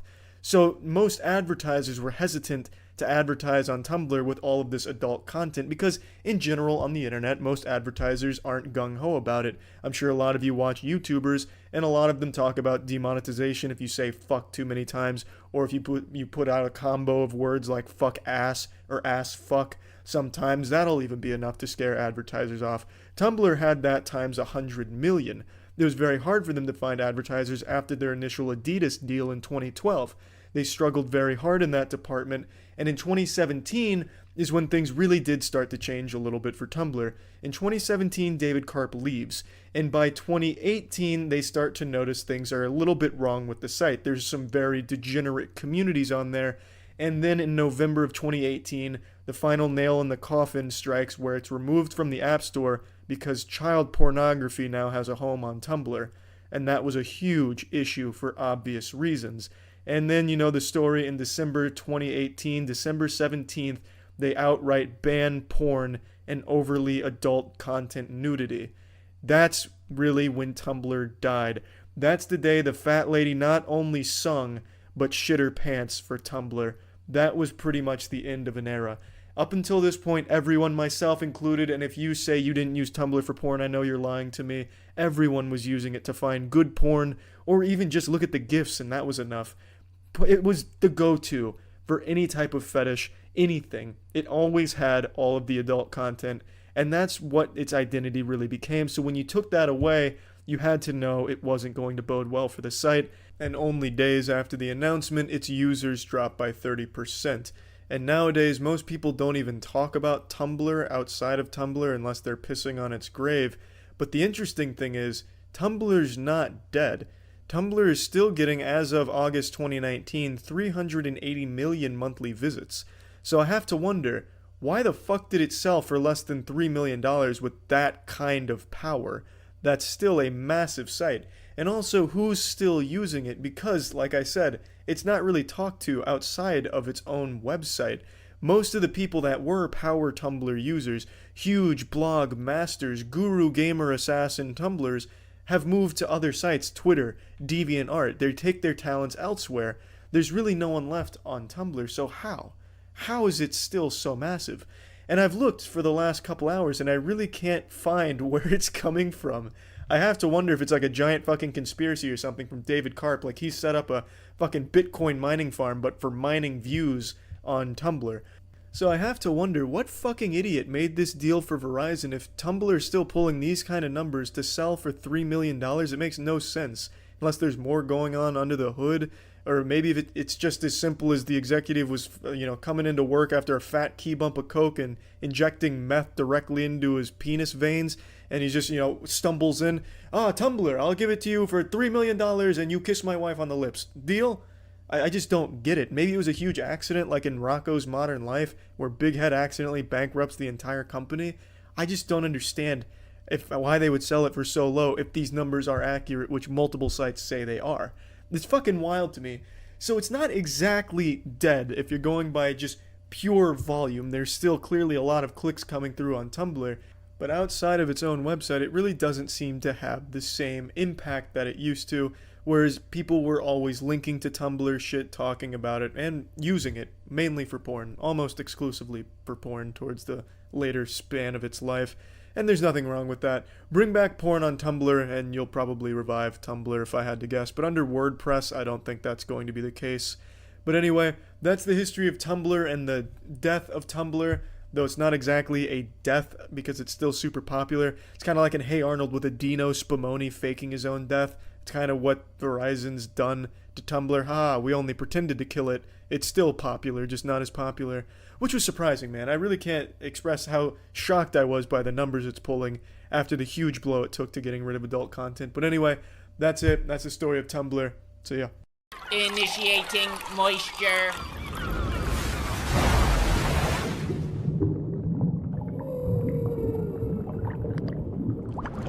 2019 has been an outstanding year for movies, and that continues with Knives Out being pretty fucking great, which is pretty fucking surprising considered it's directed by Rian Johnson, the man responsible for nearly single-handedly destroying the Star Wars cinematic universe with The Last Jedi. To this day, that is the biggest regret on the Moist Meter. Our biggest blemish is giving Star Wars The Last Jedi a 70, or whatever we gave it. It was far too high. Obviously, that prestige is not his burden to shoulder alone. It was a team effort, a collaboration to make that fucking catastrophe of a movie. It was a movie for Star Wars fans made by people who hated Star Wars, it seemed like. Anyway, what I'm saying is The Last Jedi, stinker. Knives Out, banger. This movie is a great murder mystery, whodunit, and neither one of those genres really do it any favors, doesn't do it any justice, because it's more than that. It's a very strong character piece. The performances from all the actors and actresses here are so strong. They make these characters so compelling. They're so well written, and I wanted to see more of them. One of my big complaints is that some of the characters you very rarely see or hear from. They're there occasionally, but not very often. I just wanted more of the characters because I thought they were all so goddamn good. It's a long movie, and I wanted more of it just to hang out with the characters and see them interact some more. Also, the humor in this movie is really clever. Everything in this movie, the whole plot structure, even the pacing, down to even the simplest of jokes, is all very well constructed. I was really impressed with the movie. The plot is really great. It goes off, what you would expect from a murder mystery, like a fucking board game of Clue. Yeah, man commits suicide, famous author, and now everyone in the family is a suspect and everyone around is a suspect, and they all have their own backstories, their own possible motives. It's just fucking great.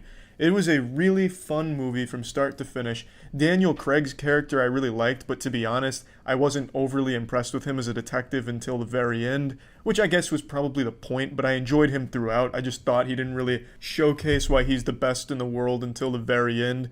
I was expecting him to come in here like L from Death Note and have anime fans creaming their pants by the second episode with his genius and goofy writing, but I guess it's good they didn't do that and make him more of like a slow burn genius.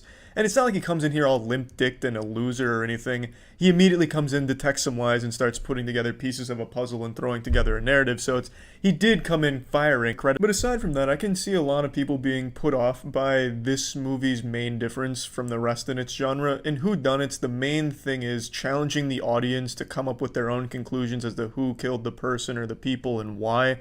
And it feeds you a bunch of information throughout, and you're constantly building a narrative in your head. They did it. That's the man jerking off in the bathroom, and he's the one that did it. And it's the audience members that are kind of playing along in this game. It's very interactive. This movie doesn't really do that. This movie's very willing to share with you the most important parts of the whodunits very early on in the movie. And it's hard to talk about exactly what it does without spoiling it, but for a lot of people, the challenge isn't going to be getting fed all this information and coming up with how it all transpired. It's more a matter of seeing how it all played out, why it's happening, and exactly what it leads to, the overarching plot. It's hard to talk about without spoilers, but there is a main difference between this movie and most other whodunits that I can see people being a little put off by. But I very much enjoyed it, and I thought it made it a lot more fun in the genre. Plugging this into the moist meter, I'm giving Knives Out a fat 90%. I think it's a great movie start to finish. I enjoyed it, and I'd recommend it. And that's it. So yeah. There are certain subjects I make a lot of content covering. There are just a handful of topics that always wiggle their way underneath my skin and grease my cheeks, and I can't fight the urge to yap about them, like a dog chasing a mailman just going around barking at it. And one of them, one of the biggest, is people using Christianity as a means to exploit and abuse others. Corrupt pastors that are using the faith as a tool for their own self-gain and self-interest. I find it to be vile, evil, and unforgivable. So over the years, I've made tons of videos covering these instances. And just a couple days ago, I made that video going over Robert Morris. This demon was the former spiritual advisor to Donald Trump. He was also a Texas megachurch turbo pastor who recently pled guilty to molesting a 12-year-old girl numerous times. And he only got 6 months in jail for this. He is now out of jail and will be serving the next 9.5 years on probation in his luxury property. Now, maybe you can call me short and ugly, but I gotta tell you, I'll be honest with you, sports fans, that doesn't sound like justice to me. That doesn't sound like punishment that fits the crime of molesting a 12-year-old girl numerous times. I feel like that should have been life in prison. But he got 6 months. I already blabbered about that out the wazoo, and I'm not here to just do it again. I wanted to do something a little different, because Robert Morris was Trump's former spiritual advisor. I want to show you his current spiritual advisor, because I truly think this administration is normalizing the epidemic of fake Christians that are just using the faith as a tool for their own enrichment. I believe it is full-blown, fucking full frontal, dangling right in your face, obvious blasphemy. It's not subtle, it's unapologetic. I mean, Jiminy Christmas, Trump was hawking and is still actively hawking Trump Bibles. Expensive Bibles for like 60 clams with Trump's name on them and numerous variants of it. They range in price from $60 up to $1,000, and also a little fun tiddlywink of lore here. They're printed in China. So they're made for less than $3 per Bible, yet he jacks the price up to $60 for the lowest plebeian edition of his Bible. But it goes all the way up to $1,000 for the one that has Trump's signature on the inside cover.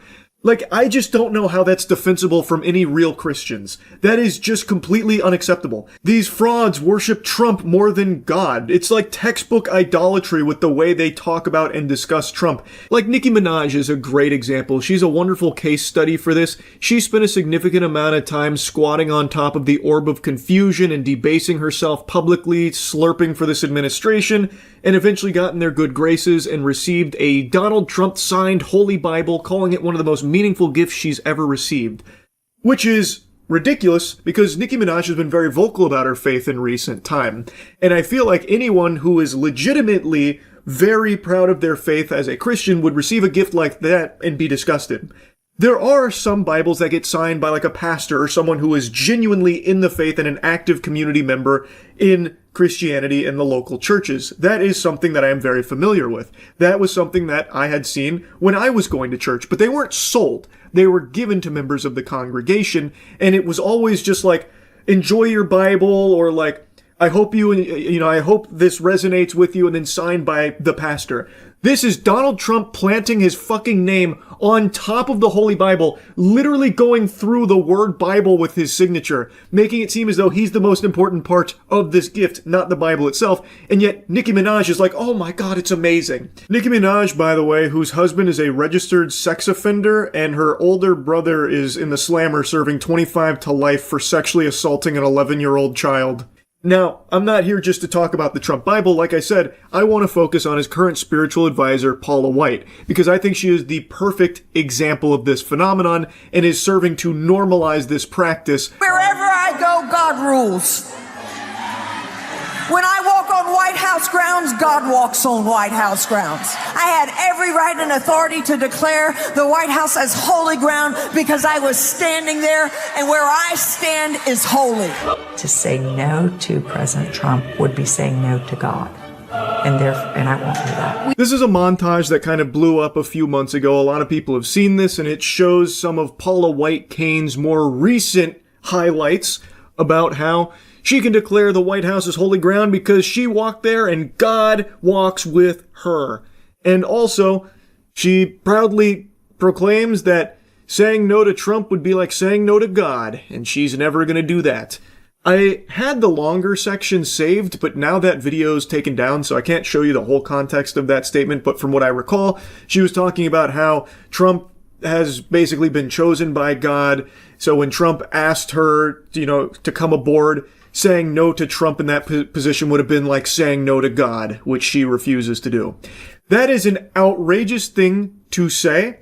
That is genuinely, by all possible definitions and interpretations, blasphemous. To say that kind of statement about saying no to a man is like saying no to God, you are putting that person on this pedestal that they are equal to God. That is like a big no-no in the faith. It's fucking unhinged. And yet, nobody calls her out on that in the administration. All of these supposed Christians have no problem with her saying things like that and acting this way. It's baffling.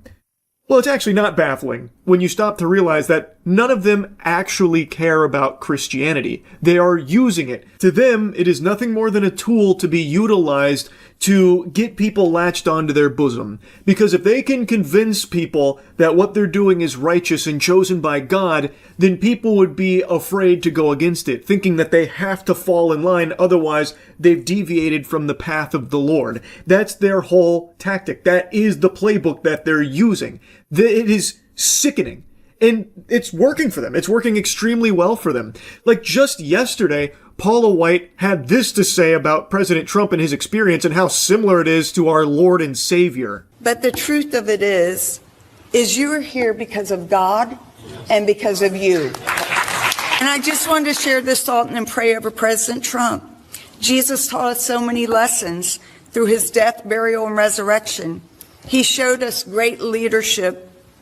Great transformation requires great sacrifice. And Mr. President, no one has paid the price like you have paid the price. It almost cost you your life. You were betrayed and arrested and falsely accused. It's a familiar pattern that our Lord and Savior showed us. But it didn't end there for him, and it didn't end there for you. God always had a plan. On the third day, he rose, he defeated evil, he conquered death, hell, and the grave. And because he rose, we all know that we can rise. And sir, because of his resurrection, you rose up. Because he was victorious, you were victorious. And I believe that the Lord said to tell you this. Because of his victory, you will be victorious in all you put your hand to. Comparing Trump's journey to that of Jesus Christ. Wow. Powerful stuff, Paula. You know, when you put it that way, and I really stopped to marinate and stew, giving it a lot of thought, I actually think that my life's journey is pretty similar to that of Master Chief's. Huh. Isn't that some shit? Now, I know I've mentioned this a couple times in the past when covering people like Paula. I am not as spiritual as I used to be. Growing up, I was very, very religious. As I said, I got baptized twice because I was concerned that God may have been AFK for the first one, and I wanted to make sure that, he had front row seats and popcorn ready for the second one, just in case. So I came in there with the round 2 for the Jumbotron. It was a huge part of my life. And even though I'm not as spiritual now as I was then, I still care deeply for it. And seeing that this is becoming so common now is just gross. It's so fucking abhorrent. Paula White Cain is a televangelist demon. Her whole career is built off of begging for money from her followers, and she still actively does that while being the spiritual advisor to Donald Trump. In fact, her 2026 Unleashed conference, she had this wonderful moment. Because I'm telling you, there's an anointing of release right now. I want $100,000 to come in. I want $100,000. There are 10 people that could give $10,000. There's 100 people that could give $1,000. How selfless, how noble. She wants $100,000. Fork it over, cough it up, guys. Where's the $100,000? I know I said that she begs for money, but it's actually more accurate to say that she demands money. And she tries to present it as though if you don't give money to her, you are doing a disservice in the eyes of the Lord. This is a common tactic used by televangelists that have done this for many, many moons now, but very few of them have the same kind of power and influence that Paula White Cain does. One notable person that I'm sure a lot of you have heard of, and someone that I've made a couple videos on, is Kenneth Copeland. He is the guy who's very open about how important it is that he has his private jet. So keep giving him money. He's the pastor and the Lord needs him to have a private jet, so give him money. Paula White Cain is cut from that same cloth. She is still actively doing this and demanding money from people in her church, and it is just disgusting. Get a check, make it payable to Paula White Ministry. There are people that are watching right now. If you say, I don't have it, give $100. Bring up a sacrificial seed. This isn't for me. This is about kids that will die without you being obedient. This is about kids who are going to be minstrels and instruments and warriors and mighty for God. This is about kids who are going to make a difference. I'm not going to take everybody's blessing. Come on. I'm going to tell you, get a seed of sacrifice. There's only 3 envelopes. I'm not moving. I'm not going to lay hands on people till you're obedient. Get out of your seat. Come on and come bring up a seed. Because I'm telling you, there's an anointing of release right now. I want $100,000. She says verbatim that there are kids that will die without you being obedient and giving her money. Oh no, the money is not about me. It's about these kids. We need the $100,000 now. If you can't afford that, the $1,000, then give $100. You gotta give something. If you don't give something, you're a bad person for it. You don't want to be a bad person, do you? Well, come give Paula White Cain some money. It is something that she has done her whole life. And I believe that when you honor God on Passover, starting on April 12th at sundown through Good Friday on the 18th and concluding on Easter Sunday, you can receive these 7 supernatural blessings for you and your house. According to Exodus 23, God will assign an angel to you. He'll be an enemy to your enemies. He'll give you prosperity. He'll take sickness away from you. He will give you long life. He'll bring increase in inheritance, and he'll give a special year of blessing. You're not doing this to get something, but you're doing it in honor to God, realizing what you can receive. For your special Passover offering of $1,000 or more as the Holy Spirit leads, you will also receive the beautiful 10-inch Waterford Crystal Cross. Don't miss your moment to release 7 supernatural blessings and provision into your life. That's right, you heard it here first. God can take your sickness away, but only if you send $1,000 to Paula White Cain first. Paula will get God on the horn and ensure that you receive these 7 blessings, but it's going to require $1,000, which is chump change compared to what you'll receive for it. It's transactional, so donate $1,000 to Paula White and receive these 7 blessings to save your life and increase your life, and also get this specialty cross. I'm confident that the people that followed Paula and Trump, and when they talk about how he's like Jesus and saying no to Trump is like saying no to God, I'm very certain these individuals have never read the Bible at all, probably have never opened the Bible, and they just bite on to their words and accept them as truth, and that Paula and Trump are infallible because they are chosen by God. But if you ever decide to actually read the Bible yourself, you're going to see a lot of what they are demonstrating is directly frowned upon in the Bible. Most notably, Matthew 21:12. This gets brought up a lot in regards to frauds like Paula. This is when Jesus enters the temple and drives out all those who were buying and selling there. He overturned the tables of the money changers and the benches of those selling doves. He declared to them, "It is written, my house will be called a house of prayer, but you are making it a den of robbers." And depending on the versions, it changes a little bit, but the message is always the same. Jesus throws out those who use his temple as a means of profiting off of others instead of a house of worship. That is exactly what Paula and many others in this administration explicitly do, blatantly. It is corrupt, it is completely unacceptable, and unfortunately is being normalized, and it shouldn't be. So I really wanted to yap about Paula here, and yeah, that's really about it. So yeah. A Reddit moderator just made a video directly speaking to and tugging on the heartstrings of the CEO of Reddit. He's making a big call to action after he had been stripped of his position as top mod on r/livestream fail. I'm kind of at a loss for words here. I can't believe what I just watched was genuine and not a skit. But this seems authentic. What you picture in your head when you hear the term Reddit mod is exactly what you are about to see unfold in the flesh. The reason this mod just lost his position is because he was promoting a scam on the subreddit that he was the top mod for, Livestream Fail. I made 2 videos covering this. It was the $1 Million Fan Show, which was paraded around as a $20 million reality television show for streamers' fans to sign up, and even paid entry into it to compete for, $20 million prize purse. Turns out the whole thing was a load of baloney. As it appears, everything has been wiped off the face of the planet. So some viewers paid money for actually nothing. They flushed it down the shitter, and agencies that brought this to streamers were left embarrassed. Most notably, Mythic Talent was the one that was named by some of the streamers as their agency that took them this deal, where seemingly no due diligence was done on behalf of Mythic to confirm whether or not this was even legitimate in the first place as a paid promotion. It was supposed to be an Amazon production, but clearly it was not an Amazon production, and it took 2 seconds of going to the website to deduce that this was fraudulent, but they took this deal before the website even existed. It's a whole mess. I've already covered all this, but Livestream Fail gets roped in because there was this inexplicable partnership that no one fully understood, where $1 Million Fan was in bed with Livestream Fail, and the top mod of Livestream Fail made a post on the subreddit pinning it to try and get more suckers into it. And now this is his response after being fundamentally fired from his free position of Reddit janitor. Hello, Spez, Mr. CEO of Reddit. I hope you have received this public video that I have created and sent to you via your email.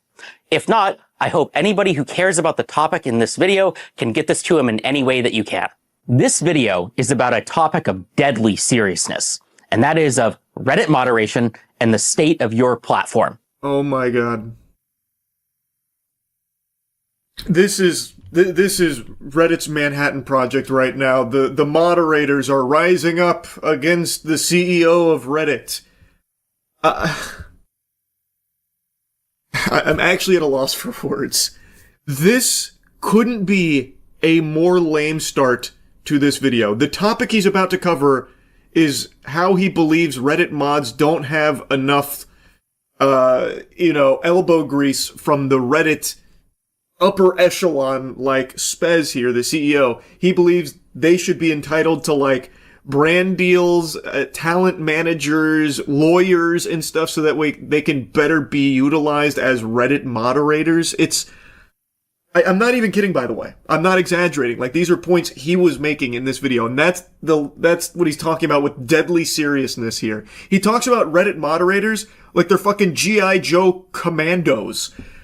Man, please come back to reality. I don't want anyone to harass this guy, so I'm not going to be showing you his channel or anything like that, because honestly, I kind of feel bad for him that he's put so much weight on his personal life into this position, which is just a thankless job. And it's not really a job, at least it should never be considered a job, because all he is doing is moderating a fucking subreddit as a volunteer janitor. I really thought this was a skit, and I'm still, a small part of me, you know, on the copium here, is hoping that this is like satirical and not real, but I don't know, it feels genuine. I was the top moderator of your #1 gaming subreddit, r/livestreamfail, before I was recently removed from that position by the Reddit Code of Conduct team. I became a Reddit moderator for one reason, and that is because I think that Reddit communities and correspondingly its moderators have massive power and influence, and for some reason, nobody seems to notice, care, or take this seriously.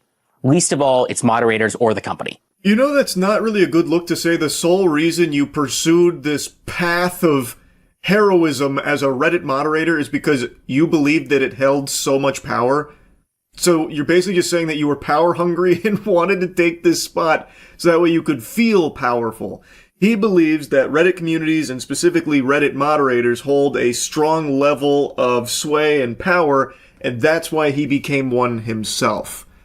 That, I don't think, is a good look, man. It's not even coming from like a place of passion or something for communities. He is literally saying he did it because he wanted to be strong. Come on! I understand that Reddit communities, like Reddit as a whole, is a platform that does hold like legitimate influence over like conversations and topics and stuff like that. So by extension, moderators have a lot of ability to control narratives by hiding things or boosting things, and that is something that I've talked about in the past and a lot of people have made mentions of many times. It's been a pretty big yapping point for a while. This is the quintessential Reddit mod mentality. You know the stereotype that exists of power-tripping Reddit mods? He is, in the first minute of this video, confirming that is exactly what drives him, is power. Like this small modicum of power that he was bestowed for the livestream fail subreddit. And it's... the level of self-importance is sickening. In this video, I will go over why I believe this, and I will also talk about a code of conduct moderation action that was taken against me due to good faith mistakes that I believe were caused by a clear lack of direct material support that the company gives its moderators. I will end the video by talking about what you, Spez, can do to fix this problem, as well as what I and other communities can do in case Reddit does not solve this very serious mismanagement problem regarding the lack of support that is given to moderators. So here's the spoiler alert. He is going to be playing a sad song on the world's smallest violin about how he has been removed now as top mod of Livestream Fail because he was promoting a scam through that subreddit, which did ultimately result in people losing money. There were actual victims of this scam, so he has been removed of his position at the top of the food chain on Livestream Fail, and he is now putting a decent chunk of that blame on Reddit itself for not giving him the tools to avoid this from happening. Like at a certain point, there's like a brief moment of self-awareness, like this lightning bolt of self-awareness where he's like, yeah, you know, it was a little fishy. But then he like immediately pushes it onto Reddit like, but if Reddit had given me access to brand deals and lawyers, this probably wouldn't have happened. It's like, what the fuck are you talking about? You're a Reddit mod. Why would Reddit be giving you access to lawyers and brand deals and shit? That doesn't make sense. First, I will go over the code of conduct action and why I was removed as the top moderator of r/livestreamfail. This sounds like stupid internet drama, I know, but I'm going to talk about how this is a very clear example about how Reddit's mistakes causes very serious problems to Reddit's community and the company as a whole. It was your mistake, buddy! Fucking Spez wasn't behind you massaging your shoulders as you signed the deal with $1 Million Fan Show, which turned out to be a scam. He wasn't like the Sith Lord projecting into you, trying to convince you to go to the dark side to, you know, sell out Livestream Fail to get more people hooked on $1 Million Fan Show. It was not the CEO of Reddit that forced you to do that, and even if you did have access to lawyers and other brand deals, it wouldn't have prevented something like this from happening. You made the choice. Here's what happened. There was an announcement related to a live stream related game show called $1 Million Fan. I heard about the game show a few hours after it got announced by a couple major live streamers. It sounded like the perfect type of content for a live stream fail. I mean, reality TV, game show, live streaming, gaming, that's perfect for LSF, which is about fun, crazy content about kind of live streaming gamers. If that isn't the stinkiest load of horseradish I've ever heard with that description of LSF. Do you go on your own subreddit? Have you ever been on your own subreddit? That's not what it is. That's not what you just described at all. That is the most blatant misrepresentation of that subreddit I've ever heard anyone try to squeak out. If this was Pinocchio, his nose would have just went fucking Wumbo Insano style with that lie right there. Anyone who has ever visited LSF in the last, 7 years will tell you it is not a subreddit for crazy, wacky clips of gaming and, stream fails or anything like that. I don't know why he's even trying that angle. Everyone knows that's not what that subreddit is. So when I heard about this, I was very excited. I immediately reached out to the organizers to see if we could set up some sort of a collaboration. This collaboration would just be to get cool content on the subreddit. No, financial incentives, no moderators being paid, basically none of anything like that, just fun, cool stuff for the community in the subreddit. For collaborations, the first obvious thing that came to mind was, how do we get their content on the subreddit? Either some superfans or some editors could clip some cool hype moment from the show and then post it to the subreddit. What? That's what happens already organically on every other stream. Why would this, a potential $20 million reality TV show, be any different? Obviously, things would already be being clipped and posted on the LSF subreddit. Why would you be reaching out about a collaboration to ensure that happens when you know for a fact it already would if this fucking show ever actually existed in the first place? That doesn't make any sense to me at all. Trying to be extremely charitable here, maybe he was under the impression that this would be exclusive to Amazon Prime, thus they wouldn't have the rights to post it on LSF. But on the flip side of that coin, he said he heard about this from streamers, thus he would have known that it was going to be streamed on Twitch in the first place, thus it would still be clippable for LSF. That's just business as usual. I don't know why he would reach out about a collaboration to do what was already no doubt going to be done already. It just, that doesn't pass the smell test. I don't understand. But I also had a stretch goal, and that was, what if LSF could be part of the show in some way? I don't know, there could be a LSF-themed best clip contest. Contestants compete in one of the kind of small challenges, they make the best clip, and then somebody kind of wins a prize at the end. It was a stretch goal, though. Why, though? LSF Best Clip is just the best clip from the event. Why does LSF's name need to be attached to it? This guy is treating Livestream Fail like it's his personal brand. Like this is his baby, this is his product. So all the clips that hit LSF are actually top mods clips as well. I just don't even get this stretch goal here. I think he just wanted LSF's name out there more because it gives him more power in some capacity, because this is totally useless. Again, whatever would win best clip would just be someone else's content. There doesn't necessitate a live stream fails shout out there for some reason. Even if they were the ones that were hosting votes on what the best clip is, who gives a fuck? That could have been anything and any one where people the actual communities would vote on it, not just his subreddit. Anyway, though, he goes on to explain that they accepted this proposal. He was super hype about it because it meant this was a big moment for the subreddit. And he even made a mention that he believed he could turn this into even more opportunities for the subreddit going further, snowballing it into even more LSF prominence. So we quickly worked to make an announcement together, and I posted it the next day.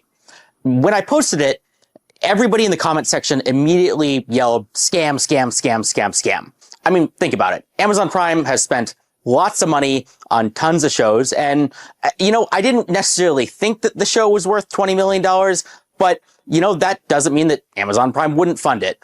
And, if LSF was involved, maybe it would actually succeed. Maybe my involvement alone could make the $20 million kind of investment worth it. Who knows? At least that's what I thought. It sounds like you weren't thinking at all, though.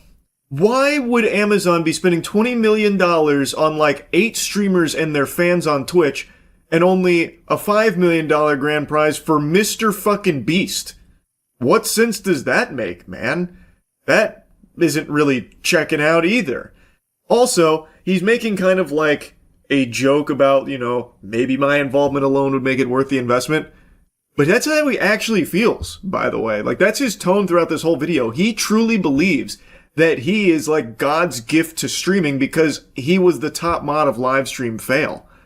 Like, it is a very, like, scary mentality to have, and I do genuinely feel bad for him that he has, like, poisoned his own brain to this level, deluded himself into thinking that him being a top mod on a subreddit was, like, something of significance and, like, something of, like, grand importance. I'm a highly paid software engineer working in San Francisco. I do not need to take a couple $1,000 bribes from, random internet scams. Okay. I was doing this because I legitimately, care about the subreddit, and that's why I spend my time on it. So he debunks rumors that he was paid to promote $1 Million Show from the organizers, saying that he doesn't need to be taking bribes. He's financially well off. He then goes on to say that he was addressing like some of the deleted comments because that was a specific mention in why Reddit canned him, because it potentially showed malice because he was involved in this promotion that ended up being a scam. And so he wanted to address like the deleted comments. He then has a section dedicated to me where I talked about the scam, and then the organizers were talking to him like, well, since Charlie talked about the scam, 5 streamers dropped out, so we're no longer doing this anymore. Pack your bags, take down the post. And then he says I didn't do enough research on it because I didn't reach out to him or the organizers. But beyond that, it doesn't seem like he did much research. I don't think that he reached out to any of the organizers. He certainly didn't reach out to me. And I don't know if he reached out to Mythic Talent or any of the streamers. And that important point is that nothing in this situation has yet to be definitively proven as a scam. I repeat, there is no definitive, at least public information yet, that anything fraudulent, malicious, or illegal has happened in the situation. Brother, your level of research was cold calling the organization dick in hand, begging to be associated with them, and then that was the extent of it, because apparently you heard one of the streamers promote it. And yet he's going to be causing a hubbub because I didn't reach out to him for his perspective. Brother, I didn't even really talk about you in my video, just that you were associated with this shit, roped into the same scam that they were. And for what it's worth, if you watch the video, you would know I did get in contact with 2 agencies, one of which got the exact same contracts that Mythic did and got information on that, as well as getting one of the actual offers that Mythic was taking to the streamers. So I was very well familiarized with everything that was unfolding behind the scenes. And again, it doesn't take a super sleuth to go to their website and see that it's just fucking barnacles, man. One of their partners didn't even exist. There was no website and no business. Their about section was AI generated mumbo jumbo. Every single paragraph ended in triplets and also had the telltale sign of it's not this, it's this, over and over and over again. Their first image on their site was literally an AI generated mansion, and he mentions that in this video, but then goes on to say shamelessly that there's no definitive proof that this was ever a scam in the first place. That's a wild statement. Why don't you ask the people who spent money on this how they feel? Do they feel like they got their money's worth? Did they get the product they paid for?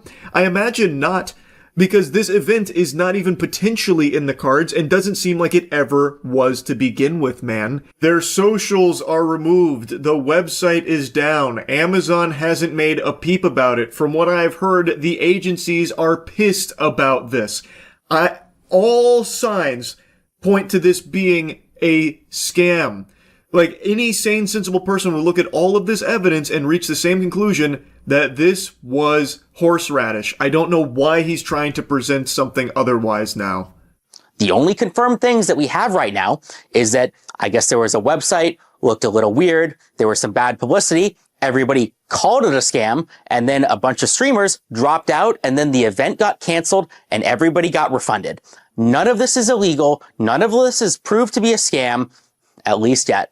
Maybe I'll eat these words. Brother, you're eating your own cock right now. What are you talking about? And then everyone clapped. Like, this is just fanfic. Where are you getting this information? There was an explicit no refund policy on their website baked into it. It was very boldly stated there are no refunds once you make these purchases. Who got a refund? I haven't seen anyone, posting receipts of getting a refund from the money they spent on this. Where are you getting that information from? That's a genuine question. Maybe he's seeing things that I'm not seeing somewhere. Because I even looked into it after he made this video, wondering like, whoa, they refunded? That's pretty surprising. I can't find any proof of that. I would love to see where he found that. It's really not a secret or very surprising. I got removed directly for the post that I pinned to the top of the subreddit related to the game show or supposed and alleged scam, as well as kind of for deleting comments that were kind of critical of it. I also want to make a comment about kind of the Reddit code of conduct team as a whole. Reddit has all this flowery language about how kind of the code of conduct team is not here to punish you. It's kind of here to get you to act in good faith. It's here to kind of give you second chances and warnings and all of this stuff. And apparently all of that are lies. No, man, this feels like the perfect implementation of that protocol. You pinned what seems to be, from all possible evidence, a scam. I don't know why he is trying so desperately to persuade to the contrary. Maybe it's because he believes that if he can try and prove that he really believes that it's not fraudulent, he can get his position back as top mod of LSF. I don't know. Or maybe getting really conspiratorial, maybe he worked with the organizers in a deeper capacity than he's letting on. That's just a possible game theory. It's just extremely peculiar how hard he is fighting to try and convince himself and others that maybe this wasn't a scam, when all available evidence points towards this being fraudulent. And if this video is him trying to make a case for himself why he should be reinstated and get that power coursing through his veins again as a moderator on Reddit, then this is a terrible job. Because what he is doing now is showing that he is willing to even defend what seems to be, by all possible accounts, a scam that he was directly associated with, maybe unknowingly, and now he is doubling down on it. That is a terrible look, and that makes you look like an unhinged moderator who, even when proven to be incorrect, will not see that, will not take the accountability there. And now he's getting mad at the code of conduct team for enforcing their rules. He deleted comments that were critical of his decision to promote this sketchy game show, and promoted a sketchy game show that resulted in people spending money on something that didn't exist, doesn't exist. So I feel like it's a pretty justified termination of his moderator status. Now, here's the most important part of the video, Spez. This is a direct message to you and only you. I want to talk about how this whole situation is a direct result of the lack of support that Reddit, the company, gives to its moderators. Yeah, I did the partnership. Yeah, I didn't look into this as much as I should, and I trusted kind of agencies and live streamers when I should not have.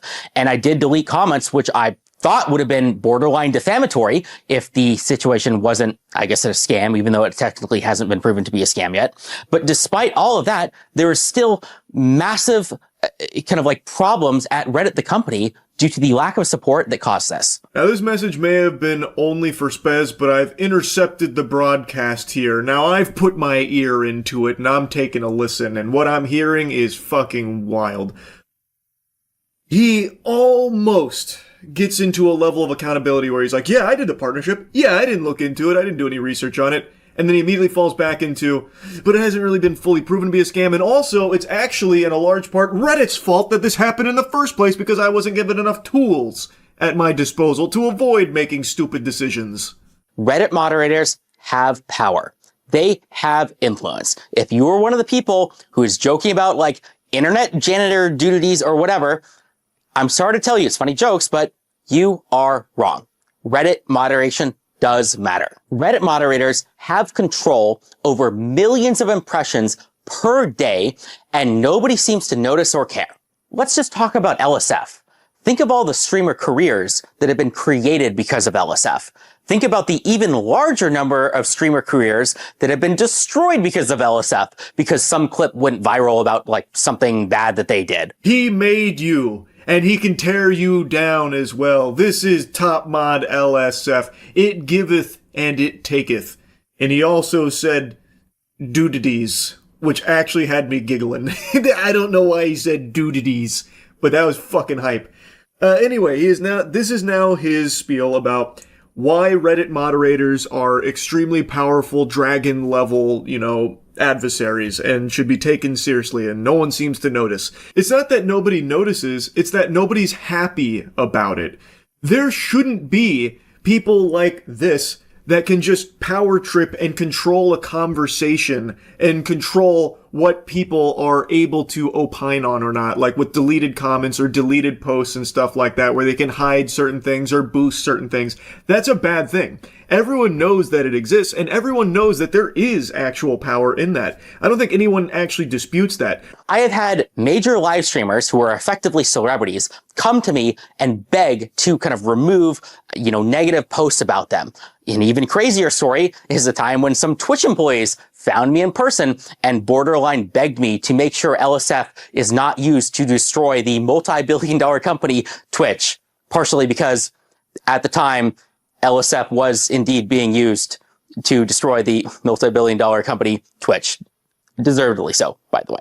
That's right. You better bow down. Every Twitch employee, when he walked through the door at TwitchCon, got on their hands and knees, instantly groveling at his feet, begging, pleading with him to stop the attack on Twitch, the multi-billion-dollar organization. Dan Clancy came in and sucked his wiener, I heard, in order to try and appease him so that he would stop using LSF to destroy the multi-billion-dollar corporation that is Twitch. Like, come on, man. Like, look at how you're talking about this. This is exactly why you shouldn't have a position as a top moderator of a subreddit. Like this, you are demonstrating the caricature of a Reddit moderator right now.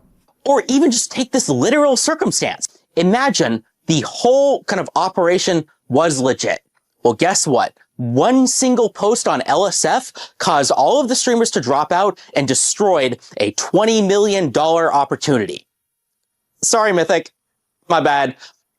Or imagine it was, a scam through and through. Well, guess what? We were the ones to expose it and destroy it before it had the chance to cause any real harm. I mean, everybody got refunded after all. Guess things ended up okay. Why do you keep saying that? Where are you finding that information about everyone getting refunded? Are the organizers telling you that? Like, I really don't know where you're seeing that. But again, man, yes, it is a big subreddit, which means things like this information about a $20 million potential scam will have naturally blossomed there. As it would anywhere else on like a big Twitter community or a different subreddit.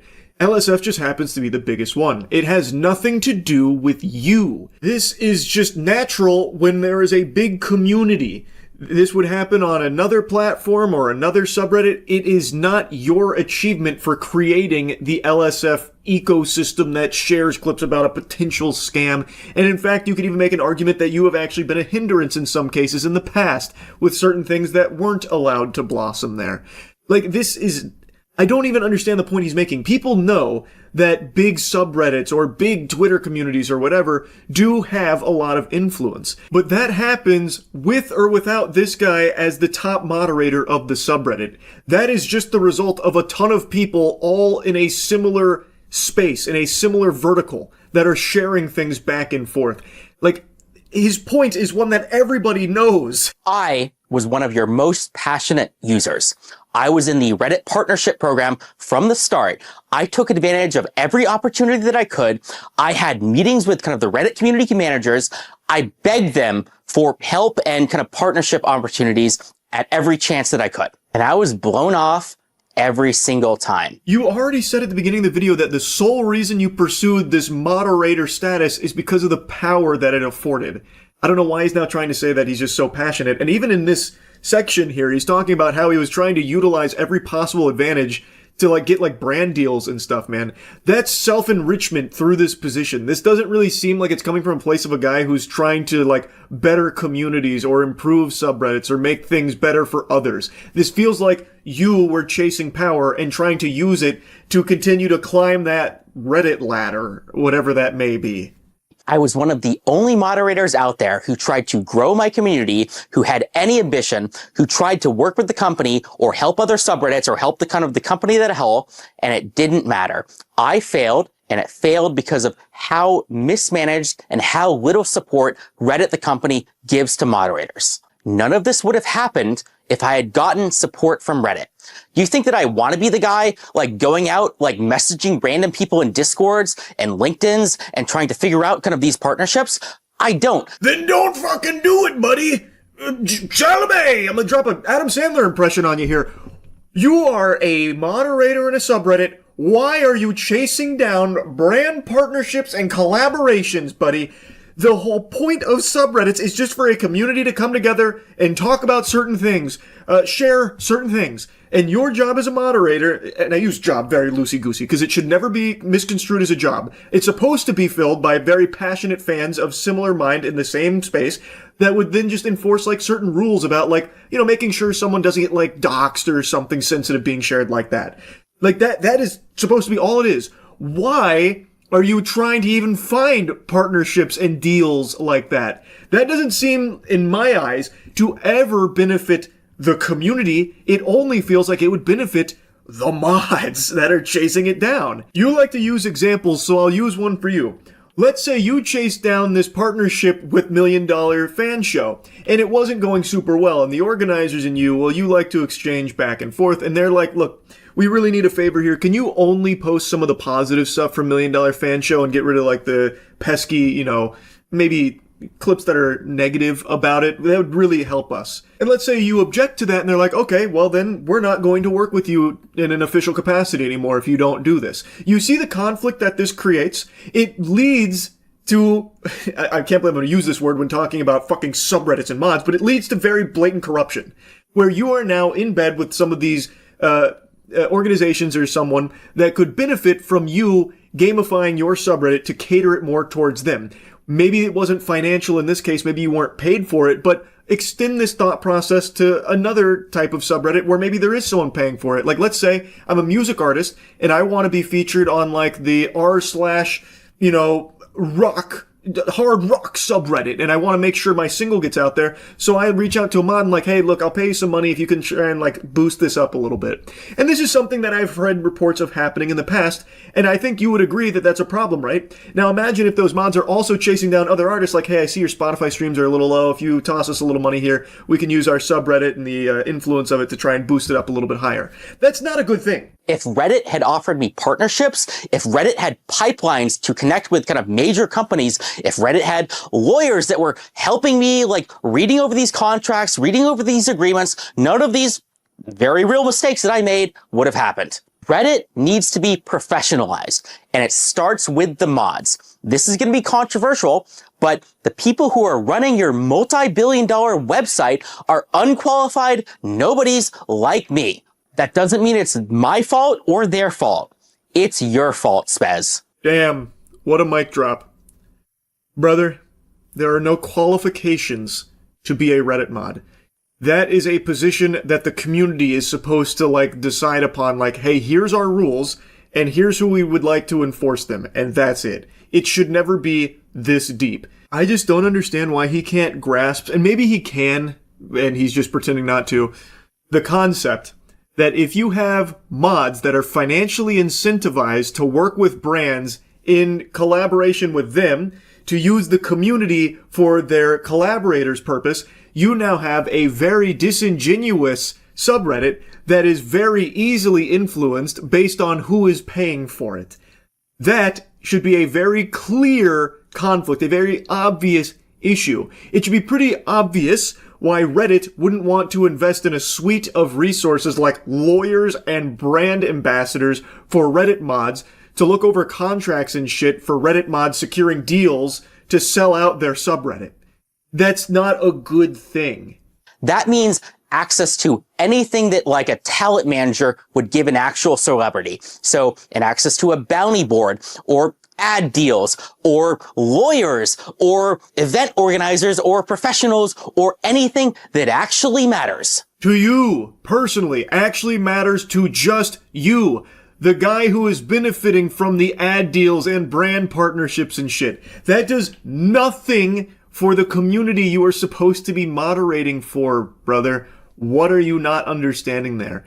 Like, he is only arguing to help himself under the guise of it being to grow his subreddit. It only grows you, man. To summarize, Reddit moderators should be treated like celebrities or influencers, not because they deserve respect or anything, but because they actually have real power and influence. I mean, if not for the world, at least over your $50 billion company, maybe if you gave them actual support, it could go from 50 billion to 100 billion. I mean, it certainly deserves to be that high up for how much traffic Reddit gets. Yes, a high-level financial growth strategy here. The way to double your company is by spending resources to connect your subreddit moderators with talent managers that will chase down brand deals for them. So that way they can feel like a celebrity and I guess cash in on their mod status. Yeah, I'm really seeing the line now. The pieces of the puzzle are coming together nicely. I get it. True to the community, Spez and Reddit, they're almost certainly not going to fix any of this. All of this is up to us to solve. He then tries to address the community about, like, this problem, and I really don't even understand the problem he's trying to portray here, because all he keeps hammering home is that he is a top moderator, wasn't given enough resources like lawyers, and he wasn't treated like a celebrity enough, and he didn't have the ability to chase down brand deals, which led to him making a poor decision here with the $1 million fan show. How is that a problem that the community, like, would rally behind, man? You just shouldn't have done it in the first place. Reddit shouldn't be a platform where mods are selling out big communities for the sake of brand deals. I don't see a whole lot of community support coming for that kind of message. He keeps presenting it as a problem, but actually I think this video demonstrates exactly why Reddit made the right call removing him from his position.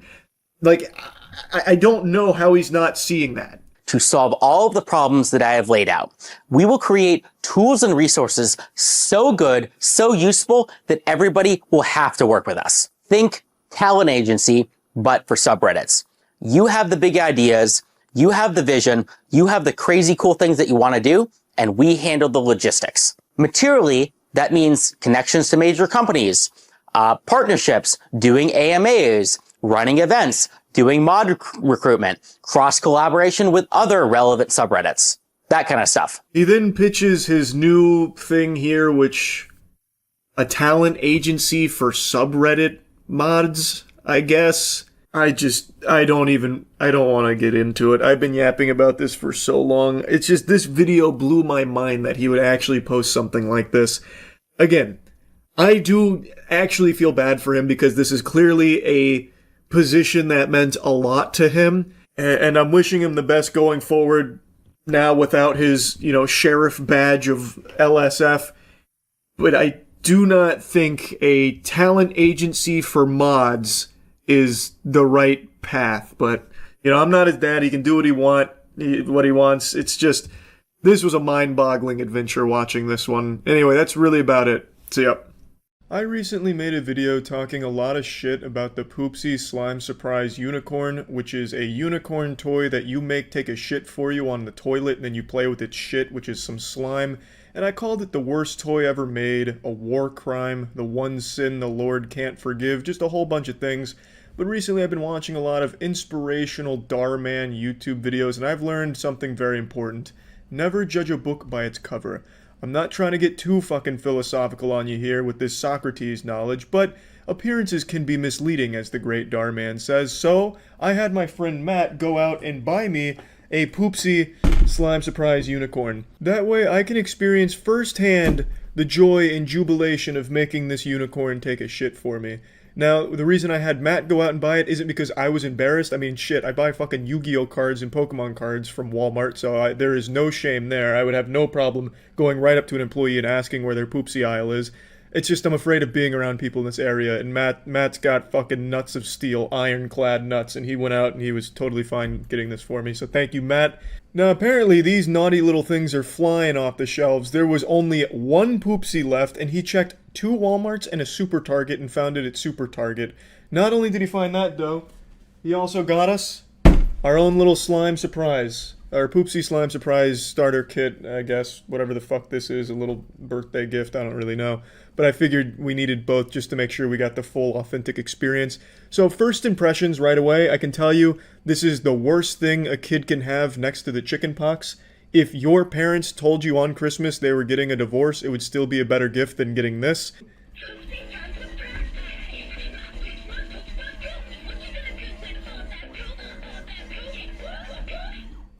What are you going to do with all that poop, am I right? Now, I'm sure you can hardly contain yourself. Go ahead and amplify that excitement by 100 for me. I'm about to start scratching at my neck like a meth addict if I can't get into this box soon. So let's just go ahead and dive in here. Let's go ahead and raid the public bathroom and check this shit out. So we'll crack this open here. We'll start with the actual poopsie unit, and we'll save the slime surprise for later. Jesus. She's really sealed in here real tight. Like a fucking sarcophagus. I'll save you, Poopsie! Ah!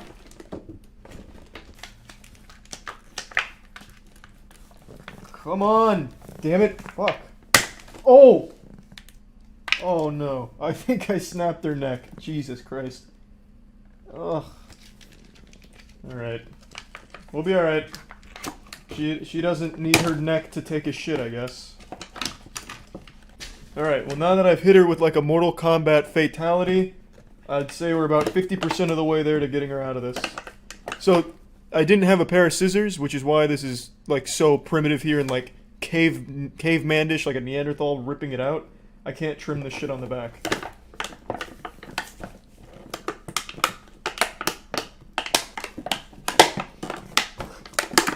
Ah! Oh! Alright. So I hit myself extremely hard in my sack, and, well, that's just a little wake-up call. You gotta bleed for the poopsie if you really want to enjoy it. I guess the surprise in the name was for the surprise vasectomy I accidentally gave myself, getting it out of the box. Anyway, we got her here. She still kind of works, but I do think I broke her neck. Yeah.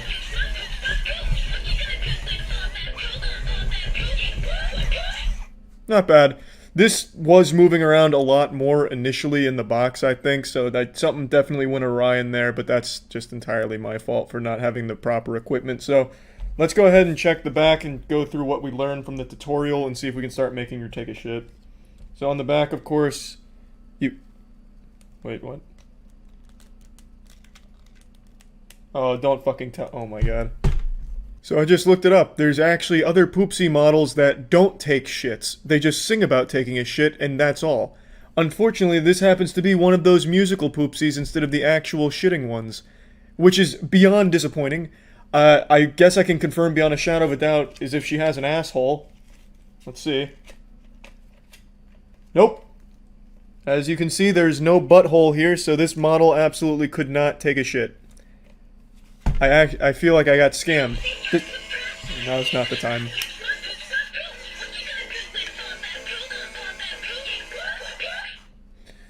I feel like I actually got scammed. This was $60. $60 fucking dollars. What am I gonna do with the slime surprise kit? I can't even make slime out of her fucking colon. This is the only... How popular are shitting toys? How the fuck is this the only poopsie they had left is the singing one? They don't actually have the shitting one. I feel like this would be the one kids would want. Something that like sings and jingles keys. Not just shits. I don't get it. Well, this is probably the most disappointing moment of 2020 for me, I'd say. I was really looking forward to getting this experiment going.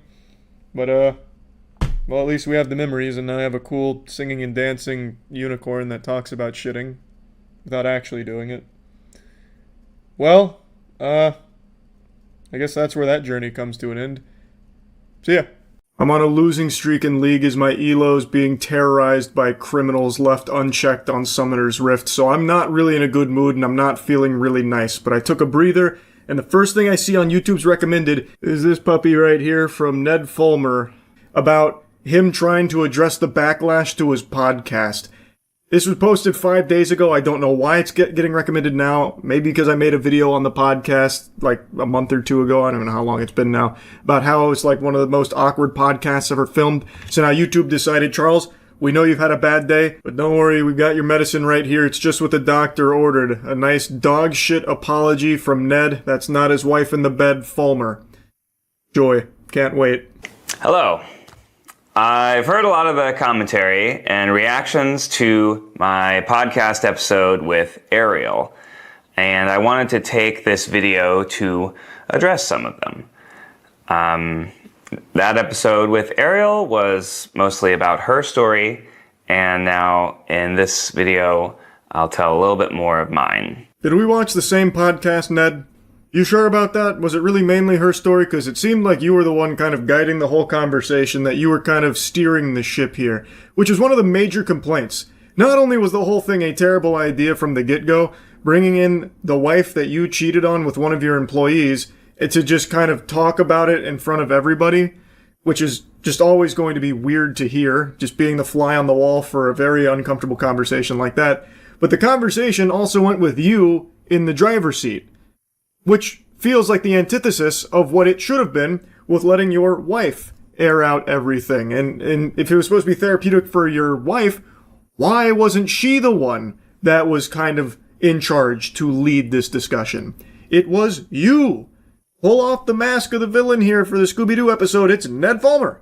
Like, it's just, you're not even, like, digesting the comments that you're supposed to be addressing.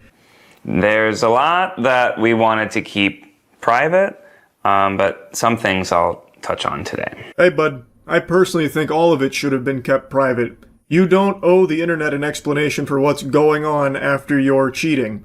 There's no reason to invite everyone inside for all the dirty laundry and everything behind the scenes. Just keep it private. I think that probably would have been the healthiest thing for all parties involved. That's just my personal opinion on the matter, but I gotta tell you, I think a lot of people shared that sentiment because this is something so personal and so devastating that putting it all out here in the public just doesn't make a whole lot of sense, especially when it seems like the main purpose of it was to launch your podcast. The fucking rock bottom podcast, whatever garbage that is, which, by the way, nobody's watching, Ned. First episode blew up because nobody could believe that you would actually bring on your ex-wife to discuss you cheating on her with one of your employees. That is just an unhinged idea. First, I know that it was a very painful and uncomfortable conversation to watch. I know for some of you, it reopened things. For us, it felt like a necessary step to be able to move forward. We knew we would always get these sort of questions in any context online, and it felt like the only way to move forward was just to face it head on. On a podcast that you're launching? That was really the only way? Look, man, far be it for me to question how Ariel wants to heal and move on from this. That's entirely her decision to make. But if this was a necessary step to try and address things head on, why did it have to be on your podcast that you are launching on the back of this episode that is exploring her feelings on having her whole life devastated from your unfaithfulness? That surely is not the only way. If you wanted to address everything like head on, you know, both feet planted, getting like rough and tough with it, why not just release like a joint statement or something, perhaps, if you needed this to be a public-facing thing in order to move on to, you know, clear the air of everything and rumors and whatever. It didn't need to be in an hour and a half or whatever podcast that you're starting. That just doesn't make a whole lot of sense to me, unless, of course, the actual motivator for it is to try and get back onto YouTube and be able to make money on the platform again. Because he is launching a product with it. As has been reported in interviews, launching the podcast with a conversation with Ariel was Ariel's idea. She's a stakeholder in the Rock Bottom podcast and this new channel, and she wants it to be successful. So that was part of the reason why, in terms of having that conversation, we did it together rather than on any other platform. I couldn't possibly know the inner workings of this business partnership. Haven't seen the contracts. All I can say is that feels very odd to me, because this seems like a business partnership strategy that heavily favors Ned. So I don't fully understand that, but I just really think that this is something that didn't need to be shared in this fashion. After Discovery, I started an intensive program of therapy, group therapy, and work to really try to understand what I had done, why I had done it, and what it meant for my relationship and my life. That's cool, man. I'm not your therapist, but I feel like the reason you did what you did is because it's something you wanted to do. In the podcast and in here too, he keeps making it seem as though he didn't know that this would be painful for his wife to be fucking one of his employees, which I think is so odd, especially the way he presents that. But he's talking about like his journey to coming to terms and realizing that what he did was bad and realizing that what he did is cheating. All of these mental clouds that help you continue behavior that you know is hurtful and you still do it anyways. So it let me face the truth and acknowledge in no uncertain terms that I cheated on my wife with an employee of my business, and it caused her immense pain and shattered our marriage. Yeah, but was there ever any real uncertainty there to begin with, though, Ned? I feel like even if you had just been lobotomized, you would still be able to recognize that fucking someone that's not your wife is bad. That's textbook cheating, right? Like, this is what I'm saying. The way he presents it is weird. He makes it seem like I had to really understand this was not a good thing. This was, as they say, cheating. It's like, yeah, man, yeah. Like, okay, cool, you're getting help to get to the bottom of this, so hopefully you never do something like this again in the future, but, like, man, like, did you really need to have this huge come to Jesus moment that fucking a woman that's not your wife, who is also your employee, by the way, is not good and is cheating, like, by definition? I don't know, it rubs me the wrong way the way he talks about it. Like, he was just so blind to the fact that this was a painful thing that he was doing to his wife. Like, what he was doing would make her very upset should it ever come to light. You know, it's just, you would know that. You would think, right? Like, he's sentient. I feel like anybody with a functioning frontal lobe would know that that would be very painful for your fucking partner to know and to learn. So for you to do that to them would cause them immense agony. But I guess maybe Ned didn't know that somehow. So this was a long process that it took, approximately 2 years, and continues work even to this day at the 3-year mark, even though we decided to separate officially 2 years in. It's something that I'm really proud of. That's really changed my life, and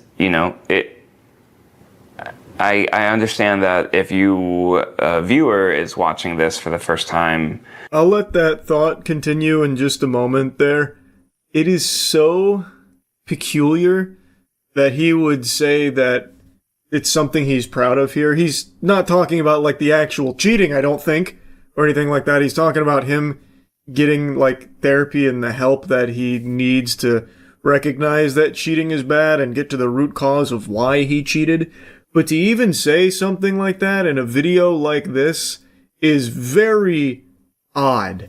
Or just see as this 15-second clip on TikTok, you don't understand everything that has led us to this point. And I know that it'll take time. And if you want to just judge me off of one clip of me talking about society, which obviously was not the best response to that situation, you are welcome to do that. I know that people have a choice when it comes to what they watch and what they consume.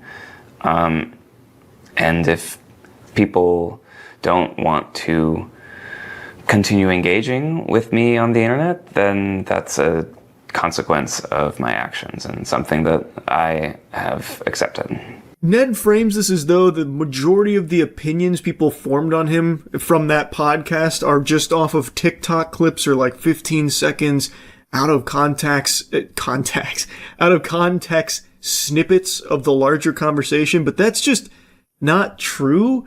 Like, sure, there probably are some people that only saw the clips, but the whole conversation is there with over 1 million views. Like, a good chunk of people saw the podcast. I think a lot of people like me couldn't finish the whole thing because of how unbelievably uncomfortable and awkward it was. But it's very understandable for them to form their opinions on you based on the fact that you cheated on your wife, betraying her trust, being unfaithful to her with one of your employees, man. Like, even just seeing some of the clips or just even knowing that, plenty of people are not going to like you for that. It has nothing to do with them only seeing these podcast clips that make you look bad. The whole podcast makes you look bad because what you did is bad. You did a really bad thing, Ned. Now he has the audacity to throw himself like a little pity party here, Oh man, you have a choice in what you consume, I suppose, so if you're watching these 15-second clips, these snippets that make me look really bad, I guess that's your choice to make. I've come to terms with it. Like, as if that's the only reason people have a negative opinion of him. Even if it is just those clips, the fact of the matter is you did a bad thing and people aren't going to like you for that. Even if they've only seen clips from that podcast, everyone else who's seen the whole thing is still going to have that same opinion because you look like shit in it. It paints you in a horrible light. Because what you did cannot be painted in a positive light. I don't know why he tries to weasel this here statement in about, people only seeing the clips, the snippets from the conversation, if only they'd hear the whole thing, go along for the whole ride. It doesn't make sense. Because clips or whole thing, you are still going to walk away with a bad impression of Ned, regardless. It's just if you watch the longer one, you also have to squirm in your chair because it's so unbelievably awkward to sit through. Anyway, though, most of this is him talking about what he's done to try and grow from it, as a person, become a better person.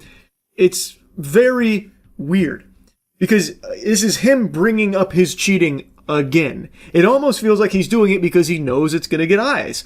It is a very weird thing to do again, to bring up him being a cheater. But, it's getting some views for him, and maybe that's the goal. I don't really get it. But anyway, that's really about it. Yeah. What's up, everybody? It's Critical. I'm playing Kensetsu Juki Kinka Bataro Buchigire Kongo, otherwise known as Battle Construction Vehicles for the PlayStation 2. Let's do this shit. This asshole looks like he's just seen a ghost. Oh, fuck! Not a ghost, a construction vehicle. And it's fucking out for blood. Damn. Is that Heihachi from Tekken? Goodness gracious, this intro is out of this world. It's thrilling, captivating. It's the cat's pajamas. It's fuck. Here we go, I finally get to play the game. And that's being optimistic considering I don't even know the controls. Which one of these heavy-duty machines is me? Is that me, or is this me? I'm probably the one being punished, so... Oh, alright, there we go. A little, 10 pillars of safety attack. How do I transform into the Autobots? Oh, fuck. Oh, shit. Textbook pile driver. I'm just out here driving a stuffed animal, while Grandpa's got the world's strongest crane at his command. Oh, I fucking see your strategy. You're trying to take me out of the driver's seat. Well, the machine would probably be better off without me operating it. It'd put up more of a fight. How do I even move this? Fucking, will you stop slapping my ass cheeks like you're knocking on a door? Let me learn these controls. There you go, right back at it again. Who are you expecting to answer my ass cheeks? My shit? My shit's here right now. You want to meet my shit? Yes, there it is. My first attack. Alright, the first of many. I've got you right where I want you, bitch! Oh, damn it, you can't escape! What is going on here? Is a helicopter about to land? The crane's range is absolutely ridiculous! I feel like I'm trying to fight a giant, but they're stiff-arming my head so I can't punch them. How do you like that wall? Ooh, shit! Broke the glass. Enjoy the shards of glass, Grandpa. Oh, I've got him now. He's up against the ropes. There it is. Don't you try to run. The fuck is this? Where the fuck did this colossal fencer come from? Why is he slapping my vehicle with his wiener? How did that just happen? Where did that equalizer come from? What is going on? What the fuck is this? These must be special moves, but I didn't hit any buttons. Alright, there you go. Enjoy your new life as a cube of metal, Grandpa. Maybe they come at certain times during the fight? Did I just win this, or are we taking a piss on the vehicle? What's going on here? I think I won this match. Alright. I can cover the whole map with this crane. Charge up. Hey, someone dropped a $300 million bill over here. Why don't you come claim it? You fell into my trap! You fucking lunatic! You think someone would drop that type of money? You must be out of your mind. You can back up as far as you want, but nowhere is safe. I'm wielding one of those boxing gloves they used to shoot out of guns in old cartoons. You don't stand a chance. Especially when I take this boulder with me. The boulder exploded. I didn't need the boulder anyway. Who needs a boulder? Go. Go. Go. Yes. Perfect. I hope you're enjoying your stay at the Walled Inn. Demolishing the vehicle now. This is construction. Not one of these again, damn it. Oh, a giant wasp. Well, that's really something there. It's got a stinging shitter made out of dynamite.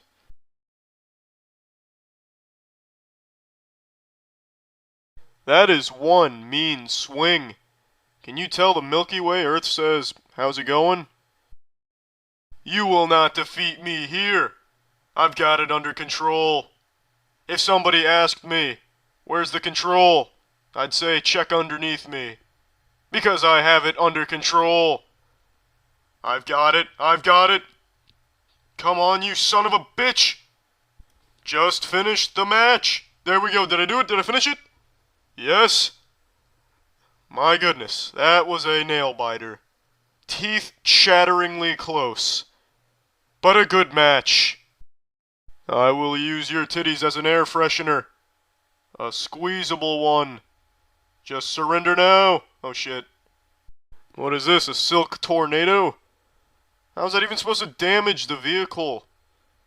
That is just nonsense. Oh, here we go. Two can play at the shitting game. Take some of this. Oh, fucking shit! Good heavens! It commands the elements!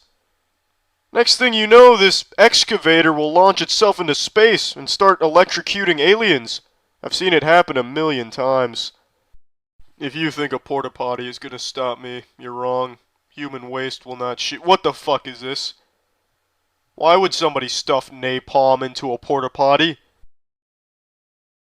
A recent survey suggests most people like walls. I'm sure you're one of them. Why is my vehicle taking damage?